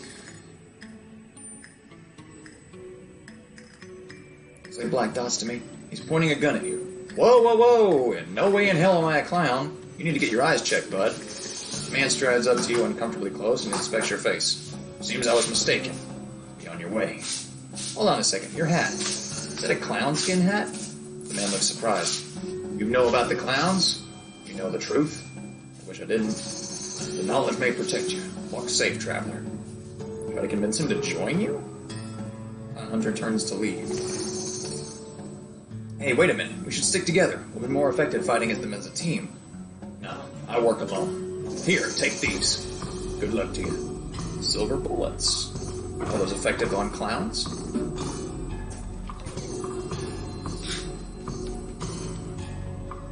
Feel a sudden electrical jolt as your hand touches the doorknob. Ouch! Oh no, you're late for your shift. Mrs. Blass is gonna be so mad. She might literally bite your head off. Okay, well not literally, probably. Quick, get suited up. You clock in and hurriedly put on your bright green coveralls. Mrs. Blass, as predicted, is furious. Late again? You'd better stop taking this job for granted. You think you're gonna find a place with a nice dormitory and a reasonably priced company store like ours somewhere else? With your skills? Ha! You're doing 3 shifts today, Buster. Get to work, you're on pickle hopper duty. Start your shift. Pickle hopper duty runs you ragged, like always. Keeping the hoppers filled to keep a constant flow down the chutes means you're constantly at a near sprint because you have to manage the cute shunts to keep the levels equal. If you get uneven pickle levels, Mrs. Blast knows. Nobody knows how she knows, but she knows. A whack from her cane is the minimum you'll get. Damn it, damn it, damn it. At the end of the first 6-hour shift, you get a brief break. You cram a stale cheese sandwich into your mouth while Mrs. Glass stares at her pocket watch, counting down 3 minutes to the second. Breaks over second shift. You get over the salt tank now. Oh, God. Managing the salt tank isn't as strenuous as the pickle hoppers, but it's still a never-ending tension. The brine concentration has to be constantly monitored and kept at a very specific measurement, which means constant adjustments. Meanwhile, you can feel yourself desiccating from the haze of salt dust that fills the room. If anything in this place kills you, it's probably going to be salt tank duty. White lung is nasty business. Cough in your own time and get the salinity back to normal. It's supposed to be 976 parts per thousand. How hard is that to remember? 976, idiot! I think I do have to remember that, actually. Please let me out of here. You get another 180-second break before third shift. You spend most of it drinking water. The company doesn't charge for water, but you've heard a rumor there's considering it. Break's over, get to the boiler. Oh no, please let me out, please. Boiler duty means shoveling coal into a furnace that runs a giant tank of boiling vinegar. It stings in here. You tried to work with your eyes closed, but Mrs. Glass screams if you drop any coal on the floor. Or if you let the temperature get too low, or too high, or just for no particular reason. At least you're not used to the smell of boiling vinegar. In fact, you can't smell anything anymore. Let me out, please, let me out. 190 degrees, idiot. Not 198. Or 89, not 191. What do you think we pay you for? You don't really miss your sense of smell, or not coughing all the time. You don't really want anything anymore, except to die. Let me out, let me out, let me out, let me out! With a gasp, you finally snap out of the horrible hallucination, or possession, or whatever the hell that was. Geez, you can still feel the sting of vinegar vapor in your eyes. Okay, we'll go right on in. This trash smells like gherkins. Smells like sweet pickles, garlic dill pickles, bread and butter pickles, cornichons. This trash smells like half sour pickles. You don't even know what these are. Dill pickles. Alright, cool. Oh. Wait. You approach the ghost. Got it. I can't sleep until it's right. You right there, partner? Can't sleep, can't sleep, can't sleep, can't sleep. Yikes. Pointing to 13. 5. 15. I think I said get the pickle hoppers even. 3. 11. 19. So that went up by 4. So down by 2.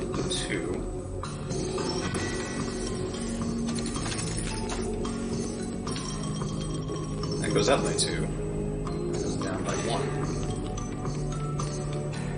That went down by 1. This one was 1. 1.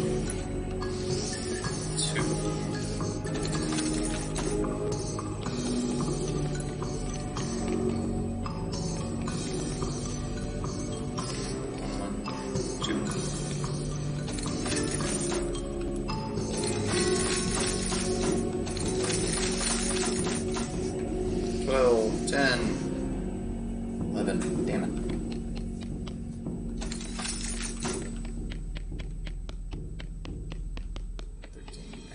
Balls. 12, 11. I'm going in a loop, damn it. 11, 12,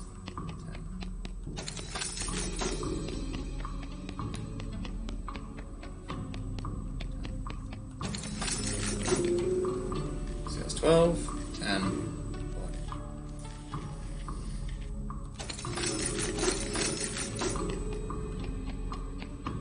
11. 9, 11, 13.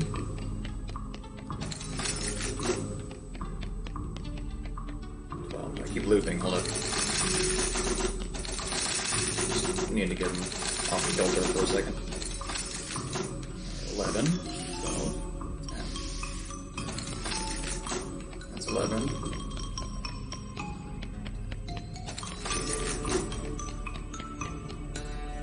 I'm back to where I was.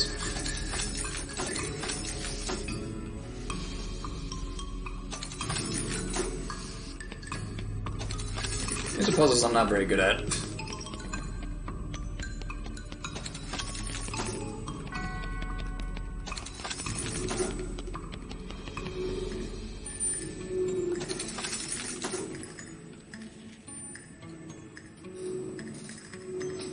Not by 2.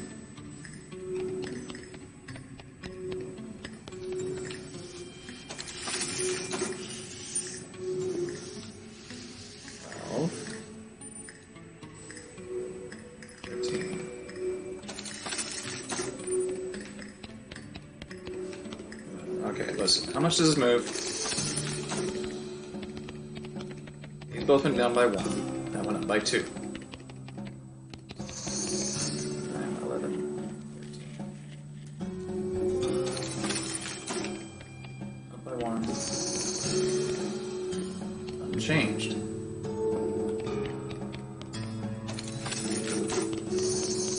No, that's not true. Went up by 2, actually.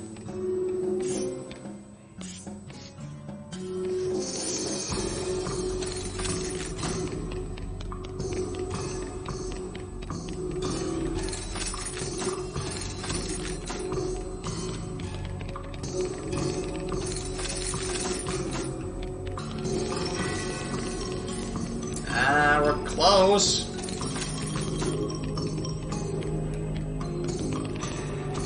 If I just click this.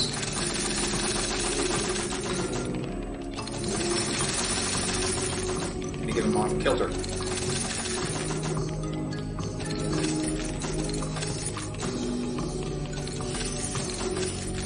Oh, whoops.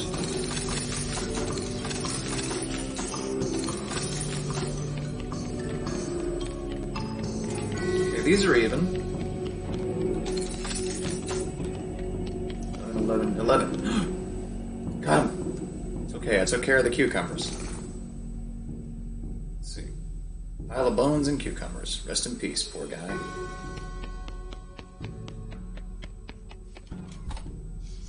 Well. Oh no, you did have to remember all that. Salt, salt, salt. Gotta salt the salt. Salt. You right there, partner? Salt! Jeez, it's okay, calm down. It was 976.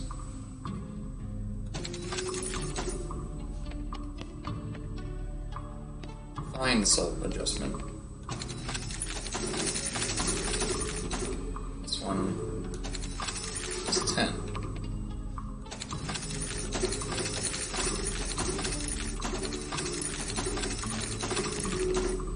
$76. Salt is correct. Well, that one was easy. As smell as he fades away, a few bones hit the ground below it. Salt-crusted skull.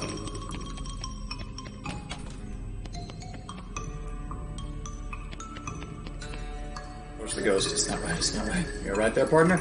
Oh no. The temperature, it's not right. It's all wrong. Not right at all. Alright then, do you? All wrong! Ah! Steam release valve.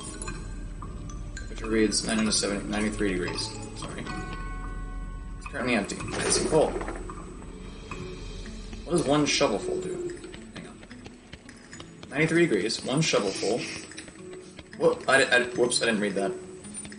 2 degrees. Coal burns away and the vinegar heats up by 5 degrees.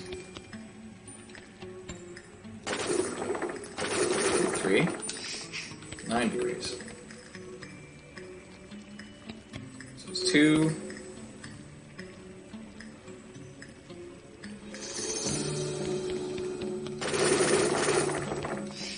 13. 7. Oh god, it changes. 3 degrees. Gotta get it up, you know. Here where we need to be. Oh wait, it was 190. Shit. Hold up. Steam is released. 182. Release some more. 72. 10 degrees. 5 degrees. Wait a minute, you're changing. What the hell?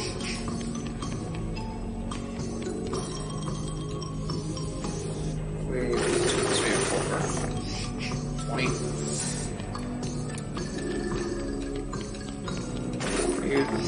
Okay, maybe you're not changing.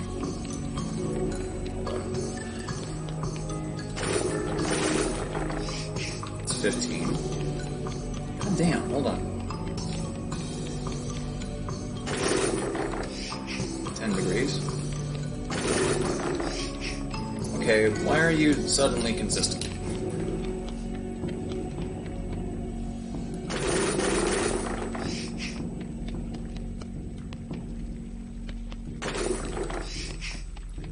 High.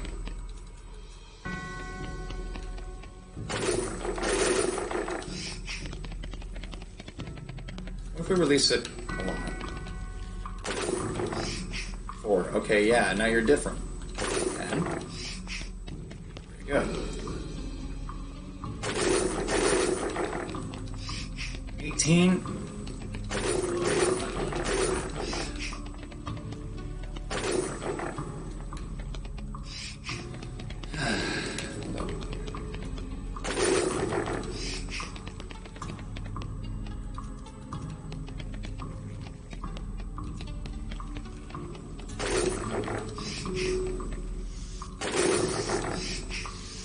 Nine. 19. Wait. Oh, we did it. Okay, alright, cool. Vinegar is 190 degrees. It's finally done. Thank you. So smiles, he fades away. A few bones hit the ground below it. Vinegar-soaked bones. Now, while that's done, what's this do? Factory activation lever. Pull. Pull the lever and there's a deafening roar as the old machinery springs into life. After a while, a load of pickles is deposited into the receptacle at the left of the switch. Huh. All that work for 3 pickles? No wonder this place went out of business. Well, that took a long time. The store leads to an empty, dusty room. Huh. Could have sworn there were a bunch of cucumber storage tubs in there before. Oh well. Could have sworn there was a big tank full of pickle brine in there before. And a ghost. Could have sworn there was a vinegar tank and a boiler in there. And why would you make something like that up? Okay, we're done out here. I'm done. Oh. It says haunted. So, why did I cut? Uh-oh. Ah, well, we got that. That was the wrong button. That didn't give me any kind of... Are you sure? Why were we there? Why did we get sent there?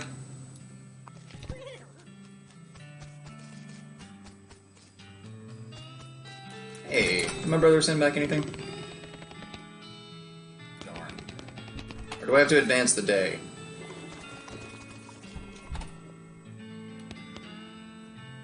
Give her the pickle factory remains. What? In the world? It's the Gherkin brothers. And please, I don't want to talk about it. It was really weird. I believe you, and here's a reward. Huh. Looks like these things are still twitching. Better lock them up just to be safe. Wait, is this the ghost? That was the ghost bandits I was after? Oh. Oh. Okay. Oh. I feel bad for them.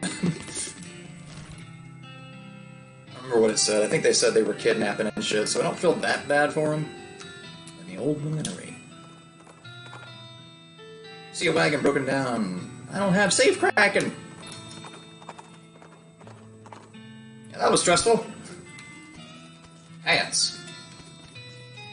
I'm wearing this hat forever. I want one better. Walk into the millinery and find 5 bandits lounging around on big piles of half-made hats. It's the law. Skedaddle! The bandits scatter like cockroaches, each shutting himself behind a different door. You should have to wrangle them individually. Alright. This patch of filthy floor wears a lot of hats.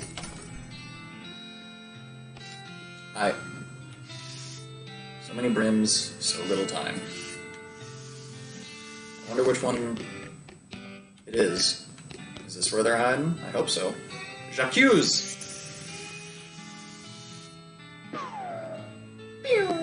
Was that really worth doing?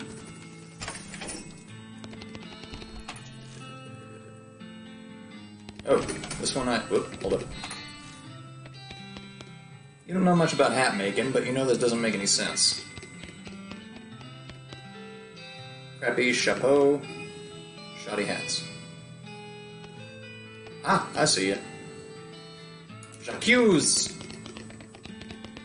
You almost got the better of me there.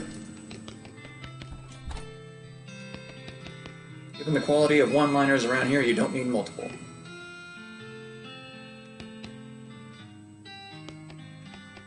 Oh, this brim is thicker than the others. Okay. Yeah, that's it. J'accuse!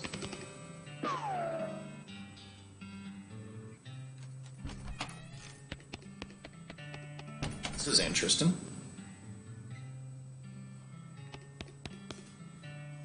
Swatchies. These are parts for some weird kind of hat you'd never wear.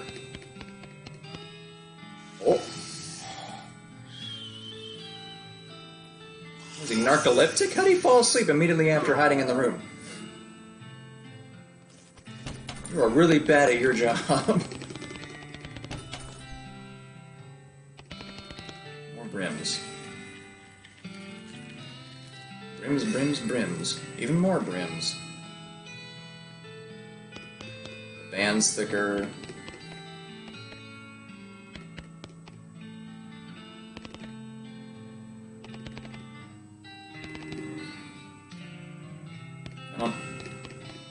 I don't know. We'll come back. Hold on. Oh, whoa. Hold on. domain. This was apparently the demo model from a player piano showroom. It's only got 3 songs in it. They're all children's versions of traditional songs that are in the recently invented public domain. And they're all set up just to play the first few notes, or the first few seconds on loop. The people who worked here must have hated it. That's a Yellow Rose of public domain? Plays the song on the piano. The other ones do. Change the piano. Is that whistling in here? Wait, is that? Ah! Jacques! You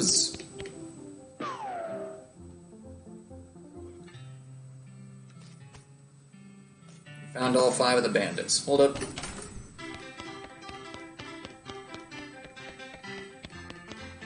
Lockpick. Several years worth of hat magazines. Hat Trend, Hat and Head, Hats Today, and that kind of thing. So it is. Well, that seed cracking, god dang it. Guy who sat here wore lots of hats, but he made even more. Get it. This place is all about hats. Deal with them. Turn them in. You march the Black Hat Bandit stack to dirt water on the end of the rope, and you lock them in the town jail. Where'd you find them? The old millinery? Yep. Of course, you know bandits would be a lot harder to find if they didn't keep picking such thematic hideouts for some reason. Anyway, here's your reward. All in a day's work. I filled up the jail. I've done it. Oh, hey, good to see you. You know, you've really cleaned up the area. I'm plumb out of bounties for you. Does that mean I get to be sheriff? No, but I guess you could be marshal if you want. Oh, what a coincidence. That's my middle name. Well, thanks again for all your help, Marshal. No problem.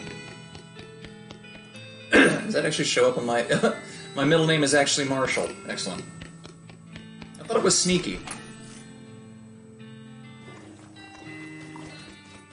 You're fine there, Tum Tum. Let's see if you have anything else for me. Everything's right as rain here. She's never in the mood to talk. Wait a minute, what was I looking for? This guy? What do you want? You got my knife? Yeah, here you go. Excellent. This will work a lot better than that hammer I was using. Ah. What were you cutting with a hammer? Okay, I only need one more favor from you, but it's the most important. I used to have this recipe for a very secret jerk sauce. Well, my jerk friend Dave J stole it from me, and then he died and took the secret to his grave. Literally, I mean, he was buried with it. You want me to dig up his grave? He's dead, he won't mind. Where's he buried? In the Dave yard, naturally. Well, okay. To the Dave yard we go. We are nearing the end of the session, and thank God my scrot is thrashy. My throat is scratchy.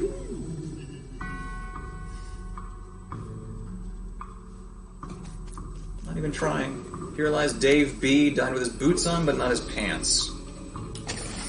Sure enough, boots, but no pants. Just to check the veracity of the epitaph. Brown boots. These remains look pretty restless. Put them down for good. Shush. It's fine, don't worry about it. I said nothing. Increase armor. Oof. Oh. I guess that was my HP I was seeing. I wasn't right there. The gold tooth. Here lies Dave C. He went down in the theater. He's pretty restless. Put him down for good. How much health do you have before 21? 24. There you go. Bam. I was supposed to do this a while ago. Excuse me. Rap-pa-pa-pow. Dave J. You dig up the grave and pry open the coffin. Instead of a corpse, it contains a garbage bag? Strange. You reach into the garbage bag and are surprised to find that it's full of... pudding? No, it's not just pudding, it's pudding and motor oil. Who would do this? You finally manage to reach all the way to the bottom of the bag and retrieve a sodden lump from the bottom. You unglob the wad and dry it off, then wash your arm in a nearby ditch. It's better be worth it. Dave's secret recipe. Can I read that? Nope, just tells me what to do with it. Wait, what's that whole...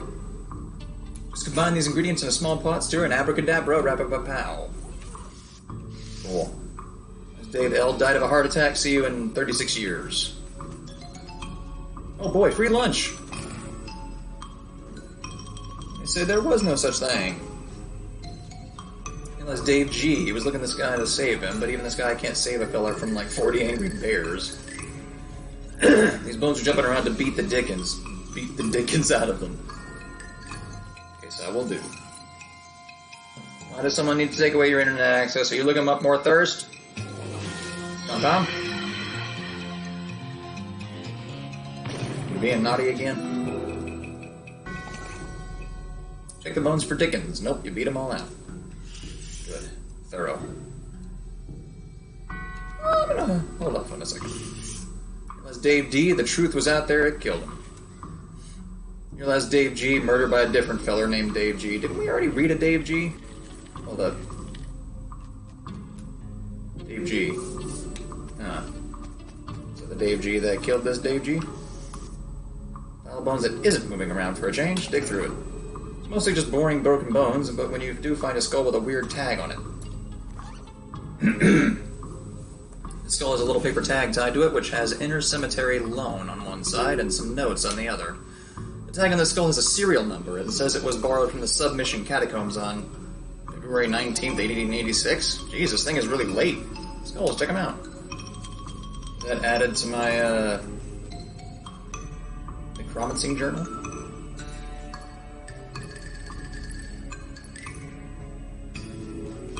Oh. What? It's one of those things they have in mausoleums. You know, one of those big marble things with drawers full of skeletons? Open one, open a whole bunch, fight, bigger fight. I think I'll do a bigger fight. Got the jump on him. I'm gonna do this. Let's see, how much health do y'all have? Not much. Alright, I'll do this. Smack.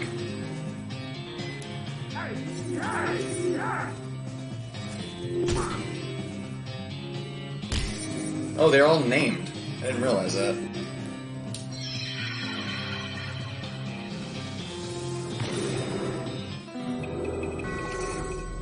Three up and three down. That's the thing they would say about this if baseball analogies were a thing now.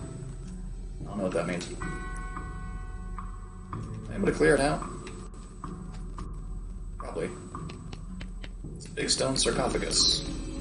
There's a pile of mostly burned rags that maybe used to be a person. You dig through the rags and find a few things that look like they're worth keeping. Gore-splattered scroll, human ashes. Find a mostly burnt scroll. Some kind of ritual circle drawn in the ground in red chalk. Thematic. Oh, I guess this potted plant doesn't do nothing. Let's see if this gets me something new. Dave Marston, Dave Bowie. Fat Dave Bowie. Just in case.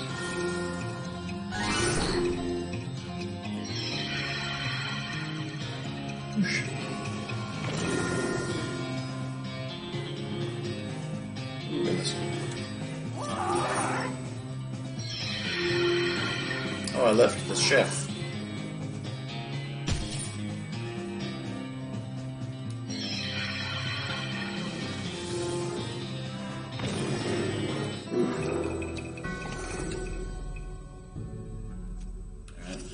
Yeah, I think it's just going to keep going. It'll cycle through procedurally generated names. Alright, how many more things do you want me to go out for, my friend?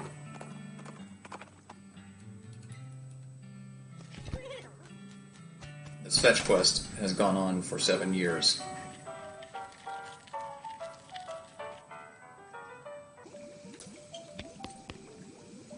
That recipe yet? The one my jerk friend Dave J took to his grave? Yeah, I got it. Hey, thanks a million, buddy. Now my slop will be world famous. Here, let me give you a little something for all your trouble. It fell in the slop, but it's still good. Sloppy chef's hat. All in a day's work. Ooh, +3 mysticality. This is the hat of a chef who is apparently not a good enough chef to not cook his hat. Good job. Whoops, hold up. Compare it with what I'm wearing. Oh, so I got more mysticality by wearing a chef's hat. Neato. It's currently on my lapel. Oh, do that. Do that? Shit. I am not doing things optimally. Designed specifically for cutting cowhide. Does that mean it does more damage to cows? Because it didn't say so. Brown boots. Shit.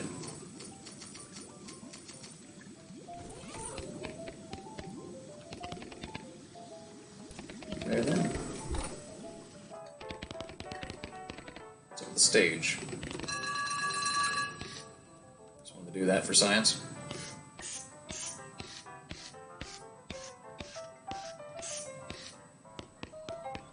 Oops. Sorry. Don't mind me.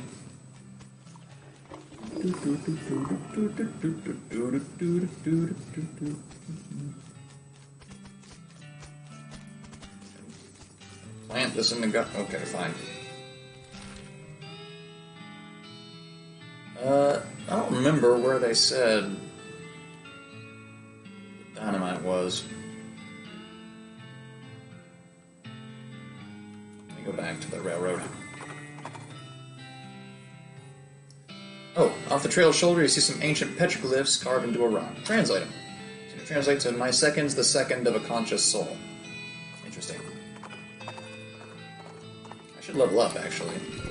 That's something I should do.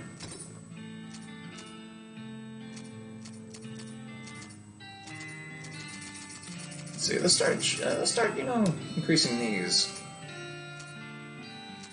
Hellbender, just generally more spell damage. Well, they can take more hits. Yeah, get a bigger bean golem.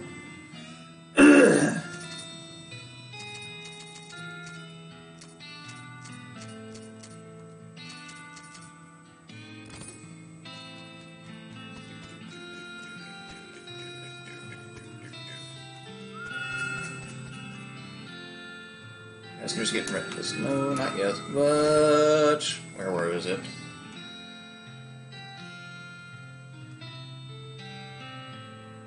Oh yeah, we should try this again. I'm stronger now.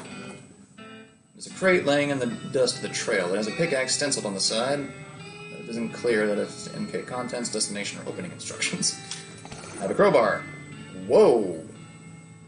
Lots of stuff. That's one of the possibilities eliminated. Hey, I see a thing I can forage. Hold it. Wait, this isn't where I was supposed to be. Blossom Gin. You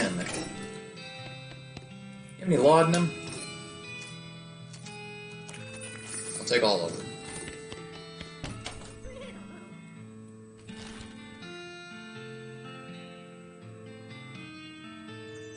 It's the old mission.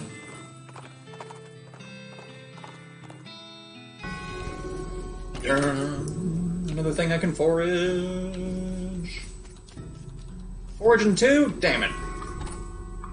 Oh, wait.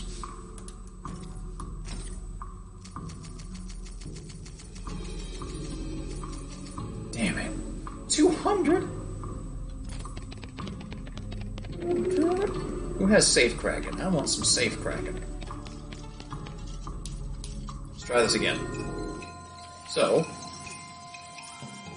summon this. Do that. Do this. And, oh, no.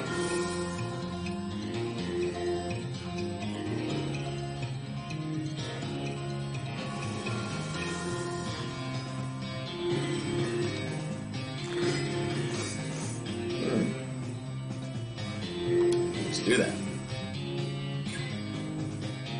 Oh no, I didn't do that correctly. Idiot. Gary.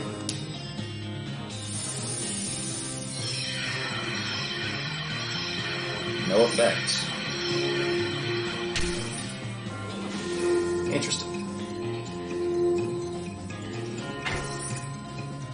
Reduce their stats even more.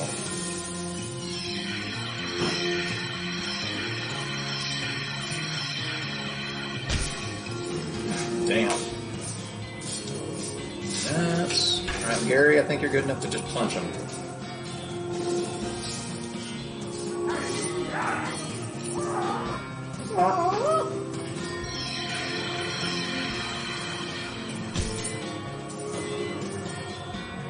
See, 18 to 20. Kapow. Alright, Gary, take him out.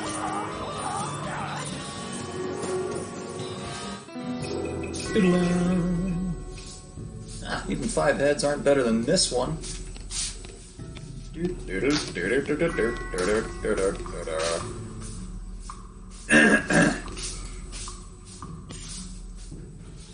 Oh, that's what it needed. Hold up.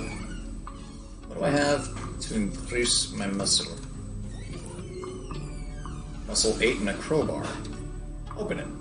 You grunt and strain and force the heavy stone sarcophagus lid open. There's a skeleton inside. Holy crap, his bones are huge. Fortunately, he seems to be asleep. Does that mean I can throw my other hat back on? Damn it. Okay, I'm gonna have to risk it. There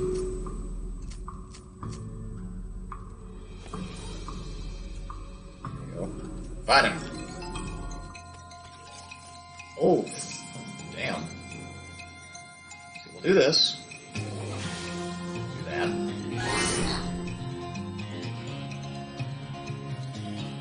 many action points I have? I have 2? Okay. Here's the armor. Burn him! Oof. 1-to-1 damage. Well, decrease his stats then. Well.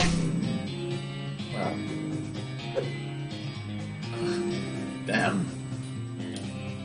That's damage, we'll poison it. Use its stats further. Apparently, it's just gonna keep its muscle up, which is unfortunate for me.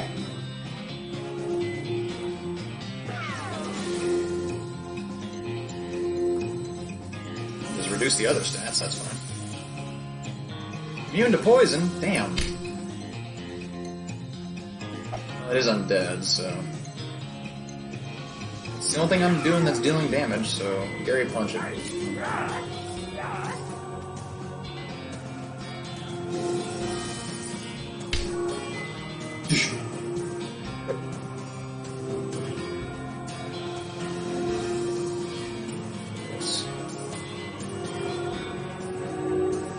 Here we go. Let's use the dynamite.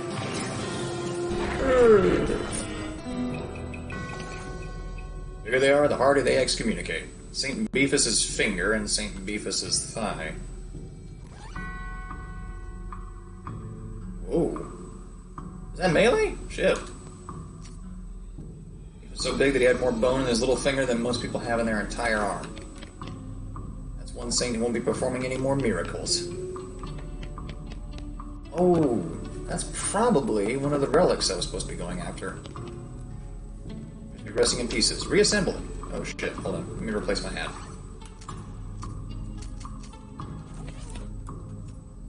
Okay, you're pretty sure you got the bones assembled correctly. Fight them. Nope, at the very last minute the bones fly apart again. Seems like all you accomplished was making them angry. Rats. Got the jump on them. Okay, do that. I'm gonna take a massive risk here. Oh, they have really high mysticality. St. Portada? Yeah.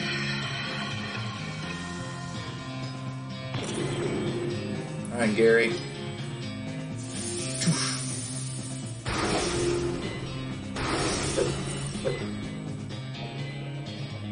Does nothing.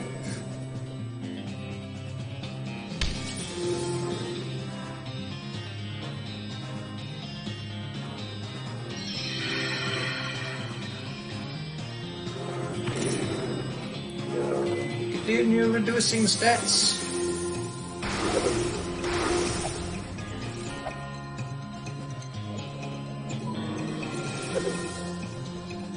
I didn't see the walk. Oh. So stench, we found out, does literally nothing. Ooh, whoa, whoa, whoa, whoa. Yeah.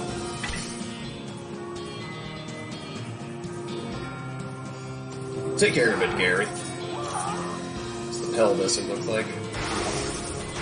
Nice job.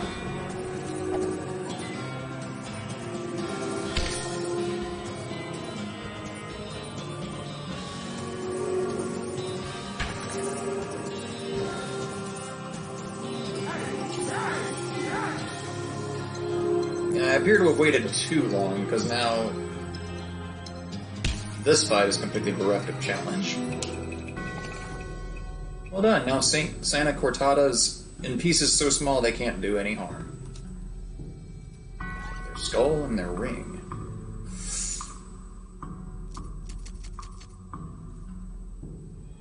Ooh, it's just better. This ring makes you feel like you can be in multiple places at once. I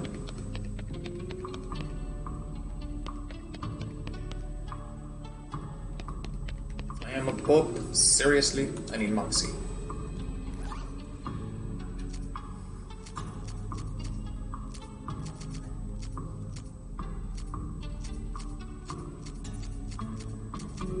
+1 to Moxie.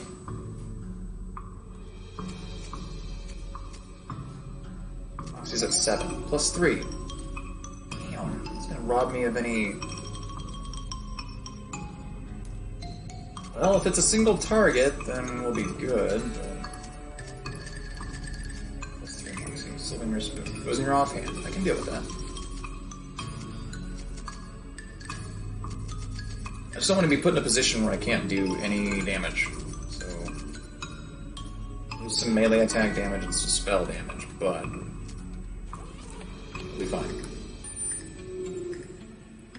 St. Pope stands beatifically behind the die. He just keeps doing his Pope gestures, ignoring you. How can someone look so smug without even having a face? The longer you watch him, the more he gets on your nerves. Insult him!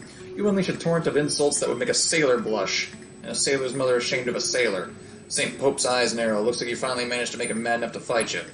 Fight him then. Oh shit, he went first.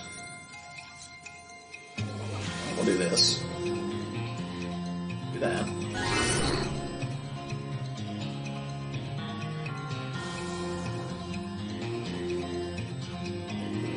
Let's do that. Focus the boss and have Gary... No.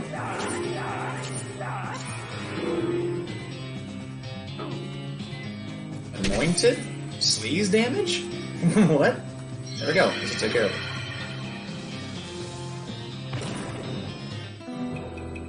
Bam. You put an end to St. Pope's heresy once and for all. Got a Pope's pelvis and a fake Pope hat. Go back to that.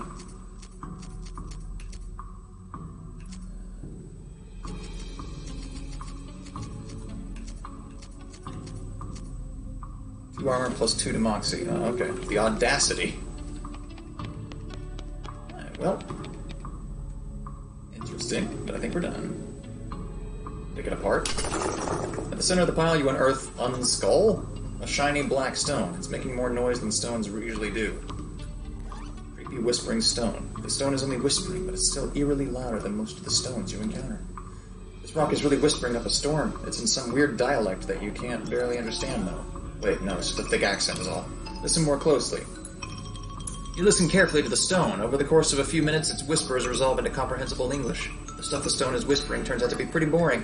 Mostly just trivia about the geology of Tennessee. Meaningless to you, unless you're planning a spelunking trip soon. Oh well, at least you can understand the accent now. Appalachian skull whispering. Eerie. That is, like, what now? Turnip fueled. Ah, okay. Elegant doggin. Fluent in a very specific dialect of the whispers of the dead. Ooh, foraging level 2. Cool.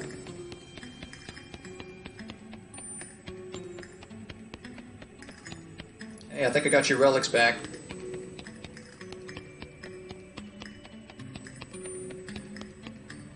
you for trying to recover our relics. Please be careful.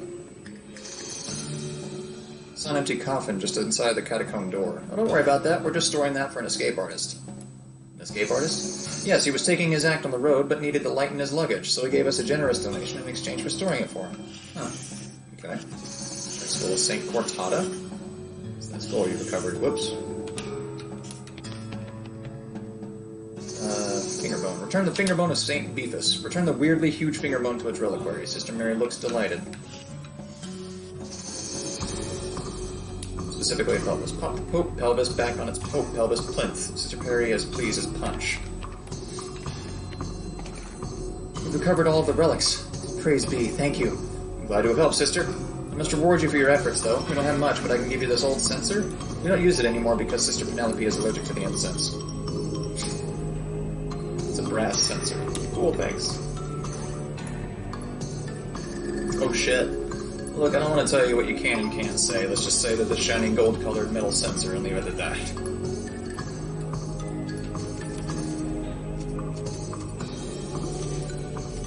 Just some mysticality goes up. Okay. Sure.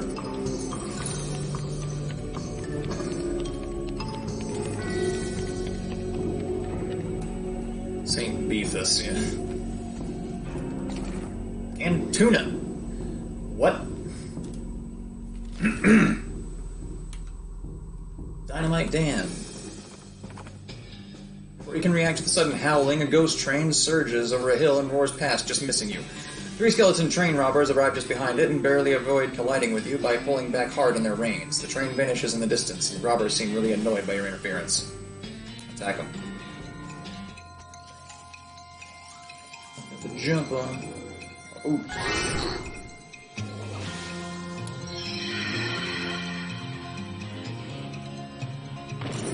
Might get smacked, but we should be able to handle this all on our own.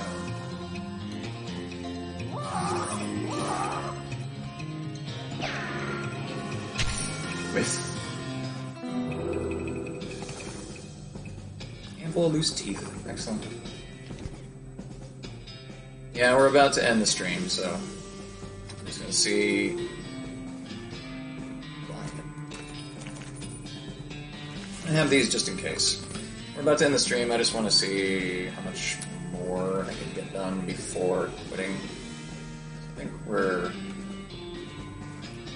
good and caught up, mostly. Is there anything else I could do here? Grave off the side of the trail. Crossing the ground for no reason. Gold skull. Yeah, what you would expect. Thanks for staying as long as you could. Have a good night. Take care. Hopefully we'll see you next week. Anyone is definitely over for this old tarnished silver thing.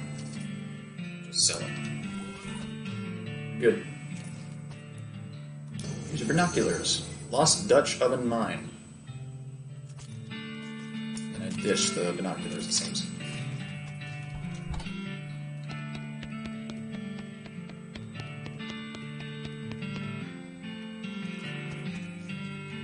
Let's see if there's anything else to do here.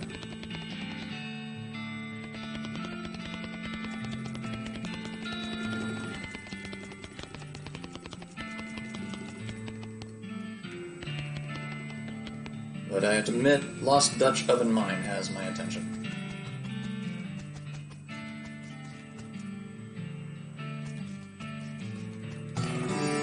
Tombstone pizza. Gonna hurt green thumb.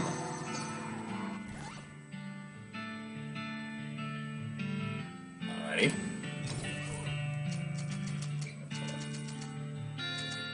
Gain XP from foraging. Hey.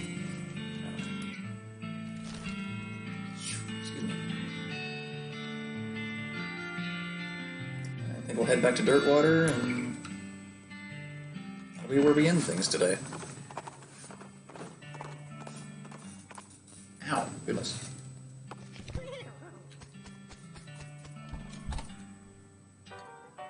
Just kind of check. Anything new, Lloyd?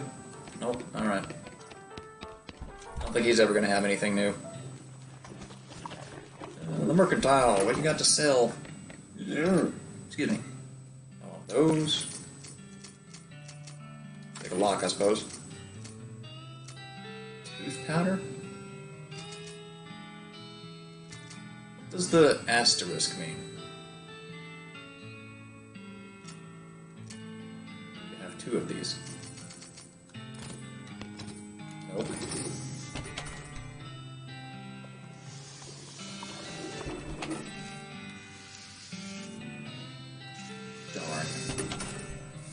Darn. Chat keeps crashing. Definitely need to end it pretty quickly. Anything going on in my room? I can insult myself. As for no suggestion, your shrugs. Apparently that's all the suggestions you can think of. Much obliged, but I don't have scrap. Get your bed, sleep. You go to sleep. You dream that you're locked in jail with Rufus while fleeing from the ghost of the president. After that, you get in a fist fight with a giant squid. You wake up drenched in sweat. Well, okay then. And hungry and sober. Day 3, you get the idea.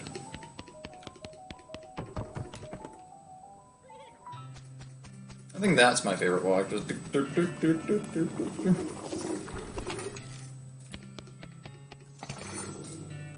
got a package from Rufus. The package is empty. Or maybe Rufus sent you some kind of special air. That's not something he'd do. Oh. Whoa, it was special air. This goddamn game, y'all. Lock picking. Extremely complex locks.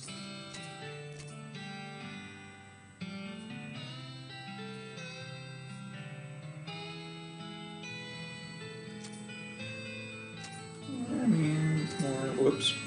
Oh well. 5 HP per round of combat. Yep, we'll do that.